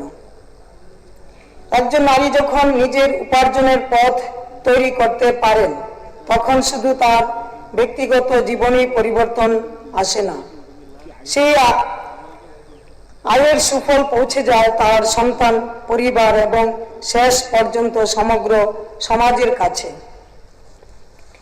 তাই একজন নারীকে স্বনির্ভর করা মানে শুধু একজন মানুষকে স্বাবলম্বী করা নয়, একটি পরিবারকে শক্তিশালী করা। আর হাজার হাজার নারীকে স্বনির্ভর করা মানে গোটা রাজ্যের অর্থনীতিকে শক্তিশালী করার পথে এগিয়ে নিয়ে যাওয়া। মাননীয় অধ্যক্ষ মহোদয়, ত্রিপুরার মহিলাদের মধ্যে প্রতিভার কোনো অভাব নেই। আমাদের গ্রামের মহিলা, শহরের মহিলা, পাহাড়ি এলাকার মহিলা, চা বাগান এলাকার মহিলা অনেকে নিজেদের দক্ষতা ও পরিশ্রম দিয়ে বিভিন্ন ধরনের কাজ করছেন। কেউ বাঁশ-বেতের সামগ্রী তৈরি করছেন, কেউ তাঁত ও হস্তশিল্পের সঙ্গে যুক্ত, কেউ খাদ্য প্রক্রিয়াকরণ করছেন, কেউ মাটির তৈরি বিভিন্ন সামগ্রী তৈরি করছেন, কেউ মশলা, আচার, পাঁপড় বা অন্যান্য খাদ্যদ্রব্য তৈরি করছেন, কেউ পশুপালন, হাঁস মুরগি পালন বা কৃষিভিত্তিক কাজে যুক্ত, আবার কেউ মৃৎশিল্প, ছোট দোকান, বিউটি কেয়ার, সেলাই বা অন্যান্য পরিষেবা ভিত্তিক উদ্যোগ পরিচালনা করছেন। কিন্তু সমস্যা হচ্ছে অনেক ক্ষেত্রে তাদের প্রতিভা ও পরিশ্রমের সঙ্গে প্রয়োজনীয় প্রশিক্ষণ, মূলধন, আধুনিক প্রযুক্তি, বাজার এবং সঠিক বিপণন ব্যবস্থার সংযোগ ঘটছে না। ফলে একজন মহিলা ভালো পণ্য তৈরি করেও তার পণ্যের ন্যায্য মূল্য পাচ্ছেন না। কেউ ব্যবসা শুরু করার ইচ্ছা থাকা সত্ত্বেও প্রয়োজনীয় ঋণ বা আর্থিক সহায়তার অভাবে পিছিয়ে যাচ্ছে। মাননীয় অধ্যক্ষ মহোদয়, আজকের দিনে ব্যবসা শুধু স্থানীয় বাজারের মধ্যে সীমাবদ্ধ নেই। প্রযুক্তির অগ্রগতির ফলে একজন গ্রামের মহিলা তার তৈরি পণ্য শুধু আগরতলায় নয়, রাজ্যের বাইরে এমনকি দেশের বিভিন্ন প্রান্তেও বিক্রি করতে পারেন। সেজন্য আমাদের মহিলা উদ্যোক্তাদের ডিজিটাল বিপণন, অনলাইন ব্যবসা, ডিজিটাল পেমেন্ট, পণ্য প্রদর্শন এবং আধুনিক ব্যবসা পরিচালনা বিষয়ে প্রশিক্ষণ দেওয়ার প্রয়োজন রয়েছে। মাননীয় অধ্যক্ষ মহোদয়, আমাদের মহিলা উদ্যোক্তারা যাতে তাদের উৎপাদিত পণ্যের ন্যায্য মূল্য পান, তার জন্য সরকারি উদ্যোগে নিয়মিত মহিলা উদ্যোক্তা মেলা, প্রদর্শনী এবং বিক্রয় কেন্দ্র আয়োজন আরও বেশি করা যেতে পারে। রাজ্যের বাইরে বিভিন্ন মেলা ও প্রদর্শনীতেও ত্রিপুরার মহিলা উদ্যোক্তাদের পণ্য প্রদর্শনের সুযোগ আরও সম্প্রসারিত করা যেতে পারে। আমাদের বাঁশ-বেতের সামগ্রী, হস্তশিল্প, তাঁতজাত পণ্য, খাদ্যজাত পণ্য এবং বিভিন্ন স্থানীয় উৎপাদন যদি সঠিকভাবে ব্র্যান্ডিং বা বাজারজাত করা যায়, তাহলে এগুলি শুধু মহিলাদের আয় বৃদ্ধির মাধ্যম হবে না, ত্রিপুরা নিজস্ব পণ্য ও পরিচিতিকেও দেশের বাজারে প্রতিষ্ঠিত করতে পারবে। এই উদ্যোগের আরেকটি গুরুত্বপূর্ণ দিক হল যুবতী ও শিক্ষিত মহিলাদের উদ্যোক্তা হিসাবে গড়ে তোলা। মাননীয় অধ্যক্ষ মহোদয়, ত্রিপুরায় বর্তমানে জনজাতি মহিলাদের একটি ব্যাপক অংশ এবং পাশাপাশি মণিপুরী সম্প্রদায়েরও একটি ব্যাপক অংশ নিজস্ব প্রচেষ্টা দেশীয় প্রযুক্তিতে সুতা ব্যবহারের মাধ্যমে চিরাচরিত পাসরা, রিসা, গজ ব্যান্ডেজ, গামছা, তোয়ালে, বেড কভার ইত্যাদি কাপড় বুননের এই শিল্পকে উন্নত এবং আধুনিকরণ করার লক্ষ্যে তাদের প্রশিক্ষণ, আধুনিক যন্ত্রপাতি সরবরাহ, ত্রিপুরার পতিত জমিগুলোকে চিহ্নিত করে ব্যাপক পরিমাণে রেশম তথা গুটিপোকা চাষের সম্প্রসারণের লক্ষ্যে প্রয়োজনীয় অর্থ বরাদ্দ সহ সংশ্লিষ্ট দপ্তর তথা সরকারি উদ্যোগ আসু প্রয়োজন। আমার ক্ষুদ্র অভিজ্ঞতা দেখার সৌভাগ্য হয়েছে দক্ষিণ ভারতের মহিলারা ছোট ছোট ক্লাস্টারের মাধ্যমে স্থানীয় উৎপাদিত সুতা ব্যবহার করে বিভিন্ন পোশাক শিল্পে উৎপাদিত কাজে নিজেদের নিয়োজিত রাখছেন, উৎপাদিত সামগ্রী বাইরে রপ্তানি করছেন, নিজেদের এবং এলাকার আর্থিক সমৃদ্ধিতে যোগানদাতার ভূমিকা পালন করছেন। তেমনি আমাদের পার্শ্ববর্তী রাজ্য আসাম রাজ্য যে গামছা, তোয়ালে তারা নিজেরা হাতে তৈরি করছেন। বহিরাজ্য থেকে আসাম রাজ্যে কোনো গামছা বা তোয়ালি মানে দৈনন্দিন জীবনে যা লাগে এটা বহিরাজ্য থেকে আনা হয় না। আমি এই হাউসে বলতে চাই, যদি আমাদের ত্রিপুরা রাজ্য যে TRLM এর মাধ্যমে মা বোনরা যে স্বনির্ভরতার বা আমাদের সরকারের যে দিশা এক ত্রিপুরা শ্রেষ্ঠ ত্রিপুরা গড়া বা আমাদের লাখপতি দিদিদের মাধ্যমে যদি আমাদের সরকারি যে গজ ব্যান্ডেজ আছে বিভিন্ন হসপিটালে বা আমাদের সরকারি হসপিটালে বিভিন্ন যে ব্যাড কভার লাগে, ওইগুলো যদি আমাদের সরকারি উদ্যোগে যদি যে বাইরের রাজ্য থেকে আনা হবে না, এটা যদি ম্যান্ডেটরি করা হয় যে ত্রিপুরা রাজ্যের মা বোনরা বা জনজাতি জাতি মণিপুরী সম্প্রদায়, যে কারণ তাঁত শিল্পী আমাদের এখানে অভাব নেই, অনেক শিল্পীরা আছে, মায়েরা আছে, ঘরের কাজ ফাঁকে ফাঁকেও সন্তান প্রতিপালন বা সংসারের বিভিন্ন কাজের ফাঁকেও ওইগুলা করা যায়। তো আমাদের যে অন্যখানে যদি হয়, আমাদের ত্রিপুরা রাজ্যে কেন হবে না? কারণ আমাদের এই ত্রিপুরা রাজ্য কুটির শিল্পে বিখ্যাত, আমরা জানি। তো আমাদের এখানে TRM এর মাধ্যমে সেলফ হেল্প গ্রুপের দিদিদের আর্থিক সহায়তা করা হয়। বরাদ্দকৃত অর্থের একটা অংশ যদি এই কাজে যোগান দেওয়া হয়, তাহলে মহিলা সশক্তিকরণ সহ তাদের এলাকার এবং সমগ্র রাজ্যের আর্থিক সমৃদ্ধির নূতন দ্বার উন্মোচিত হতে পারে। আজকের শিক্ষিত মেয়েরা শুধুমাত্র চাকরির সন্ধান করবেন এমন ধারণা আমাদের পরিবর্তন করতে হবে। আমাদের তাদের এমন সুযোগ করে দিতে হবে যাতে তারা নিজেরাই কর্মসংস্থান সৃষ্টি করতে পারেন এবং অন্যদেরও কর্মসংস্থানের সুযোগ করে দিতে পারেন। একজন সফল মহিলা উদ্যোক্তা যদি 5 জন বা 10 জন মহিলাকে কাজের সুযোগ করে দিতে পারেন, তাহলে একটি ছোট উদ্যোগও স্থানীয় অর্থনীতিতে বড় ভূমিকা পালন করতে পারে। আমি বিশেষভাবে গ্রামীণ ও প্রত্যন্ত এলাকার মহিলাদের কথা বলতে চাই। শহরাঞ্চলে সুযোগ সুবিধা তুলনামূলকভাবে বেশি থাকলেও প্রত্যন্ত এলাকার বহু মহিলা এখনো নানা সীমাবদ্ধতার মধ্যে রয়েছেন।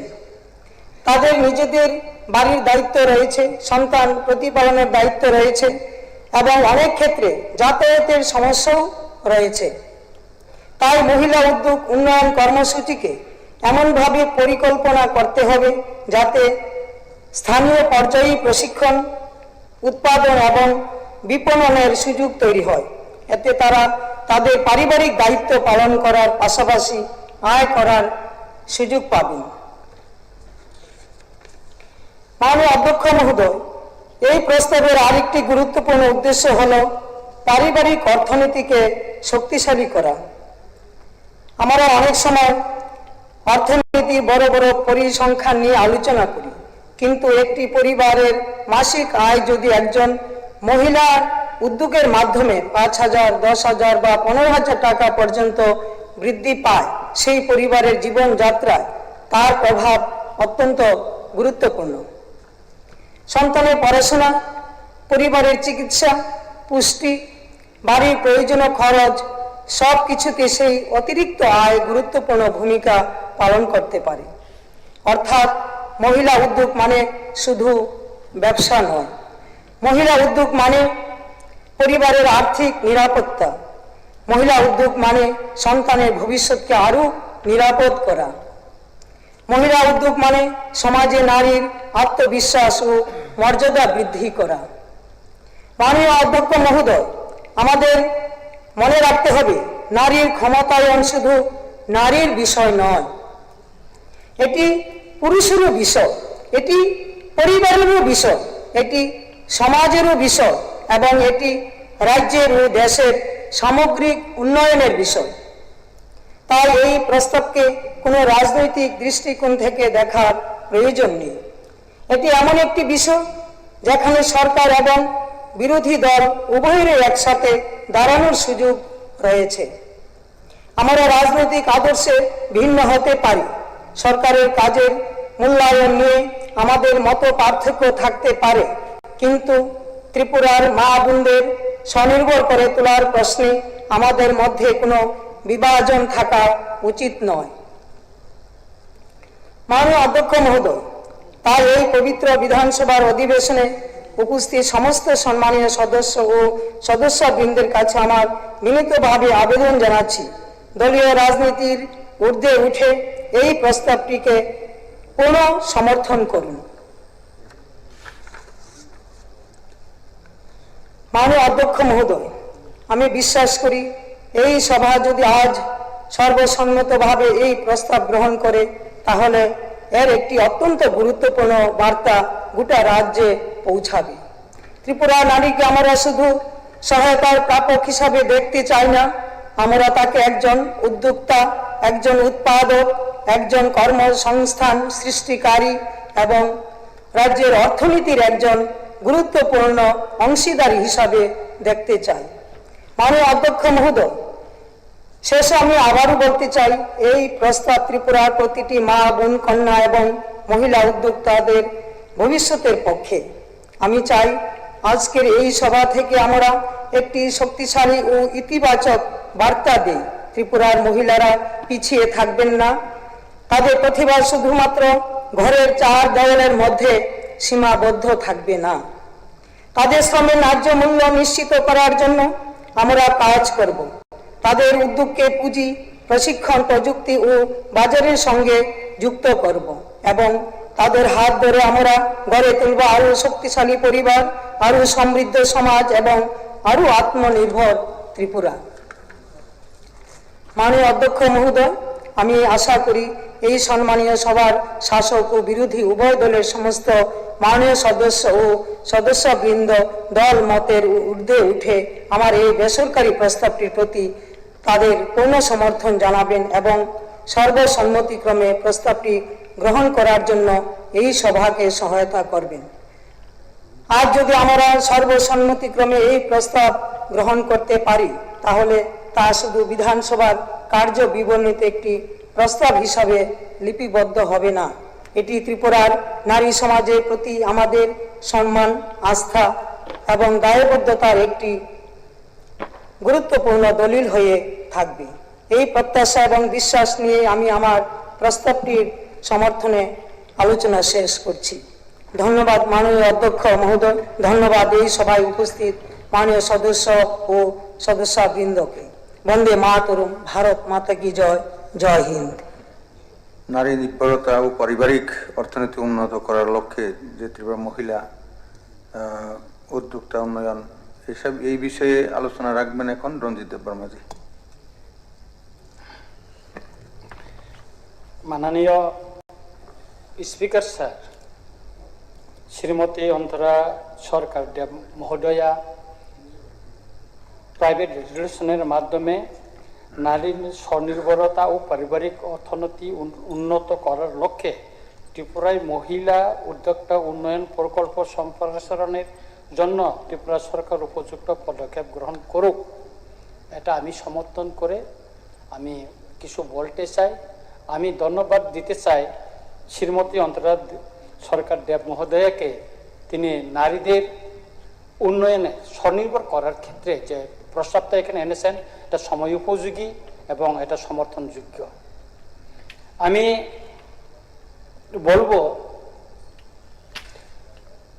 যদি আমি বাংলায় বলি, সেটা হয়তো আমাদের ত্রিপুরার আনাচে কানাচে, বিশেষ করে এদেশে এলাকায় যে ত্রিপুরা সারা থাকে, তারা হয়তো বলতে পারে না, বুঝতে পারে না বাংলা। তো সবাই অনেকে বলে আমরা গ্রামে গেলে স্যার আপনি কক বড়কে বলুন, তাই আমি কক বড়কেই বলবো।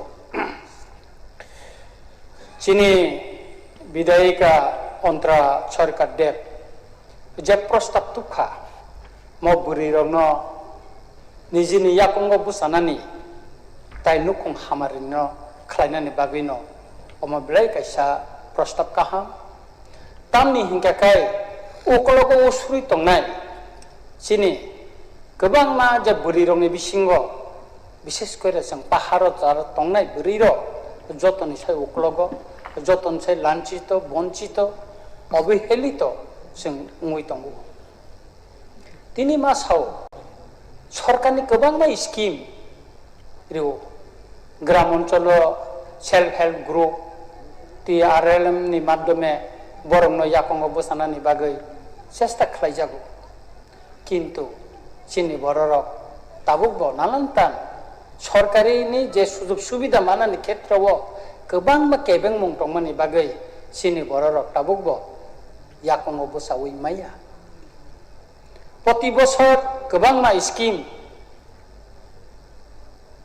विभिन्न ब्लक थांगो ট্রাইবেল ওয়েলফেয়ার ডিপার্টমেন্টनि মাধ্যমে থাঙ্গো কিন্তু পাহাড়नि যে ত্রিপুরাसा बुरै रक शिक्षित अशिक्षित गोबां मा बर' रक ताबुकबो उकलावबो सुजा आं किसा सानानि मुसुंगो विशेष कइरा ट्राइबेल हेल्थ डिपार्टमेंटनि माध्यमे प्राय समयनो ट्राइबेल हेल्थ मिनिस्टार रतमिया जखन जों सावो टिप्रासान बागै असमय बतंगियर बखोनाया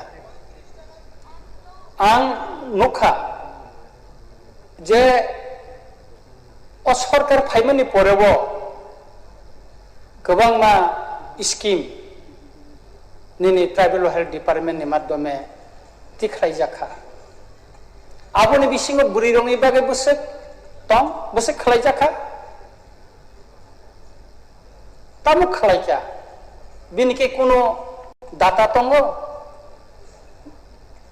किछु करे अथच जों नुखा 2024-2025 बिसिङाव पत्रिकानि तथ्य अनुसारे ट्राइबेल हेल्थ डिपार्टमेंट 200 कोटी रां फिरगै थांगा 2025-26 170 कोटी टाका ट्राइबेल हेल्थ डिपार्टमेंटनि सेंट्रल फिरगै थाङो कारण ट्राइबेल हेल्थ डिपार्टमेंट स्कीम सालामै ग्राम अंचल जे बेकार बुरै रक फानंथन सोलार फानंथन सঠিক भावे बरंनो रुइमाया बुरै रक ताम खाय चीन पाहाड़ साधारणत अशिक्षित जारा अंशर ताम खायबा पाहाड़ नक्सितानो फुलजारो ताने फालनाय जाओ लामा किनारो रांकरै बरंनि फालै बरं একটা नक्सि फालखाय बसে 10 টাকা 15 টাকা मान जाओ रांकरैनि अभाब बाय बरं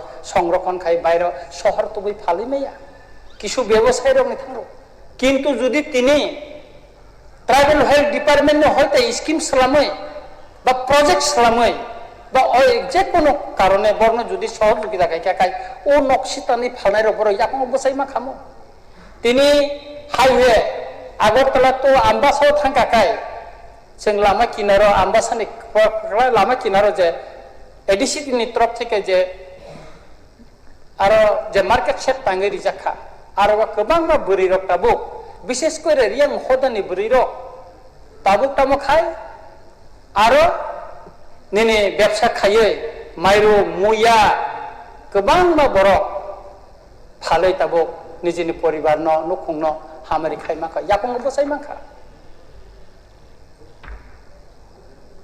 अन्थैया हाय गोबां चिनि टिप्रासा बुरै रक तानियाम जायो तंगो बुरै रक सुदु सलासिमिया बुरै रक सेखक वाइ मानो लांगा वाइ मानो ताखक वाइ मानो सेमपाय वाइ मानो बालें वाइ मानो बरनो जुदि जों किसा रां जुदि रुइ जुदि सहयोगिता खायमा खांखाय ओ बुरै रक निजिनि नुखुंगो हामारि तुइ मांखामो बुइनि साकाव निर्भर खायना नांगला खामो सामुं कां अन्यान्य लेबार खायचाना नांगला खामो ताते एकदिके चिनि टिप्रासारंनि सिरि सिटिनि जे मानिर अमरग बाजारग फालजागै मान खामो बयबो पायै अमन नुखुंरग मसि একটা স্মৃতি হিসাবে তিসে মান খামো কিন্তু অবর কিছু খাইজা গিয়া খাইজাকা কোন খাইজা গিয়া অন্তে হাই কেন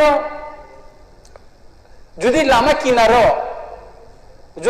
কিনাरो मार्केट सेट तांगै रिरिखा हिंगाखाय गोबां मा बुरै व्यवसा खायमा खामो बरमुरा रग थांग्रे नुगो गोबां मा लामा किना मखितों फुलाय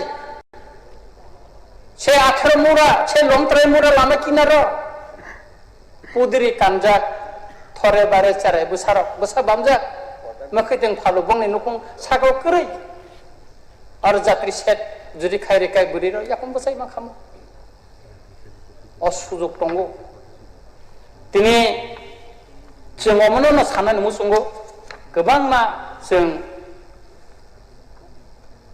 वामानि ताकमानि बिसिंतै बुरै रंना ताबो गमनि चिनि रिगनाय रिसा ताकमानि ग्राम अञ्चल बब बुरै रि ताकमाया तं टिप्रासार बुरै मैक्सिमाम न रिगनाय रिसा तागै मानो কিন্তু রাননি অভাব বাই বরক তিনি অবন মুসুং ফানো অনেক কিছু খাইনানি মুসুং ফানো মাইয়া বরং উন্নত ধরনে তারপর শিকন লুবই বরং খাইমানো তিনি সিন যে রিসা ততারা সঙ্গিও বরং ফাই হায়দ্রাবাদনি ফাইও হায়দ্রাবাদনি আসামনি ফাইও বাইরেনি বরক আপনার তাগে তাবু চীনের মার্কেটিং খাইও অথচ চিনি বরক চীন ট্রেডিশনাল রিগনাই রিসা রিতরা চিনি তাंगन সুযোগ করে अब खाइमा खामो जों तात्पर सिकन लुबै मणिपुर फान तांगे तात्पर सिकन गोबां व्यवस्था खाइमा खामो आंनिर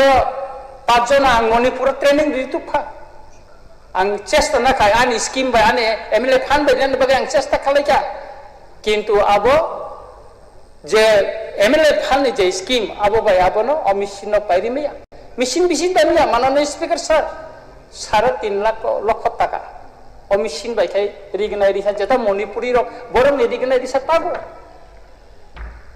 रिमै आबो आरो बादा हेकाके स्किम बर्तंबा एकमात्र जनजाति बा उपजाति बरं डेभलपमेंट खायना थाखाय ग्राम अंचल नि ट्राइबल वेलफेयर दङ अबनि क्षेत्र ट्राइबल वेलफेयर डिपार्टमेंट तामो सामुं टांखा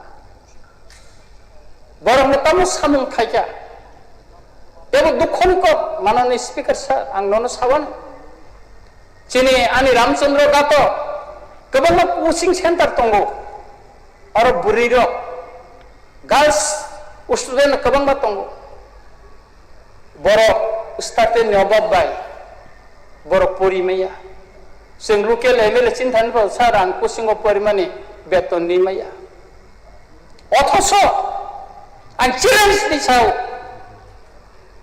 पानबिथि कोचिं सेंटर 20 जननि बागै स्कलारशिपनि बागै एप्लाइ खायका माननीय स्पीकर सर हर बोसोरना बिजाखा 5 जनानो कक इंग्लिश हस्टेल दङ बुरिर गोबांमा बरक सानका 10 जना फानेरि खरक साफानो रिजागिया खरक साफानो रिजागिया बाहायथि जों आगनाय चिनि ग्राम अंचल सलारानो तो बारनो बुरिर बाहायके आगनाय अथच रां 2024-25 प्रत्येकनि तथ्य अनुसार काटिंग टंगान प्रत्येकनि तथ्यनो 200 कोटी टाका फेरत थांगो 2025 से 170 कोटी टाका फेरत थांगो प्रत्येकनि तथ्य अनुसार तागि खाइजा गया ते अंति हाय गोबां नातेबो तिनि जों साजागो लाखपति दीदी उद्योग खर बसे तिप्राजक लाखपति तो खर बसे गंखा लाखपति दीदी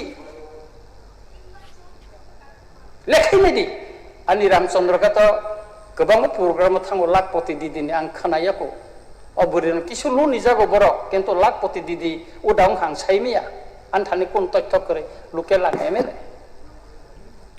बन विकास नि माध्यमे चिनि कामी आमचाइनि बलंनि जे मखोतै जेता थासिंगस बन मंत्री सामानि अर्गानिक साग सब्जी अब फालनानि बागै लामा किनारो मार्केट सेट तांगेरि मा किन्तु तिनि मार्केट सेटनि अभाब आंनन साका थासिंनो आपनि बो बरमुरातै थाखाय नुगना मैक्सिमम मिनिस्टर एंकी थाखाय नुगो लामा किनारा कोनो बासाय तासाय करे फालाय जाव ओ बरमुरावनो गोबां मा फालाय जाव अथच बंनि कगनो वानसुक जायगा आरो मैक्सिमम मखैथों फालनाय मुया गान्द्रै मेखुनस फालनाय मैक्सिमम न बुरिराव बलंनि तिख्लाय थालिं मेखुन फालनाय र बुरिराव मांनो बंनि बागै कि वानसुक जाखा वानसुक जायगा प्रस्ताव खूब गाहाम आलोचना खूब माननीय स्पीकर सर किन्तु बरं जे जों स्वनिर्भरनि बागै कक सावो नुको हामारिनि कक सावो खादा खालायजा बंनि बागै कि कोनो चिन्ता वानसुगै कोनो स्किम कोनो प्रोजेक्ट सदा खालामजाखा खालामजागिया दिनै गोबां मा स्किल डेभलपमेन्टनि माध्यमे चिनि एडुकेटेड बुरिर प्रशिक्षण नावै तंजा किन्तु बर साधारणत ऋण माननानै बेंकनि ऋण ग्यारेन्टर करे पाहारो तिप्रा सारंनि জায়গানি কোনো কাগজপত্র করে ফরেস্ট ডিপার্টমেন্টে পাত্তারিমা জায়গা বসবাস খাই বড় বড় ব্যাংক নিয়ে থাকে গ্যারান্টার সানজাগো ব্যাংকনি লুনগো বড় মাইয়া তামো খাই বড় আগক নাই তামো खाय बर बुसकांग आगन नाय संसार बे मोसाङै तंनाय नायथत खायलायै सरकार मा वान सुनाय ब्ले बंनि बागैबो तो नों स्किम सामदि सलाम जायगिया किसु मिसु गोबां डिपार्टमेन्टनि माध्यमे एनिमेल हासबेन्डनि माध्यमे वाग रक नांनै रक तग रक ताखुमले किसा बाग जाबो एबारे ते ताम खाय किसु खाय जायगिया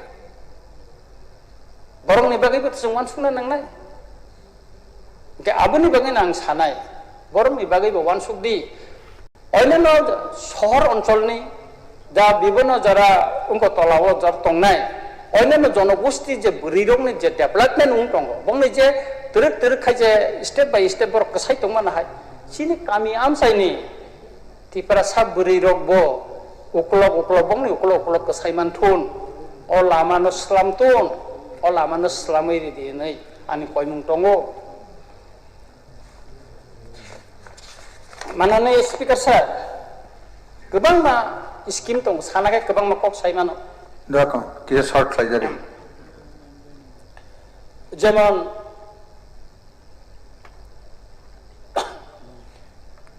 credit linkage national level of जों पंचम स्थानाव दं किन्तु सिन पाहारि रंनि बोरि रक बेंक सुबिदा बसक मांखाबा नों नायनो दि तिप्रासा बोरि रक बेंक बसक सुबिदा मांखा কোনো সুবিধা মাইয়া স্যার আপনি নিজের এলাকা বোমাইয়া আন এলাকা বোমাইয়া जों যেহেতু এডিসি এলাকা দङ এবং পাহাড়ি হিনজাগো जों माइया साबो खायनाय आबोनि बागै तो गभर्नमेन्ट मावान सुंनाय बिले स्যার আর आबोनि बागै ट्राइबल वेलफेयर जनजाति कल्याण दप्तर खायरि जाखा सबसे दायित्व बिनि ও গ্রাম অঞ্চলनि যে बोरि रकनि जे वंचित अवहेलित अंतमनि बरं बागै तो बो डिपार्टमेन्ट से वानसुकनानै वानसुक जाखा किछु वानसुक जागिया ताई आबोनि बागैनो आं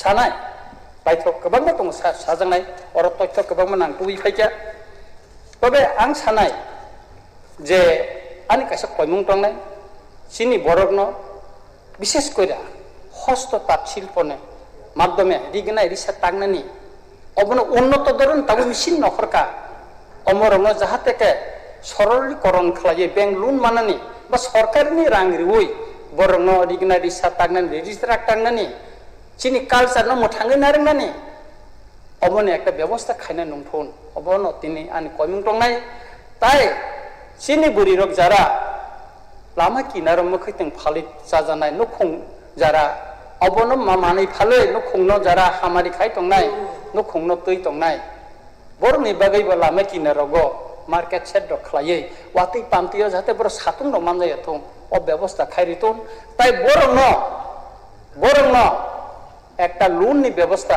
जाहाथे ग्रेंटर सारा একটা লোনनि व्यवस्था कम पैसा অন্ত 50,000 नि बिसिंग फानो একটা লোननि व्यवस्था बो खायना नंथुन अबानि कयमुं दंनाय ताई आं पाइथागो सानाय आनि कयमुं दंनाय जे ओ जे सिनि माननीय विधायिका अंतरा सरकार महोदया जे प्रस्ताव तुमनि मन आं ब्लेकेन खाफुर जाका ब्लेकेन आं हामजाका এবং ম সর্বসম্মতি কর্মে অ প্রস্তাব অম গৃহীত অংঠন অমন আংনায় যতন হামবাই মাননীয় স্পিকার স্যার নন বিলাই বিলাইকে হামবাই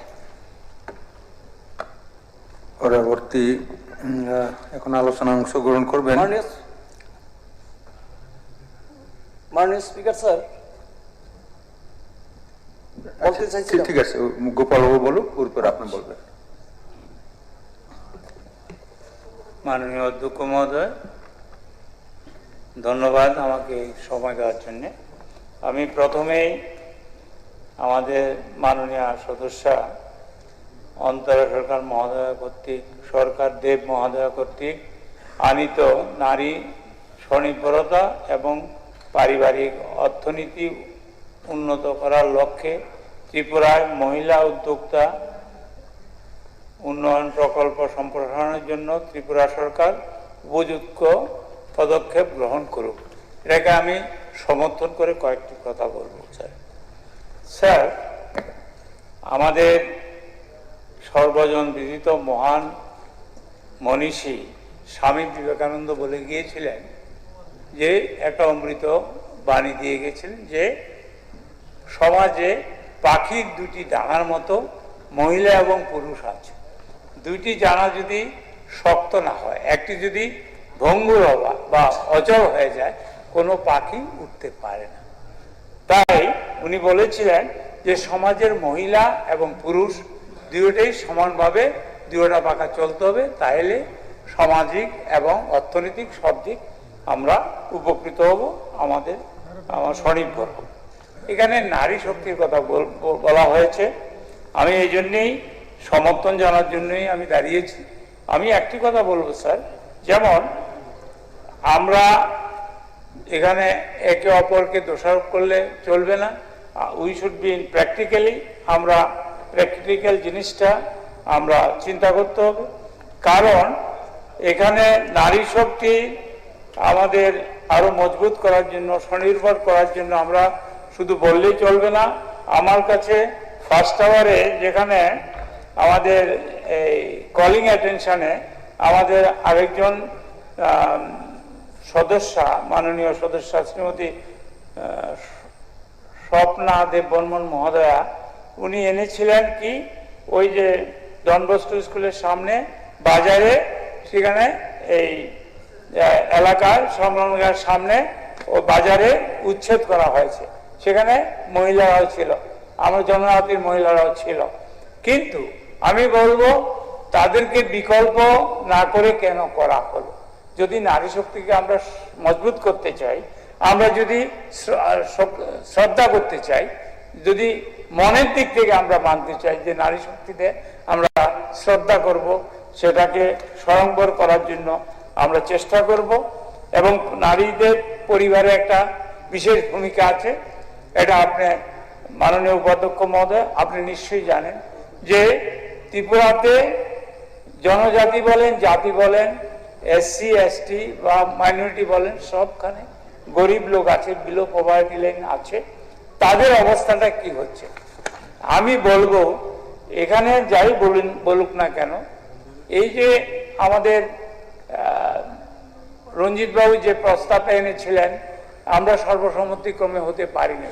আমাদের বিধায়কদের 75 লক্ষ টাকা আমাদের ডেভেলপমেন্টে ফান্ডে আছে বছর। কোনো কোনো বিধায়ককে বেছে বেছে হয়তো বন্ধ করা হয়। যেমন আমি 2 বছর 3 বছরে পাইনি, বিধায়ক এলাকা উন্নয়ন তহবিলের টাকা দেওয়া হচ্ছে না। আমি হাইকোর্টে কালকে বা আগামী সোমবারে রিট পিটিশন করতে হবে, আমার উপায় নেই। কারণ ইচ্ছাকৃতভাবে এটাকে বঞ্চনা করার জন্য, একটা এরিয়াকে বিরোধীদের বঞ্চনা করার জন্য এটা করছে।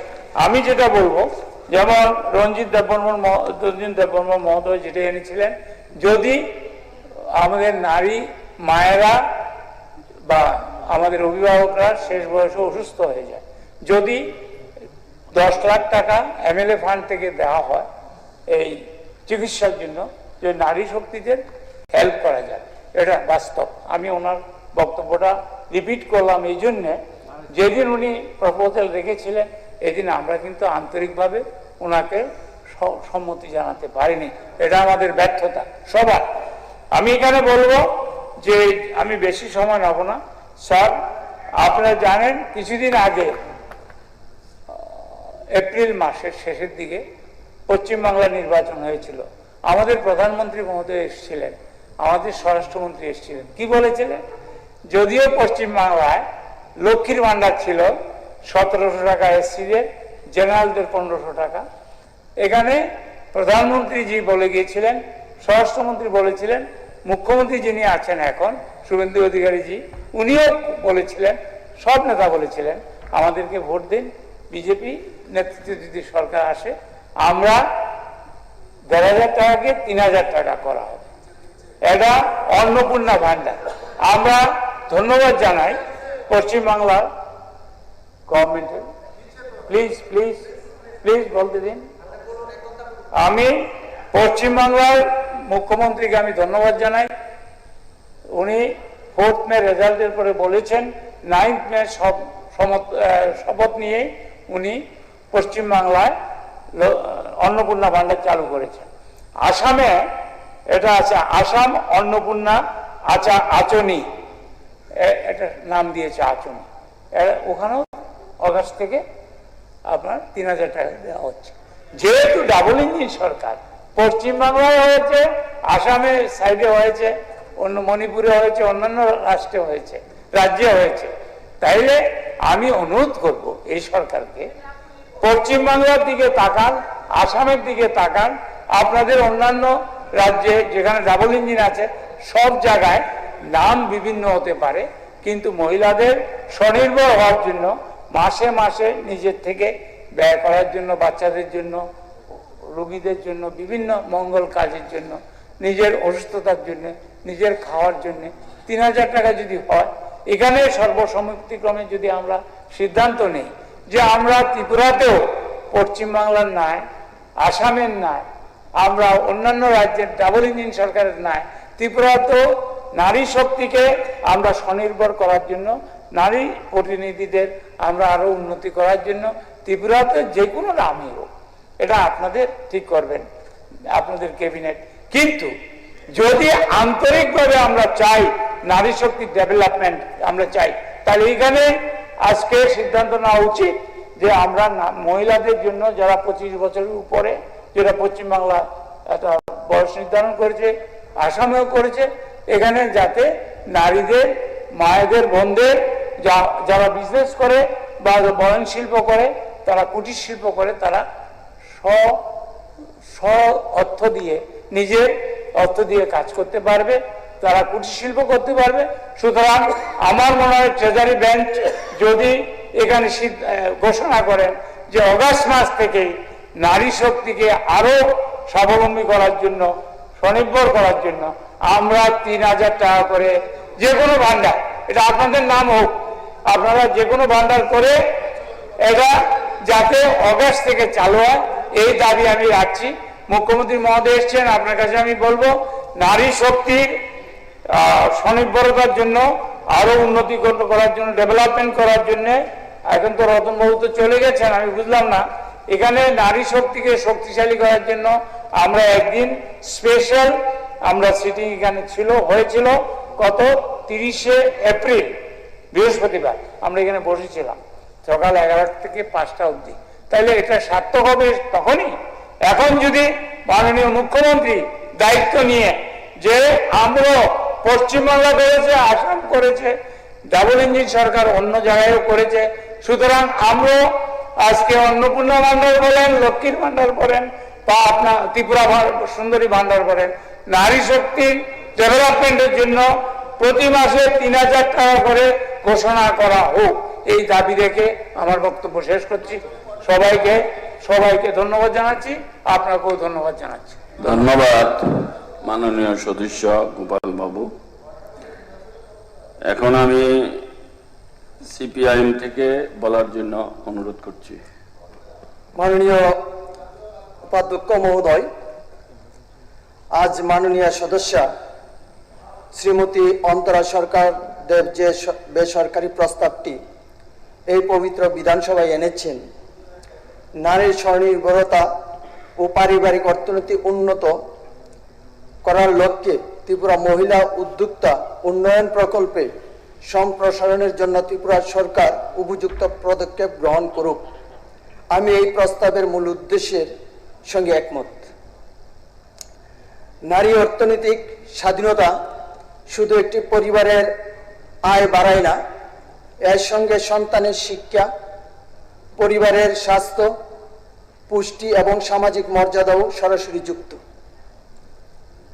কিন্তু মাননীয় উপাধ্যক্ষ মহোদয়, আমি মনে করি আজ আমাদের শুধু একটি প্রস্তাবকে সমর্থন করলেই হবে না, আমাদের দেখতে হবে ত্রিপুরার মহিলারা বাস্তবে কতটা স্বনির্ভর হচ্ছেন, কতজন মহিলা ঋণ পাচ্ছেন, কতজন মহিলা নিজেদের উদ্যোগ শুরু করতে পারছেন, আর কতজন সেই উদ্যোগ ধরে রাখতে পারছেন।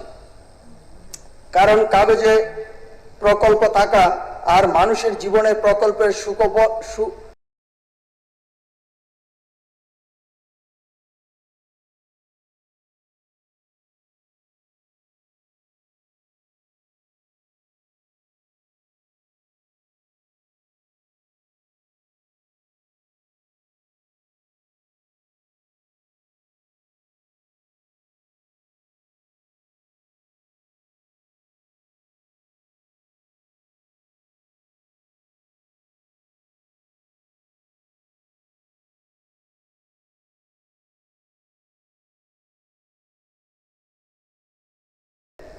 অনেক মহিলা ব্যবসা শুরু করতে চান, কিন্তু প্রাথমিক মূলধন নেই। ব্যাংক ঋণের জন্য কোলাটেরাল, পেপার ওয়ার্ক এবং নানা প্রশাসনিক জটিলতার কারণে তারা পিছিয়ে পড়ছেন।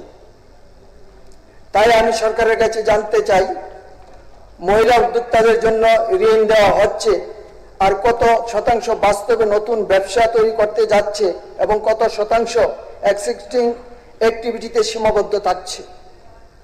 দ্বিতীয়ত, মার্কেট।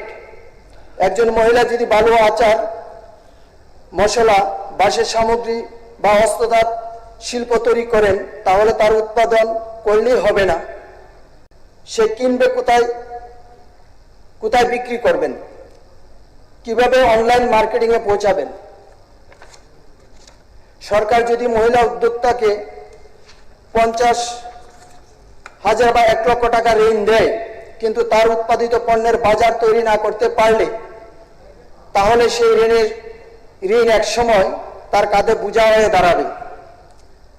তাই আমি প্রস্তাব করছি, গভর্নমেন্ট প্রকিউরমেন্ট পলিসিতে এসএইচজি ও মহিলা উদ্যোক্তাদের জন্য নির্দিষ্ট সুযোগ রাখা হোক।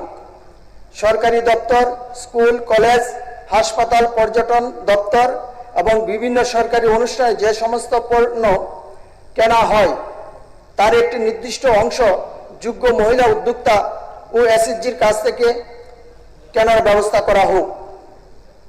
তৃতীয়ত, টেকনোলজি। আজকের দিনে শুধু হাতে তৈরি বালু পণ্য থাকলেই ব্যবসা সফল হয় না।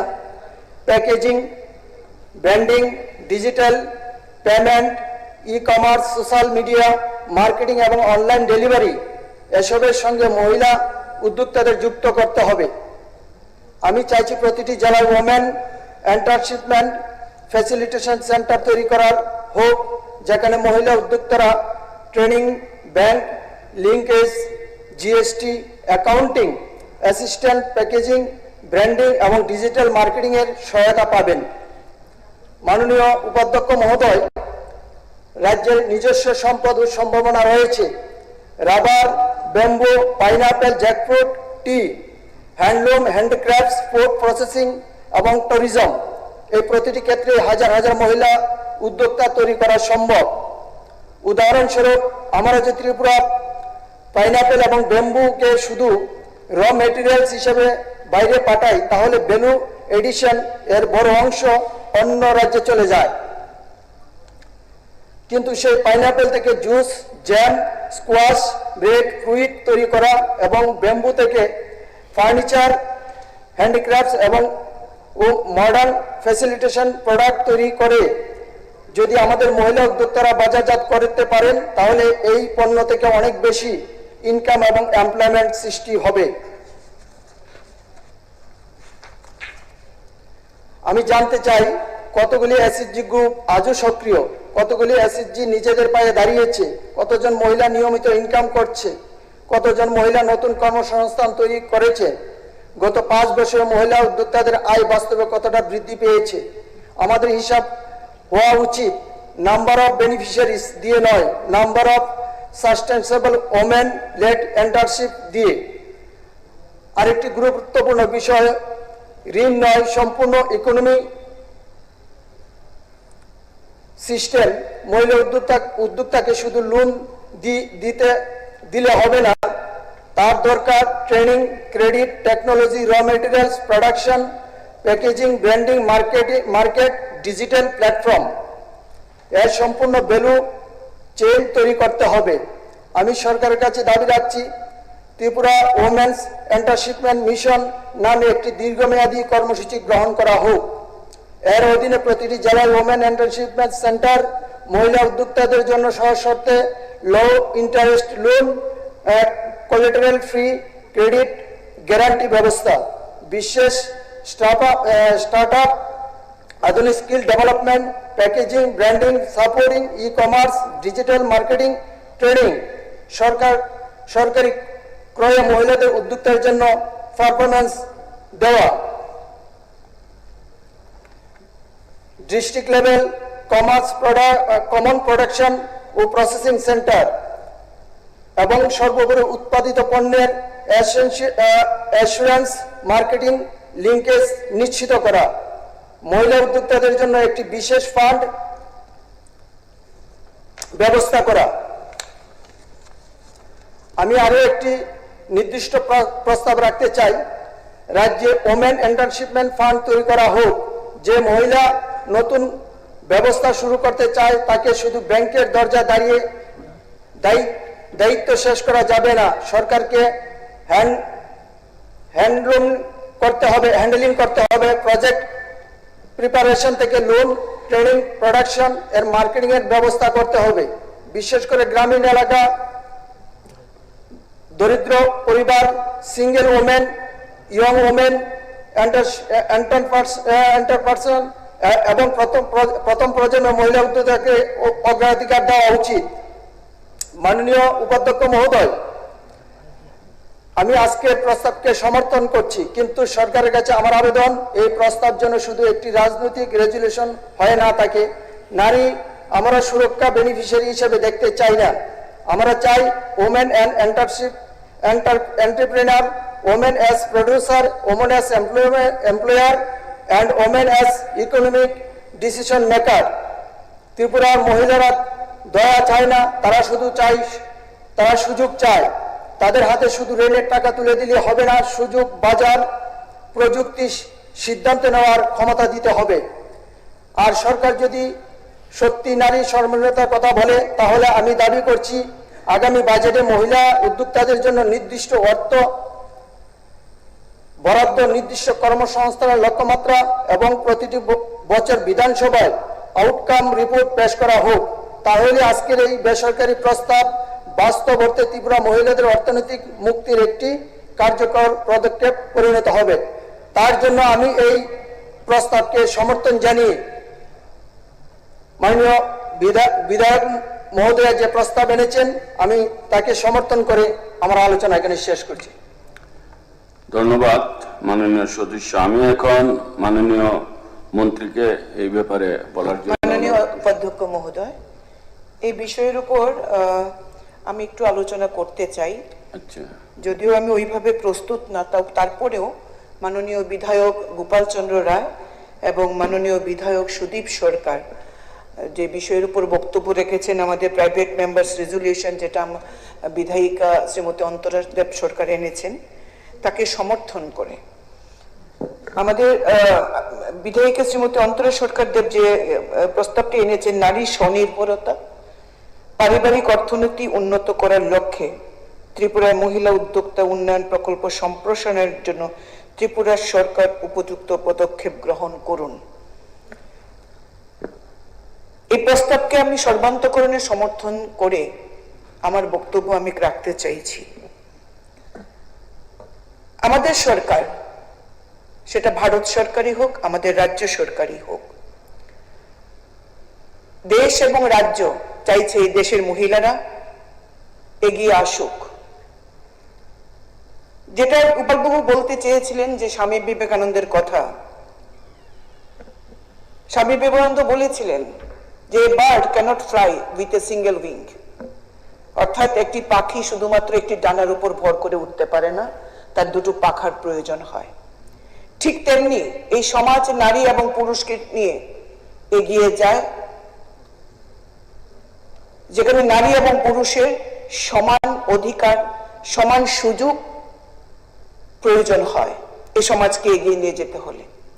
যেখানে ভারতবর্ষের প্রধানমন্ত্রী নরেন্দ্র মোদী চাইছেন বিকশিত ভারত গড়তে, যেখানে দেশের প্রধানমন্ত্রী নরেন্দ্র মোদী 2047-কে সামনে রেখে বিকশিত ভারত যাত্রা, তার কর্মপদ্ধতি, তার যোজনা তিনি তৈরি করে গেছেন, সেখানে মহিলাদেরকে অগ্রাধিকার দিয়ে তিনি কাজ করছেন। আজকে পার্লামেন্টে নারী শক্তি অধিনিয়ম বিল যেটা আনা হয়েছে, যেটা পাশ করা হয়েছিল রাজ্যসভা এবং লোকসভায়, পরবর্তী সময়ে কিছু অ্যামেন্ডমেন্টের প্রয়োজন। তার জন্য লোকসভায় যখন বিলটি এসেছিল, যারা বিরোধিতা করেছিলেন সেটা কংগ্রেস এবং ইন্ডি জোট, INDI জোট, তারা এই বিলকে সমর্থন করেনি। কারণ তারা চায় না প্রকৃত অর্থে দেশের গণতান্ত্রিক যে ব্যবস্থাপনা, সেই ব্যবস্থাপনায় নারীরা সুযোগ পাক। দেশের প্রধানমন্ত্রী চাইছেন 33% রিজার্ভেশন হোক লোকসভা এবং রাজ্য বিধানসভাগুলোতে। এর অর্থ হলো নারীদেরকে প্রতিনিধিত্ব করার সুযোগ দেওয়া, যেটা বারবার এই দেশের লোকসভা এবং রাজ্যসভায় পাশ হয়নি, কিন্তু বর্তমান প্রধানমন্ত্রী নরেন্দ্র মোদী সেটা পাশ করিয়েছেন। কিছু কিছু অ্যামেন্ডমেন্টের প্রয়োজন ছিল, সেটা তারা হতে দেননি।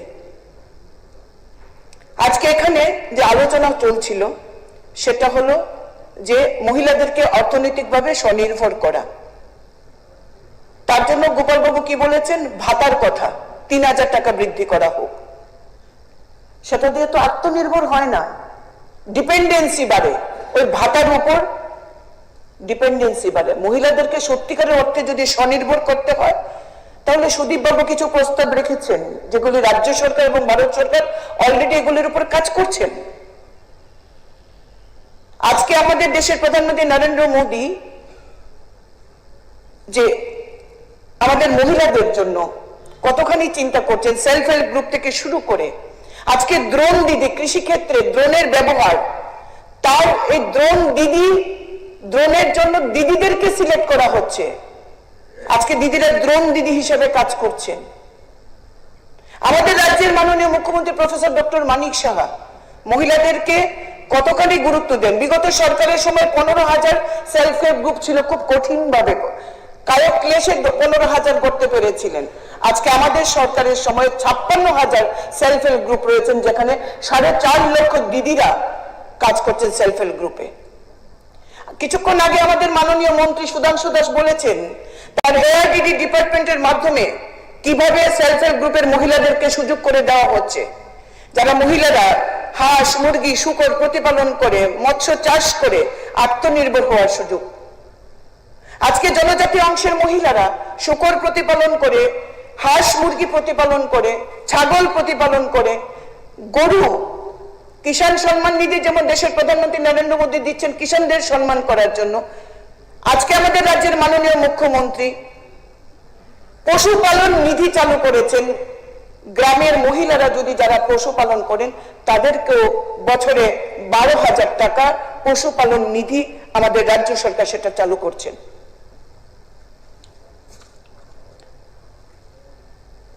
আমাদের রাজ্যের মাননীয় মুখ্যমন্ত্রী চাইছেন যে এই দেশের, এই রাজ্যের মহিলারা এগিয়ে আসুক। তার জন্য আজকে চাকরিতে, সরকারি চাকরিতে 33% রিজার্ভেশন। অর্থ কি? যে মহিলারা যেন এই প্রতিযোগিতায় পিছিয়ে না পড়ে, তার জন্য অন্তত পক্ষে একটা রিজার্ভেশন করে মহিলাদেরকে আত্মনির্ভর করার সুযোগ দেওয়া হয়। একটাই লক্ষ্য, মহিলাদেরকে আত্মনির্ভর করা। একটাই লক্ষ্য, মহিলাদেরকে এগিয়ে নিয়ে যাওয়া।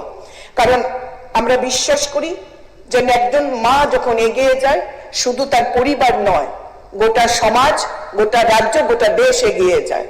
তাই মহিলাদেরকে আত্মনির্ভর করার জন্য রাজ্য সরকার এবং কেন্দ্রীয় সরকার নিরন্তর কাজ করে যাচ্ছে। আজকে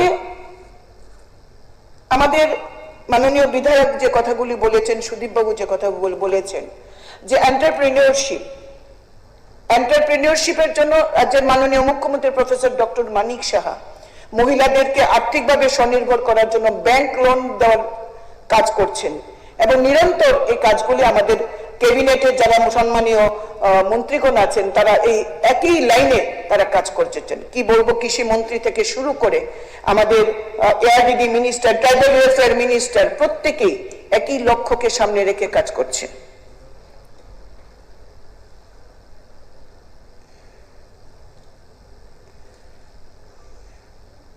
জাস্ট ফিউ মিনিটস। তো আমার বক্তব্য হলো যে শুধু এন্টারপ্রেনিয়রশিপকে শুধু মতো এনকারেজ করা নয়, এন্টারপ্রেনিয়রশিপ করতে গেলে যে ধরনের কাজগুলি যে একই সঙ্গে যে যে পয়েন্টসগুলোতে কাজ করার দরকার এগুলোকে উৎসাহিত করতে রাজ্য সরকার নিরন্তর কাজ করছেন। লক্ষ্য একটাই, মহিলাদেরকে আত্মনির্ভর করা, পাশাপাশি মহিলাদেরকে সুরক্ষা দেওয়া থেকে শুরু করে সবকিছুতে আমাদের সরকার অলরেডি কাজ করছেন। তাই আজকে আমাদের মাননীয় বিধায়ক শ্রীমতী অন্তরা সরকার দেব যেটা এনেছেন যে নারীর স্বনির্ভরতা এবং পারিবারিক অর্থনীতি উন্নত করার লক্ষ্যে মহিলা উদ্যোক্তা উন্নয়ন প্রকল্প সম্প্রসারণ, এই কাজ অলরেডি আমাদের সরকার করছে। এখানে আমাদের সরকার মহিলাদেরকে যেমন মহিলাদেরকে সুস্থ রাখা, একটা মা তখন সুস্থ থাকে, সুস্থ সন্তান প্রসব করে, মহিলাদেরকে মাতৃপুষ্টি উপহার দিচ্ছেন, যে গর্ভবতী মায়েদের স্তন্যদানকারী মহিলাদেরকে অপুষ্টির সমস্যা থেকে দূর করার জন্য মাতৃ মৃত্যু কমাতে এই প্রকল্পের মাধ্যমে বাড়ি বাড়ি গর্ভবতী মায়েদেরকে কিট বিতরণ করা হয়।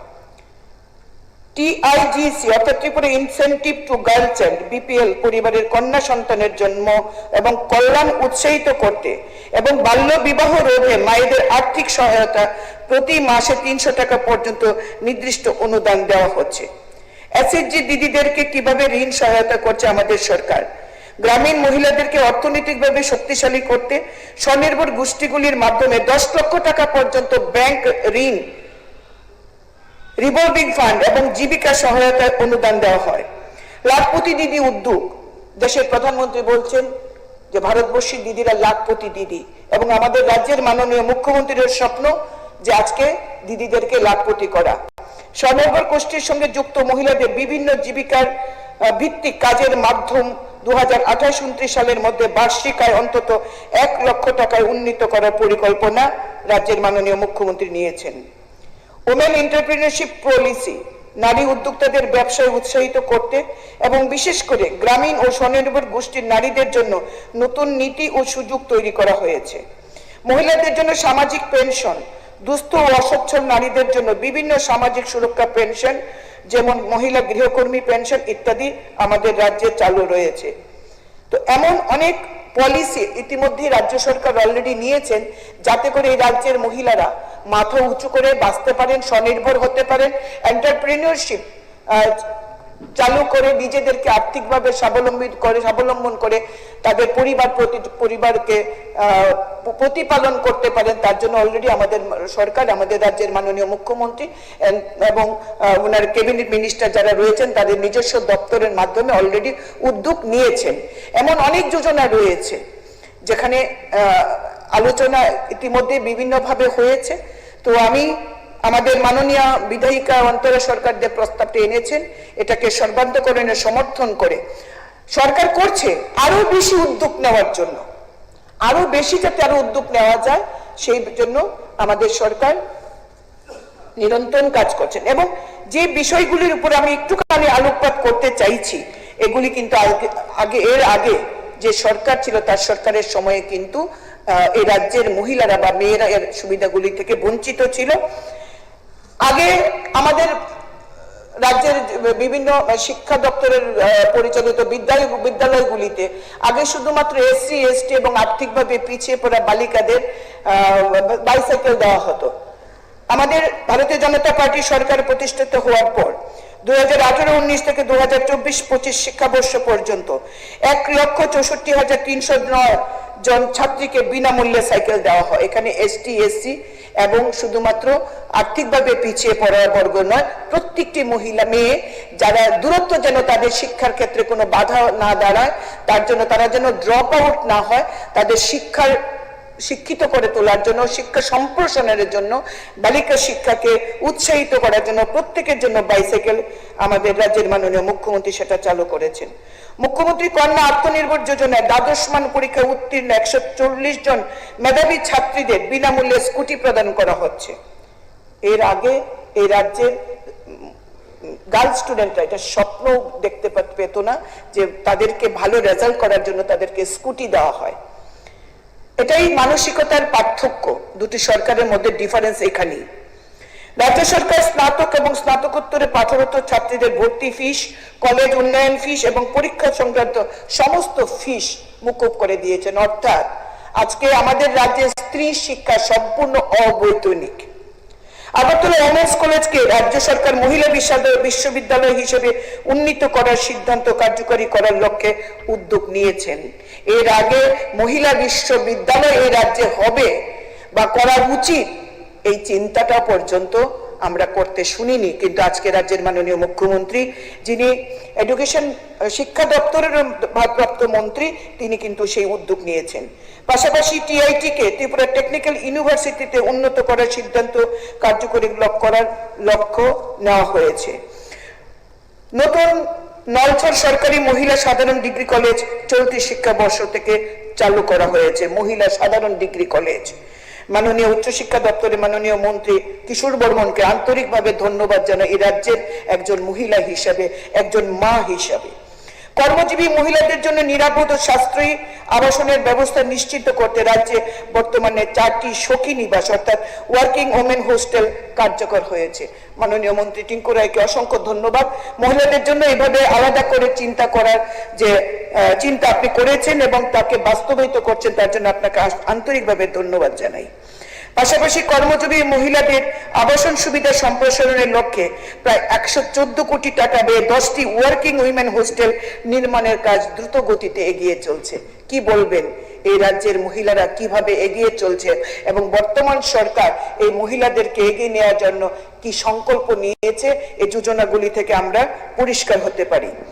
এসব হোস্টেলে আবাসনের পাশাপাশি বিভিন্ন আধুনিক ও প্রয়োজনীয় সুবিধার ব্যবস্থা রাখা হয়েছে।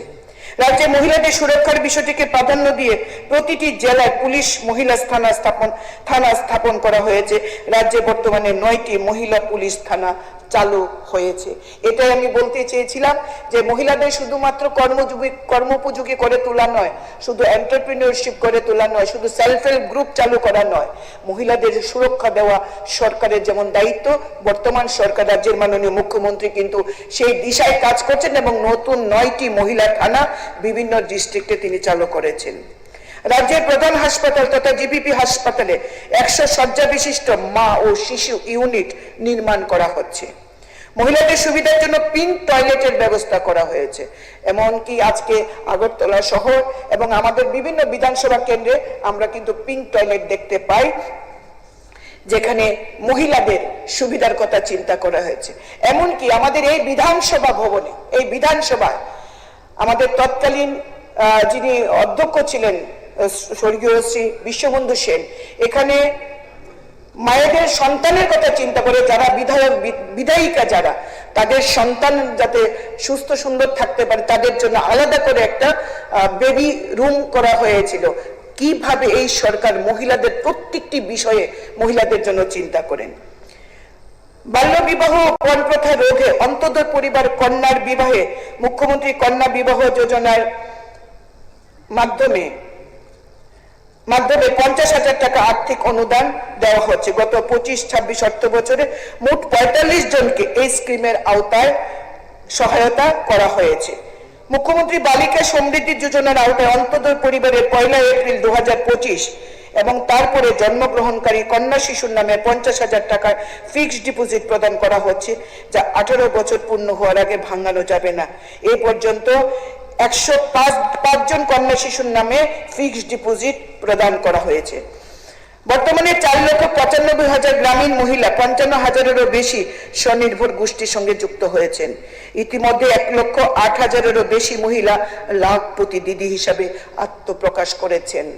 রিয়েল এন্টারপ্রেনিয়রশিপ যদি কেউ করতে পারছেন সেটা হচ্ছে আমাদের স্বনির্ভর গোষ্ঠীর সঙ্গে যুক্ত দিদিরা। সরকারি মার্কেট স্টল বন্টনের ক্ষেত্রে 50% রিজার্ভেশন করা হয়েছে মহিলা ব্যবসায়ীদের জন্য। এবং সবচেয়ে বড় কথা যেটা, এতদিন বেশিরভাগ ক্ষেত্রে পরিবার যখন কোনো সম্পদ ক্রয় করে জেনারেলি আমরা দেখেছিলাম পরিবারের কর্তার নামে হয় রেজিস্ট্রি, কিন্তু আজকে সমাজ পাল্টাচ্ছে। আজকে পরিবারের মহিলাদের নামও জমি ক্রয় করা হচ্ছে, রেজিস্ট্রি হচ্ছে মহিলাদের নামে। সেই ক্ষেত্রে আমাদের সরকার, রাজ্যের মাননীয় মুখ্যমন্ত্রী প্রফেসর ডক্টর মানিক সাহা যখন কোনো মহিলা কোনো জমি ক্রয় করছেন তার জন্য স্টাম্প ডিউটি 1% লেস করা হয়েছে। এর চেয়ে বড় সুযোগ একজন মহিলার জন্য আর কোন সরকার এভাবে ভেবেছেন এর আগে আমার জানা নেই। যাই হোক, আমি আজকের এই যে আমাদের যে বিষয়টি এসেছিল সেই বিষয়ে এর আগে আমাদের বিধায়িকা যিনি এই প্রাইভেট মেম্বার্স রেজলিউশন এনেছেন তিনি বিস্তারিত আলোচনা করেছেন এবং আমার মনে হয়েছিল যে তিনি যেদিন থেকে বিধায়ক হিসাবে এখানে পা রেখেছেন আজকের যে তিনি যেভাবে প্রাইভেট মেম্বার্স নিয়ে আলোচনা করেন is the best discussion on her part. আমি তাকে সমর্থন জানিয়ে আন্তরিকভাবে ধন্যবাদ জানাচ্ছি। তারপরেও মাননীয় বিধায়কগণ যারা বলেছেন, বিশেষ করে সুদীপ বাবু যেটা বলেছেন, অত্যন্ত সুন্দর প্রস্তাব। এই প্রস্তাবে সরকার অলরেডি কাজ করছেন যাতে আরো সুন্দরভাবে আমাদের সরকার মহিলাদের কথা চিন্তা করেন। সেজন্য আমি রাজ্য সরকারকে আবারও সে বিষয়ে অনুরোধ রাখবো এবং আন্তরিকভাবে ধন্যবাদ জানাবো যে 8 বছরের সরকার যেভাবে মহিলাদের কথা চিন্তা করেছেন 25 বছরের সরকার কিন্তু এই জায়গায় সেইভাবে করতে পারেননি বা ব্যর্থ হয়েছেন। যাই হোক, আজকে সবাই আলোচনা করেছেন, প্রত্যেকেই চান তার ঘরের মেয়ে, তার ঘরের মা, তার ঘরের স্ত্রী স্বনির্ভর হোক। এটাই শুভ সংবাদ এবং এটা শুভ উদ্যোগ। এই উদ্যোগকে আসুন আমরা সকলে মিলে আমরা একটা জায়গায় নিয়ে যাই, একটা উচ্চতায় নিয়ে যাই। আর রাজ্যের মাননীয় মুখ্যমন্ত্রী সহ দেশের মাননীয় প্রধানমন্ত্রীকে আন্তরিক ধন্যবাদ জানাচ্ছি মহিলাদের কথা এইভাবে চিন্তা করার জন্য। অসংখ্য ধন্যবাদ। নমস্কার। স্যার 2 মিনিট সময়।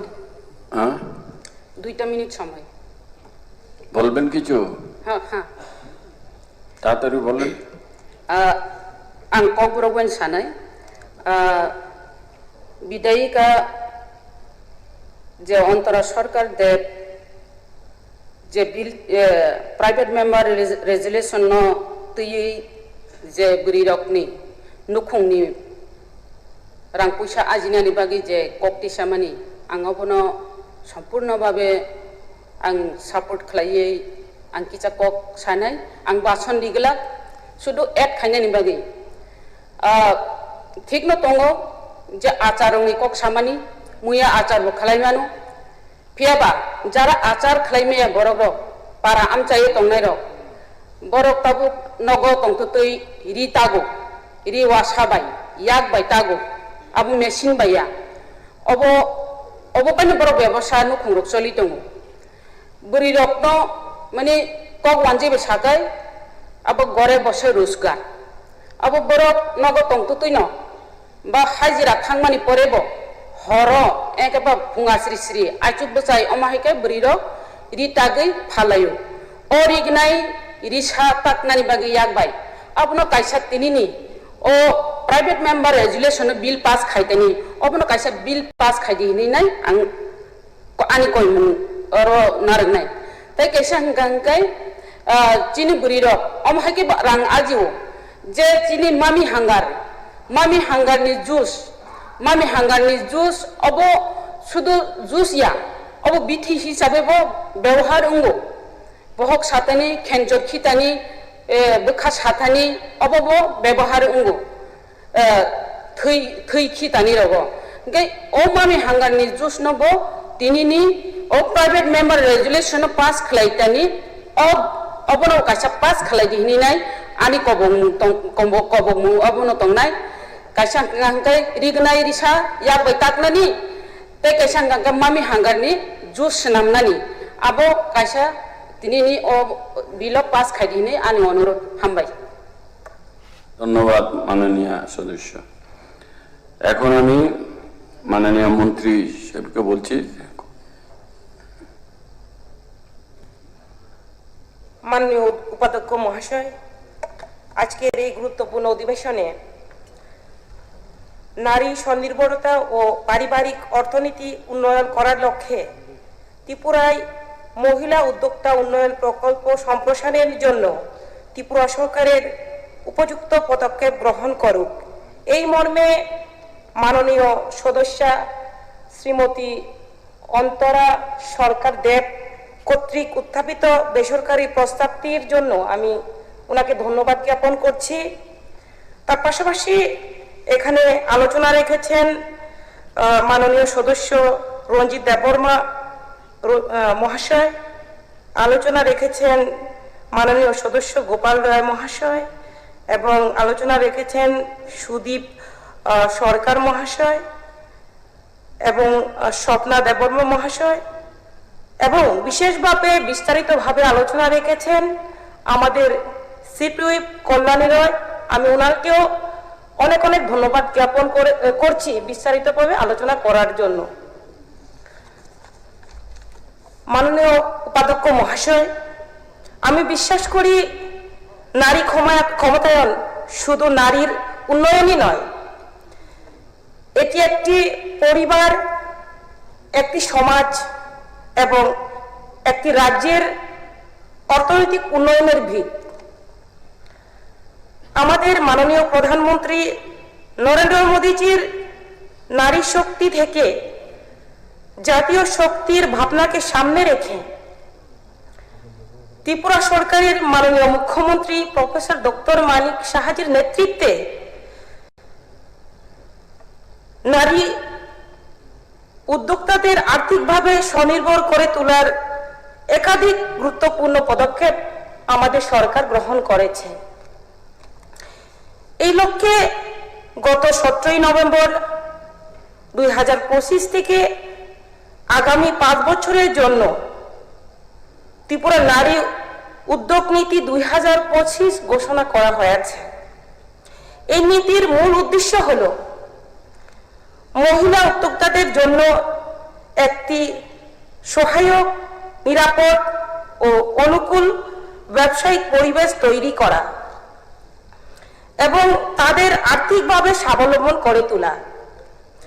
মাননীয় উপাধ্যক্ষ মহাশয়, আমাদের সরকার বিশেষ গুরুত্ব দিচ্ছে সেই সমস্ত মহিলাদের যারা সামাজিক ও আর্থিকভাবে পিছিয়ে রয়েছে। এর মধ্যে রয়েছেন গ্রামীণ ও জনজাতি মহিলা উদ্যোক্তা, এসটি, এসসি, ওবিসি ও সংখ্যালঘু সম্প্রদায়ের মহিলারা, রয়েছেন প্রতিবন্ধী নারী, বিধবা এবং সিঙ্গেল ওমেন, উদ্যোগী হতে আগ্রহী ছাত্রী এবং ইনফর্মাল সেক্টরে কর্মরত মহিলা শ্রমিকরাও তার মধ্যে রয়েছে। আমাদের সরকারের লক্ষ্য অত্যন্ত স্পষ্ট, কোন নারী যেন আর্থিকভাবে তার স্বপ্নের উদ্যোগ শুরু করতে না পারে এমন পরিস্থিতি আমরা চাই না। ত্রিপুরা নারী উদ্যোগ নীতি 2025 আওতায় capital subsidy, project cost subsidy এবং ইন্টারেস্ট সাবসিডির পাশাপাশি প্রশিক্ষণ, বাজারের সঙ্গে সংযোগ, ব্যবসায়িক পরামর্শ এবং স্কিল ডেভেলপমেন্টের সুযোগ রাখা হয়েছে। মাননীয় উপাধ্যক্ষ মহাশয়, সরকার শুধু নীতি ঘোষণা করে না, সেই নীতিকে কার্যকর করে আমাদের সরকার, বর্তমান সরকার। গত অর্থ বছরের স্বাবলম্বন স্কিমের আওতায় 264 মহিলা উদ্যোক্তাকে মোট প্রায় 791.15 লক্ষ টাকা ঋণ প্রদান করা হয়েছে। একইভাবে PMEGP, prime minister employment generation প্রোগ্রামের আওতায় 105 জন মহিলা উদ্যোক্তাকে প্রায় 776.01 লক্ষ টাকা ঋণের সহায়তা আমাদের সরকার, আমাদের দপ্তর আমরা করেছি। এছাড়াও PMFME স্কিমের আওতায় 86 মহিলা উদ্যোক্তাকে প্রায় 407.93 লক্ষ টাকা আমরা ঋণের সহায়তা আমরা দিয়েছি। তার পাশাপাশি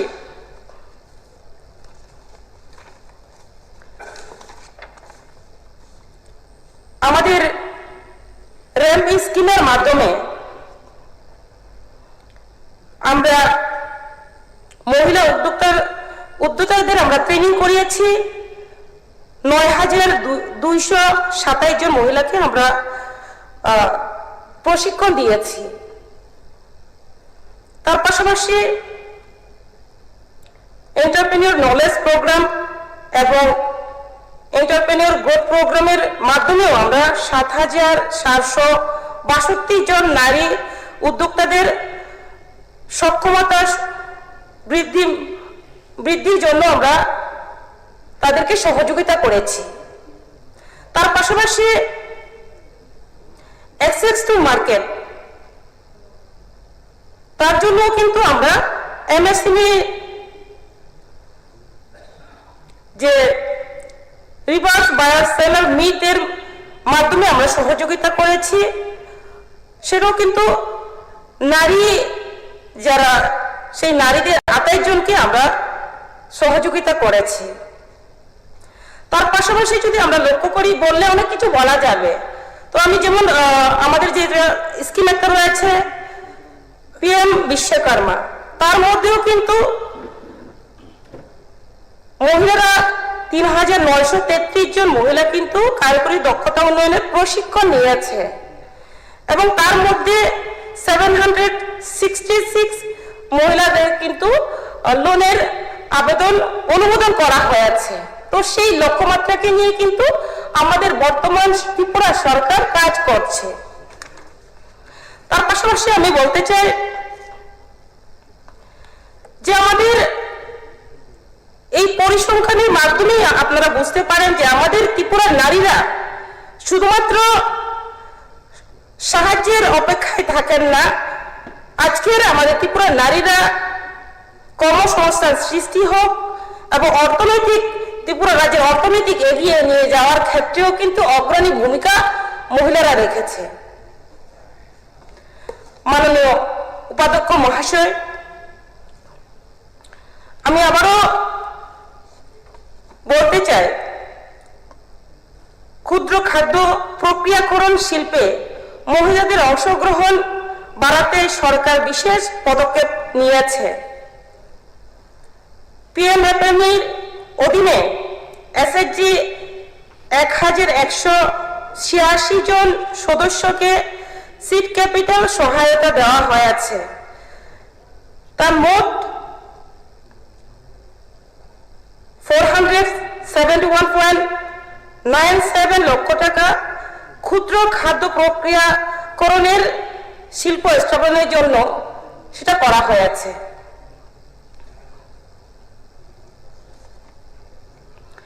তার পাশাপাশি আমি বলতে চাই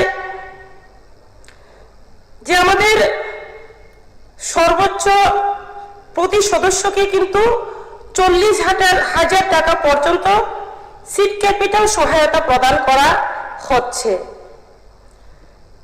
তার পাশাপাশি আমি বলতে চাই আমাদের খাদ্য প্রক্রিয়াকরণ শিল্পের দক্ষতা বৃদ্ধির জন্য 8 ঘন্টা বিনামূল্যে প্রশিক্ষণ করানো হয়েছে 3,754 জন মহিলাকে একদিনে। সেটাও কিন্তু আমরা করে যাচ্ছি, আমাদের সরকার করে যাচ্ছে।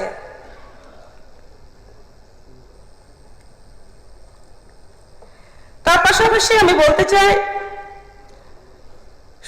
শুধু তাই নয়, শিল্প সংস্থার ক্ষেত্রেও মহিলা উদ্যোক্তাদের উৎসাহিত করতে Tripura industrial investment promotion initiative scheme 2022 এর মাধ্যমে গত অর্থ বছরে 6 জন মহিলা উদ্যোক্তাকে জমি ক্রয় হোক বা ভূমি বাবদ মোট প্রায় 275.90 লক্ষ টাকা ভর্তুকি প্রদান করা হয়েছে।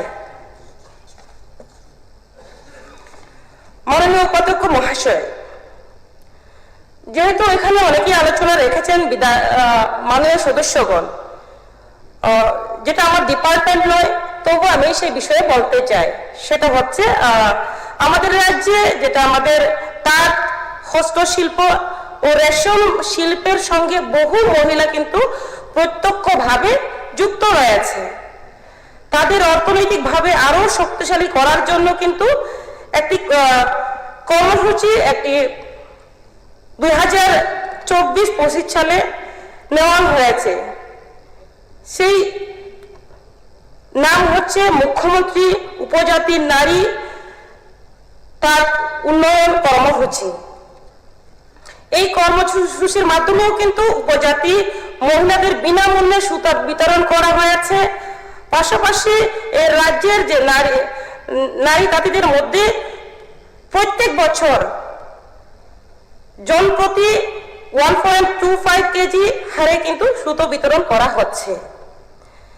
এটা শুধুমাত্র সরকারি প্রকল্প নয়, আমি মনে করি এটা আমাদের ঐতিহ্য, সংস্কৃতি এবং নারী জীবিকার জন্য কিন্তু ওতপ্রোতভাবে যুক্ত একটি উদ্যোগ। তো সেই ক্ষেত্রে আমি আবারও বলতে চাই, মাননীয় অধ্যক্ষ মহাশয়, মাননীয় উপাধ্যক্ষ মহাশয়, যেটা অনেকেই আমরা সবসময় বলে থাকি TRLM, TULM, এই বিষয়ে আমরা সবসময় বলে থাকি, যেটা বাস্তব যে তার মাধ্যমেও কিন্তু মহিলারা আত্মনির্ভর দ্রুত গতিতে হচ্ছে। যখন থেকে আমাদের ত্রিপুরা রাজ্যে আমাদের সরকার প্রতিষ্ঠিত হয়েছে, সেই তখন থেকে বৃদ্ধি পেয়েছে। উন্নয়নের ক্ষেত্রে, আর্থিক ক্ষেত্রে, আত্মনির্ভর ক্ষেত্রে আমাদের ত্রিপুরার মহিলারা এগিয়ে যাচ্ছে। তো সেক্ষেত্রে আমাদের শ্রী মহোদয়ও আলোচনা রেখেছেন। তো সেই ক্ষেত্রে আমি রিসেন্টলি যেটা আমার কাছে আছে সেই তথ্যটা আমি বলছি, যেটা আমাদের SHG গ্রুপ যদি আমরা দেখি, গ্রামীণ ক্ষেত্রে আমাদের SHG গ্রুপের সঙ্গে যুক্ত রয়েছেন 4,94,000 মহিলা, গ্রামীণ মহিলারা কিন্তু SHGর সঙ্গে যুক্ত রয়েছেন। তো তার মধ্যে ইতিমধ্যে যেটা আমি রিপোর্ট নিয়েছি, সেখানে দেখা গেছে 1,63,000 আমাদের যে SHG দিদিরা কিন্তু লাখপতি হিসেবে চিহ্নিত হয়েছে। সেটা একমাত্র আমাদের ত্রিপুরা রাজ্যে আমাদের সরকার, ভারতীয় জনতা পার্টি সরকার আসার কারণে সেটা সম্ভব হয়েছে। তো আমি ধন্যবাদ দিতে চাই আমাদের দেশের প্রধানমন্ত্রী নরেন্দ্র মোদীজিকে, আমি ধন্যবাদ দিতে চাই আমাদের ত্রিপুরার মাননীয় মুখ্যমন্ত্রী প্রফেসর ডক্টর মানিক সাহাজিকে। ওনাদের নেতৃত্বে সেটা সম্ভব হয়েছে। বিগত দিনে সরকার কিন্তু এই ধরনের কিছু করেনি। তো পাশাপাশি বললে অনেক কিছু বলা যায়, তো আমি সঠিক বলছি, কেননা অনেকেই আলোচনা রেখেছেন। তো সেই ক্ষেত্রে আমি বলবো, মাননীয় উপাধ্যক্ষ মহাশয়, আমি এই সবাই, পবিত্র সবাই আশ্বস্ত করতে চাই, মহিলা উদ্যোক্তাদের উন্নয়ন ও তাদের স্বনির্ভর করে তোলার বিষয়টি ত্রিপুরা সরকারের কাছে অত্যন্ত গুরুত্বপূর্ণ। ত্রিপুরা নারী উদ্যোগ নীতি 2025-এর মাধ্যমে যে সুযোগ এবং সহযোগিতার কাঠামো তৈরি করা হয়েছে, তার বাস্তবায়ন আরো কার্যকর করার জন্য সরকার প্রয়োজন অনুযায়ী পরবর্তীতে পদক্ষেপ গ্রহণ করবে। মাননীয় সদস্য অন্তর সরকার দেব মহোদয়া যে উদ্দেশ্য নিয়ে এই বেসরকারি প্রস্তাবটি উত্থাপন করেছেন, অর্থাৎ নারী স্বনির্ভরতা বৃদ্ধি, পারিবারিক অর্থনীতিকে শক্তিশালী করা এবং মহিলা উদ্যোক্তাদের প্রচার ঘটানো, তার সঙ্গে সরকারের নীতি ও কর্মসূচির মৌলিক উদ্দেশ্য যথেষ্ট সামঞ্জস্য রয়েছে। সুতরাং মাননীয় উপাধ্যক্ষ মহাশয়, আমি পুনরায় এই মাননীয় সভাকে আশ্বস্ত করতে চাই, ত্রিপুরার মহিলা উদ্যোক্তাদের আরো বেশি সংখ্যায় অর্থনৈতিক কর্মকাণ্ডের সঙ্গে যুক্ত করা এবং তাদের উদ্যোগকে টেকসই এবং সফল করে তোলার লক্ষ্যে ত্রিপুরা সরকার ভবিষ্যতেও প্রয়োজনীয় সকল সহায়তা এবং পদক্ষেপ গ্রহণ করবে। ধন্যবাদ। ধন্যবাদ মাননীয় মন্ত্রী সাহেবা। এখন আমি মাননীয় সদস্যা শ্রীমতী অন্তরা সরকার দেব কর্তৃক উত্থাপিত রেজলিউশনটি বুটে দিচ্ছি। বলছি তো, যেহেতু সেটা সবাই এই প্রস্তাবকে সমর্থন করেছেন, সেহেতু সেটার ভোটাভুটির বিষয় হচ্ছে না, আসছে না। এই প্রস্তাব সর্বসম্মতিক্রমে এই সবাই গৃহীত হয়েছে, রেজলিউশনটি সভা কর্তৃক গৃহীত হল। ধন্যবাদ।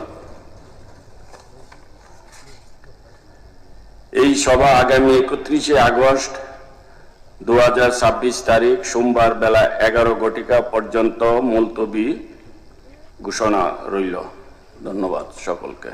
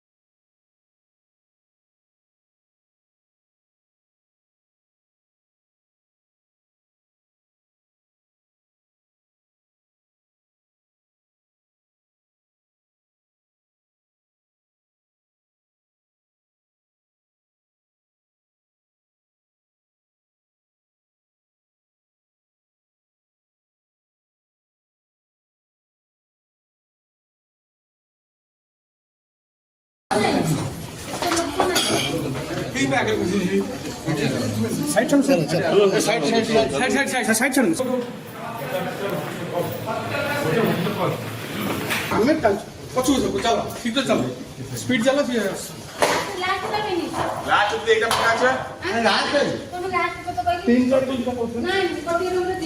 ঠিক আছে।